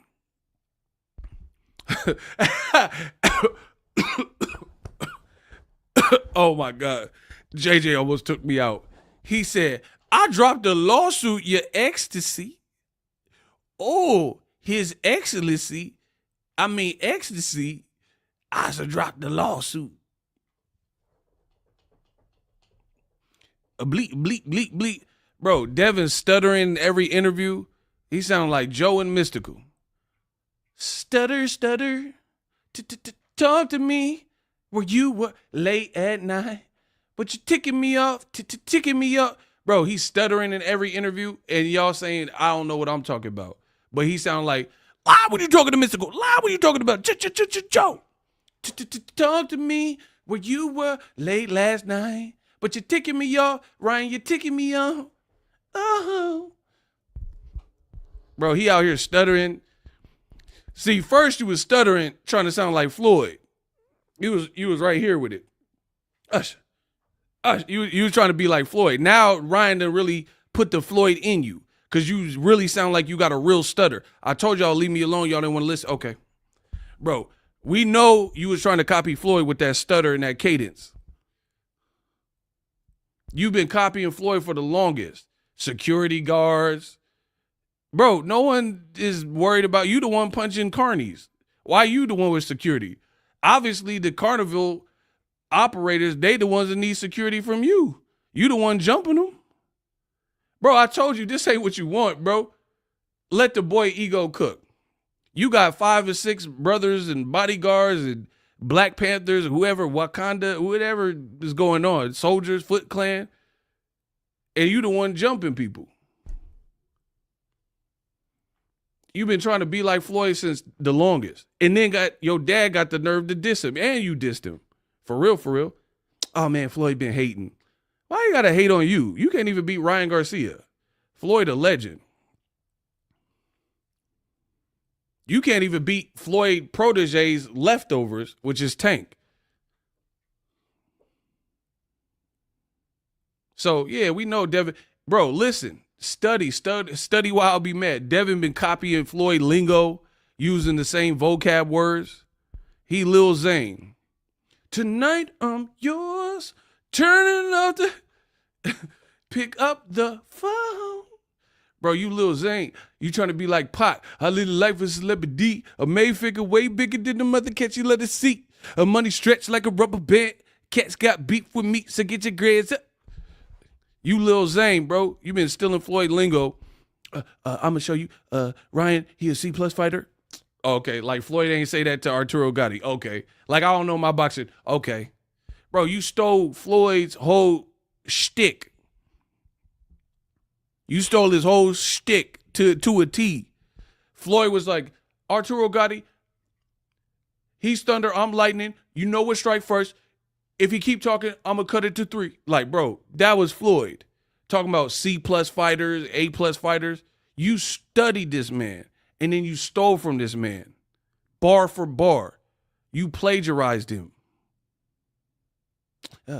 Ryan Garcia, I mean, he a good little fighter. He a C+ fighter, but I'm going to show you I'm an A+ fighter. And then Ryan was like, oh, you A+? Whoop you. And then Ryan was, bro, one thing about Ryan, this ninja believe in that left hook. Bro, he was working you with that left hook. Yes. Bro, he was barking with that left hook. He was barking on you, dog. And I just never been overmatched like that. I don't know what overmatch, undermatch, lighter match. I don't know what you talking about. Match room, bro. All the matches, Matchbox 20. Like, he was barking on you with that left hook. And you think the only thing you got to fix is Ryan passing drug tests.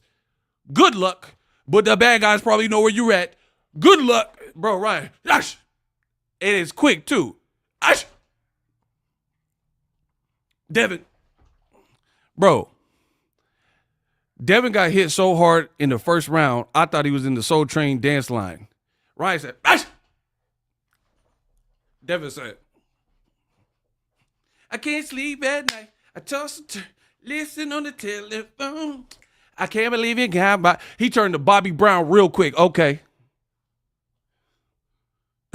Bro, every little step I take, you, every little. Bro, them legs was on Sea Breezy.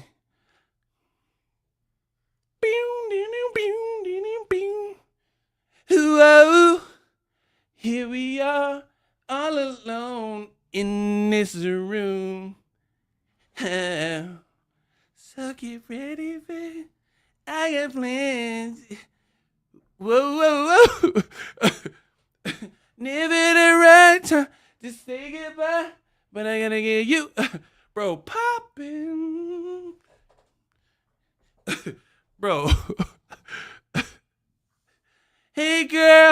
I wanna love you. Let me see what's up under. Bro, he hit you with the sea breezy left hook. It had you breezy. Had you feeling a little queasy. Shout out to whoever, MacArthur. The melatonin left hook. Gosh! It hit you with that quick.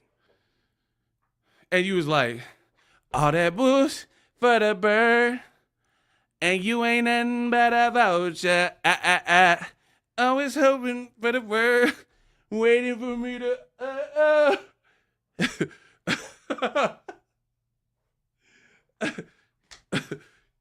These walls ain't loyal. When I read now, I want you there. And them haters can't do nothing for you. Oh, oh, oh. And these walls ain't loyal. You should have been singing that when your girl went to see Young Thug. Okay. These walls ain't loyal. When I read now, I want you there. And them haters can't do nothing. And you think these Haneyacks finna do something with me? And I'm telling the truth? Bro, that Ryan left hook had you leaning, sitting sideways. Now you in a bad position. Moving to welterweight. Boots is waiting. Boots is waiting right there. Boots probably, he licking his chops in Philly, eating a Philly cheesesteak. Can't wait for you to finish up with Ryan. Boots is at Max and Geno's right now. Like, my time coming. Bro, he at Geno's right now. Stop playing. Boots in Philly with the Akis right now. Can't wait for you to move up. Your dad talking about, oh yeah, I want to see my son versus Boots. All right. Make the fight then. Smooth criminal link. Yeah, bro. Bro, Eddie, okay. Are you jealous? Are you okay, Eddie? Bro, with that left hook first hit, he wasn't MJ with it. Eddie, are you okay? Are you jealous? Are you okay?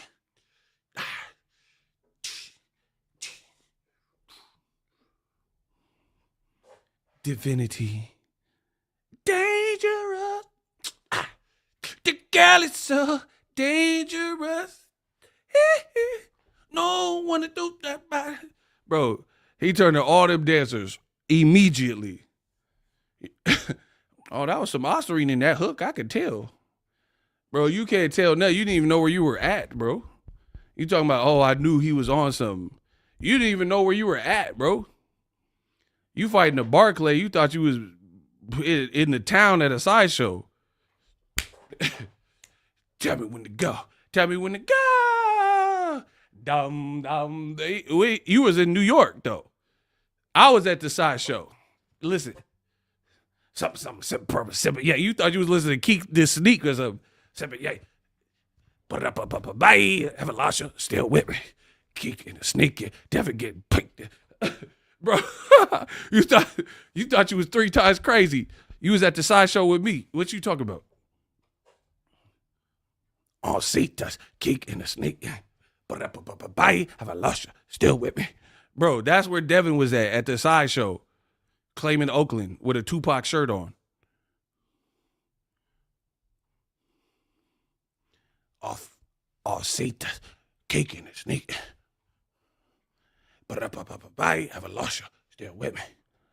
Bro, he thought he was super hypey. He was in New York. You ain't even in the right coast right now. You thought you was listening to The Short. The Short dog been down since the 84. The last 8 years rolled around in the Mercedes. Lexus, truck, get that caddy. Women don't call me by my name, they call me daddy. Every day you're at the mall. I love it when you... I probably never had no money like Ross Perelli, but see, you just want to don't ever demonstrate. You thought you was listening to E. Fonzarelli, Ghetto Report Card or something. And Devin probably never have no money like Ross Perelli, but Ryan just wanted don't ever demonstrate. The way he hit you with left hook made you levitate.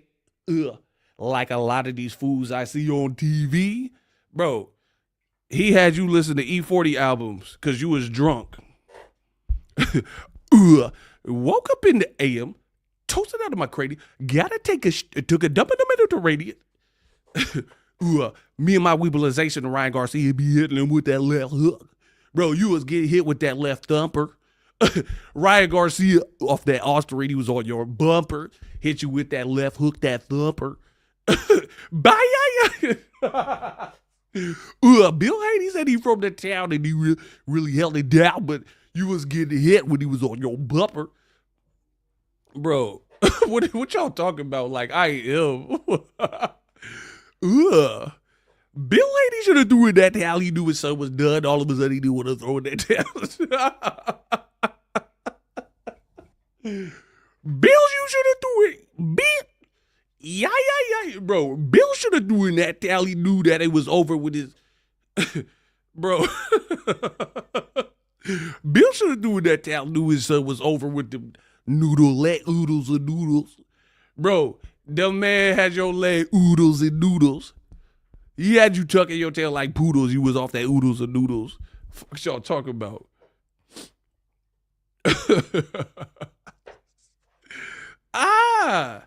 Bro, that Austrian was on your bumper, hit you with the black bit about my cash ever since I was a little young mustache. Bro, he had you somewhere else. And you gonna act like Boxingego ain't him. Oh, you're lame. All right, I'm lame. All right. My girl ain't talking to Young Thug. I know that much. But okay, I'll be lame. Bro, I told you I'm gonna show you about people. They want to shine the mirror on me. Let's shine the mirror on them. Ooh, Devin on that oodles and noodle the way to Ryan hit him in there. Hit him up in there, mother.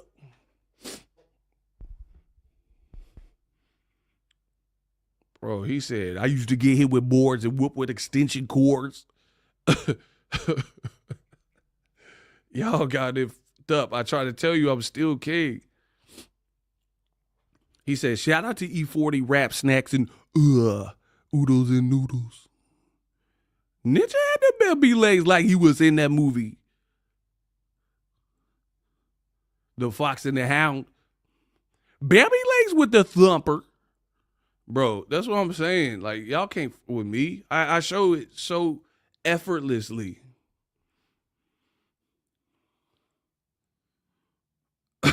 Hey, Business Braid's a fool, dog. So I'm wondering where all the morals, how they just flew out the window for a turkey bag when you were supposed to set precedence for that lawsuit.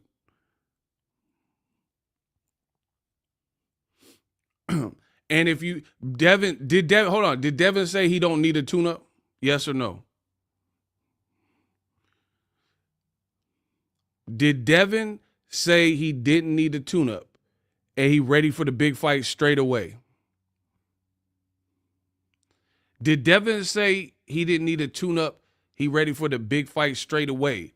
So I got to do him like Craig Elo. I'm Michael Jordan, so I got to hit him with the fadeaway. Okay, so he said he don't need a tune-up. Why are you fighting a guy who just lost if you fight Jose Ramirez?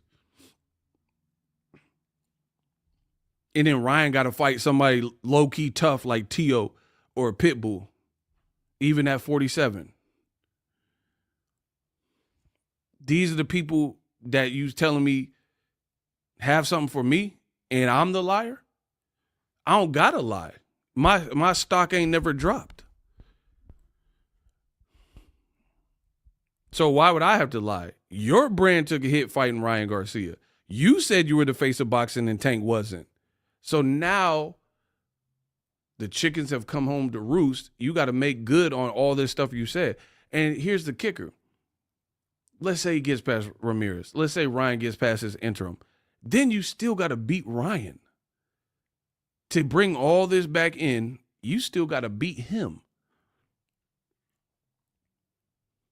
And then, like, to be honest, in my opinion, Devin can't just beat him like, touche, huh, ish, and then, like, be moving and stuff.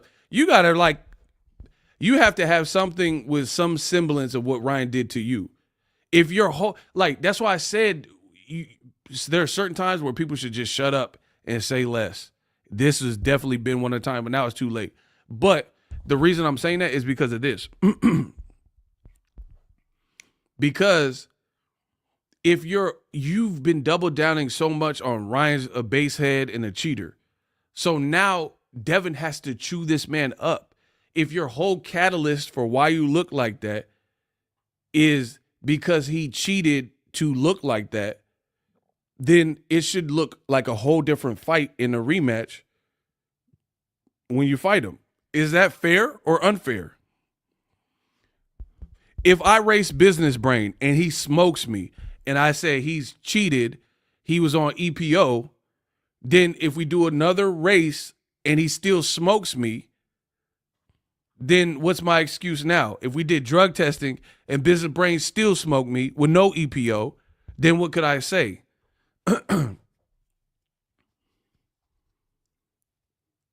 So for me, Devin, it's just too much pressure, bro. You're going to have to really, no one's going to respect it like a Shakur style Edwin De Los Santos win here. You and your dad cornered Ryan and said he was ducking. You said he's a dirty, rotten cheat. You did way too much overall. So now you got to cook this man. This man on drugs, he cheated, and he now, to get to the fight, he's going to have to prove that he's not on anything before, during, and after. I'm good with that. It should be a fair fight. But if all the checks are passed, or, you know what I'm saying, all the checkpoints get passed, and you fight him, you better cook him. There's no other option. You have to cook him.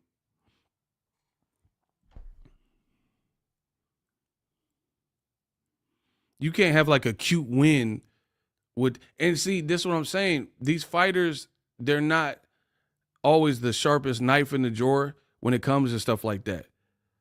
I tell you, the most dangerous thing, a camera and a microphone, the more you talk, the more it backs you into a corner and more pressure it puts on you. When you could have just train, get in the best shape and be like, in your head, I'm about to destroy Ryan in this rematch. You know what I mean? I'm going to really hurt him. But don't say it.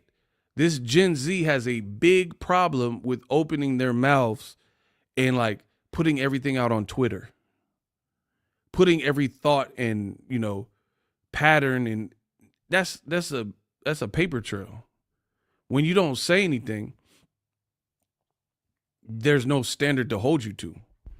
These Gen Z fighters particularly, I've been in the game for a while, and there's a big difference from people in Danny Garcia, Canelo, Broner, all these other guys that I was covering, Ward. Like, Ward wasn't even on social media like that when he was active a fighter. He on social media more as a retired fighter than he ever was in his active career. And I didn't realize how much I respected it until I seen this new Gen Z and how they got the game fried right now. Talk. Can't stay in weight classes longer than a year. They gotta, the youngins gotta bring this stuff back because it's looking cooked. Call outs, but then the fight never happened. This wasn't as rampant. Maidana, he was really trying to fight whoever. Ward, he was really trying to fight. You know what I'm saying? Triple G, you know, he did his thing. This new generation, they talk about everything. They are fried. Oh, Ryan doesn't want to sign up for a drug test. Why are you telling us about this? Are y'all fighting or not? We don't really care. The only reason I'm going to be real. The only reason I talk about this stuff to this extent, like this, like here and there, is because I get paid for it. Every video I do, I get paid. That's it. I wish I would, if this weren't my job, be like all these tweets and stuff. Oh, and I get paid real money. You know what I mean? Like, if that weren't the case, I'm not all these tweets and stuff. And that's what I'm saying. It's making boxing hard for people to follow because it's like, oh, Tio's fighting Boots. Oh, he's fighting Matias. Oh, no, he hates Top Rank. Oh, he's fighting Ryan. Oh, Ryan's fighting Pitbull Cruz. And a lot of it is that side of like Riyadh season, DAZN. A lot of these like things are coming about have stuff to do with them. Like all these like dead end, like open rumor Crawford, Canelo, Ryan, who is he fighting? Devin Haney, Ryan trilogy. PBC ain't doing this. PBC just sent an email talking about Benavidez, Morrell. Tomorrow they're doing a shoulder programming. We got to bring boxing back to that. I don't want to hear beef if the people ain't fighting.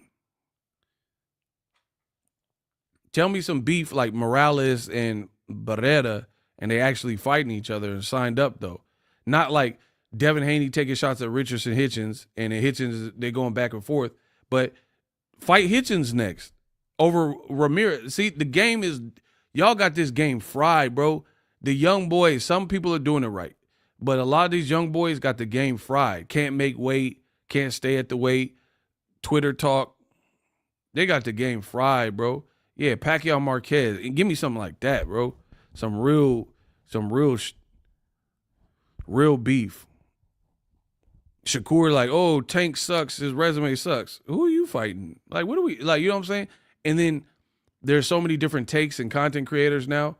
You guys just allow it. Like, yeah, Tank needs to fight somebody. Like, what?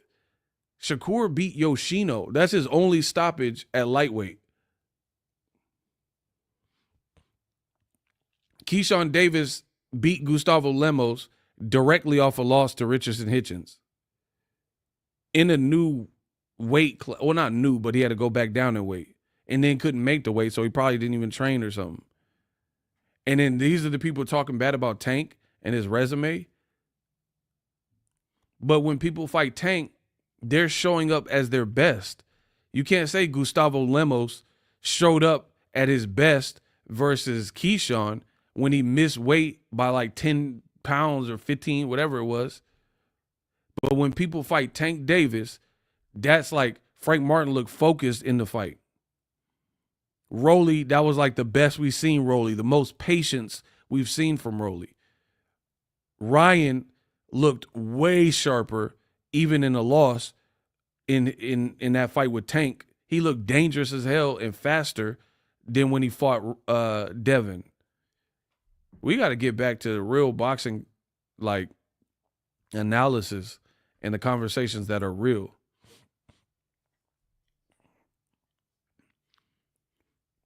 Killer Keyshawn, but why he a killer though? You just chirping. How is like he good, but how is he a killer?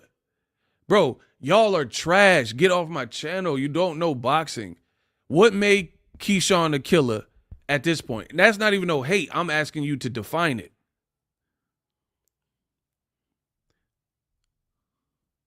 You said he's up next. Okay. Based on what? Bro, these dudes they can't up with me. These dudes, because I know I've studied, I know my craft. I get paid for this. Like, this is what I do. Keyshawn, a few fights ago, everybody was like, man, he never need to say Tank's name. He da-da-da. Because he was fighting Medueno and Albright, which later got turned to a no contest. See, I know my boxing. I know you don't know this stuff, so I don't even know I'm even talking. But Keyshawn, literally a few fights ago, people were like, he need to stop calling out Tank because he didn't look good versus Albright. Albright hit him with a huge shot off the ropes. And then later it was a no contest. And then the Medueno fight, he didn't stop him either. But now, because he got the Gustavo Lemos win, now it's like, oh, Keyshawn, he ready for Tank. And then, like, y'all be letting so much stupidity slide is disappointing. And I really don't want you on my channel because I feel like this channel is for, like, people willing to learn or advanced listeners. I don't really care about that in-between who's like, oh, I've been listening to this content creator lying and I'm going to listen to Ego. The way I look at it is if you support goofies that do goofy things, then you're a goofy too. That's how I look at it. I don't know about you.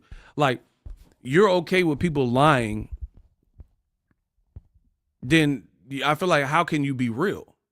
How can you be real if you know people are lying, or you take people at their word and you don't do your own independent research?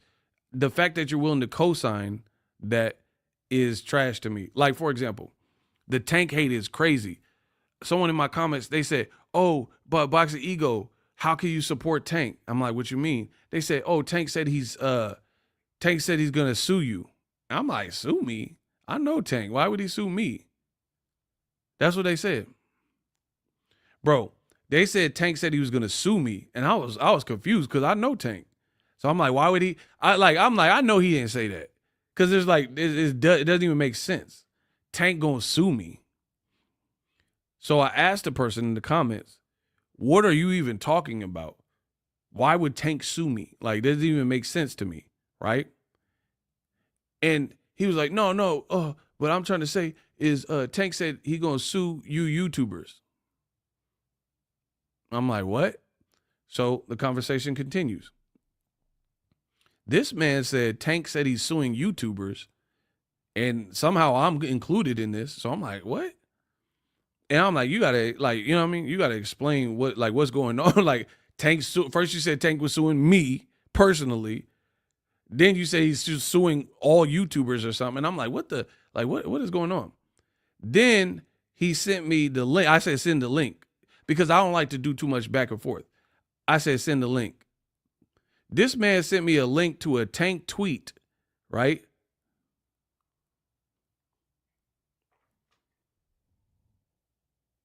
I screenshotted it. This is what he sent me.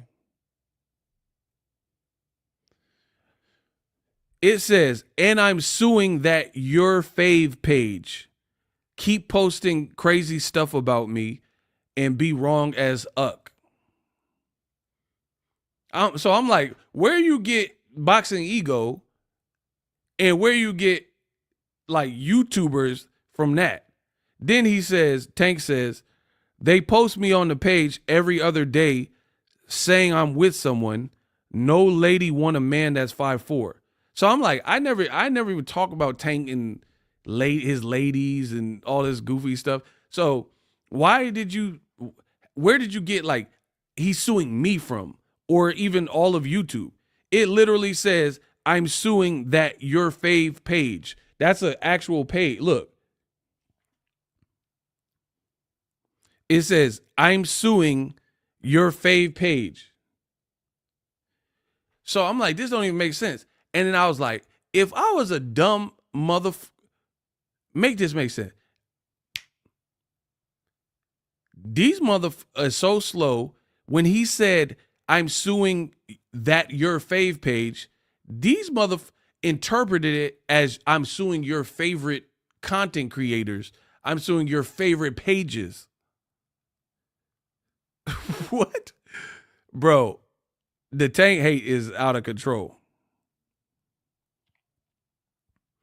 But here's what he's talking about. There's literally a page that's called Your Fave Page, and you see they keep posting him.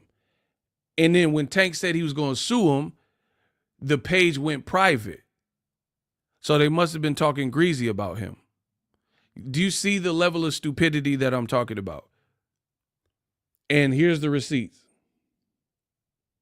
So notice this page is private now. So after they just posted this saying, oh, Tank said he's going to sue me, and they laughed at it. Then it says, follow my backup page, and then they went private. So obviously he got spooked because he must have been talking about them. So that's what Tank was talking about, bro. But somehow you bums be in my comment section saying and convert that to Tank's after ego. He's suing ego. You guys are dumb. Like, seriously, something wrong, dumb. He says your fave page, that's the name of the page. They interpret as, I'm suing my favorite page. You're a YouTuber, or Boxingego is my favorite. I'm like, oh my gosh, bro. Y'all like some zombies at this point. So that didn't even make sense to me when I seen that. So that's why I took the screenshots, because I'm like, I was like, you gotta give me some details.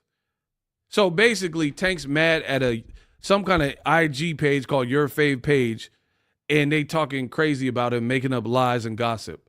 So that's who he said he was going to sue. He didn't say nothing. He's going to sue Boxingego. He going to sue YouTubers or whatever. Like, that's what I'm saying. You guys are just making up stuff at this point. Like, I hate the Lamont Roach fight, but I'm going to talk about it every day. And then, like, the reason that it becomes slightly dangerous is if someone puts it, Tank suing you, and then people are like, what? What do you mean? And then now you got people confused. Oh, Ego's being sued. And then that's how lies spread. You see what I'm saying? That's why I said this year we're drawing a line in the sand. If you with this goofy little kid and you don't do your research, you're not intelligent enough to like know what's really going on, and you just want to hate Tank so bad, like, what type of coward hates a person so bad that they just like, they don't care if it's a lie or a fact? Like, I'm sure there's people that don't even like each other that they'll at least have the decency to be like, all right, I know that's my op, but I know you're lying. You know what I'm saying?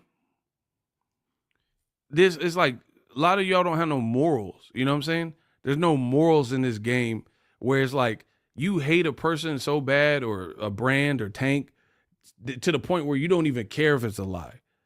If somebody say, oh, Tank got abducted by aliens and they fondled him. Oh, yep, he got abducted. Like, what? That's like, you're in a sunken place, bro.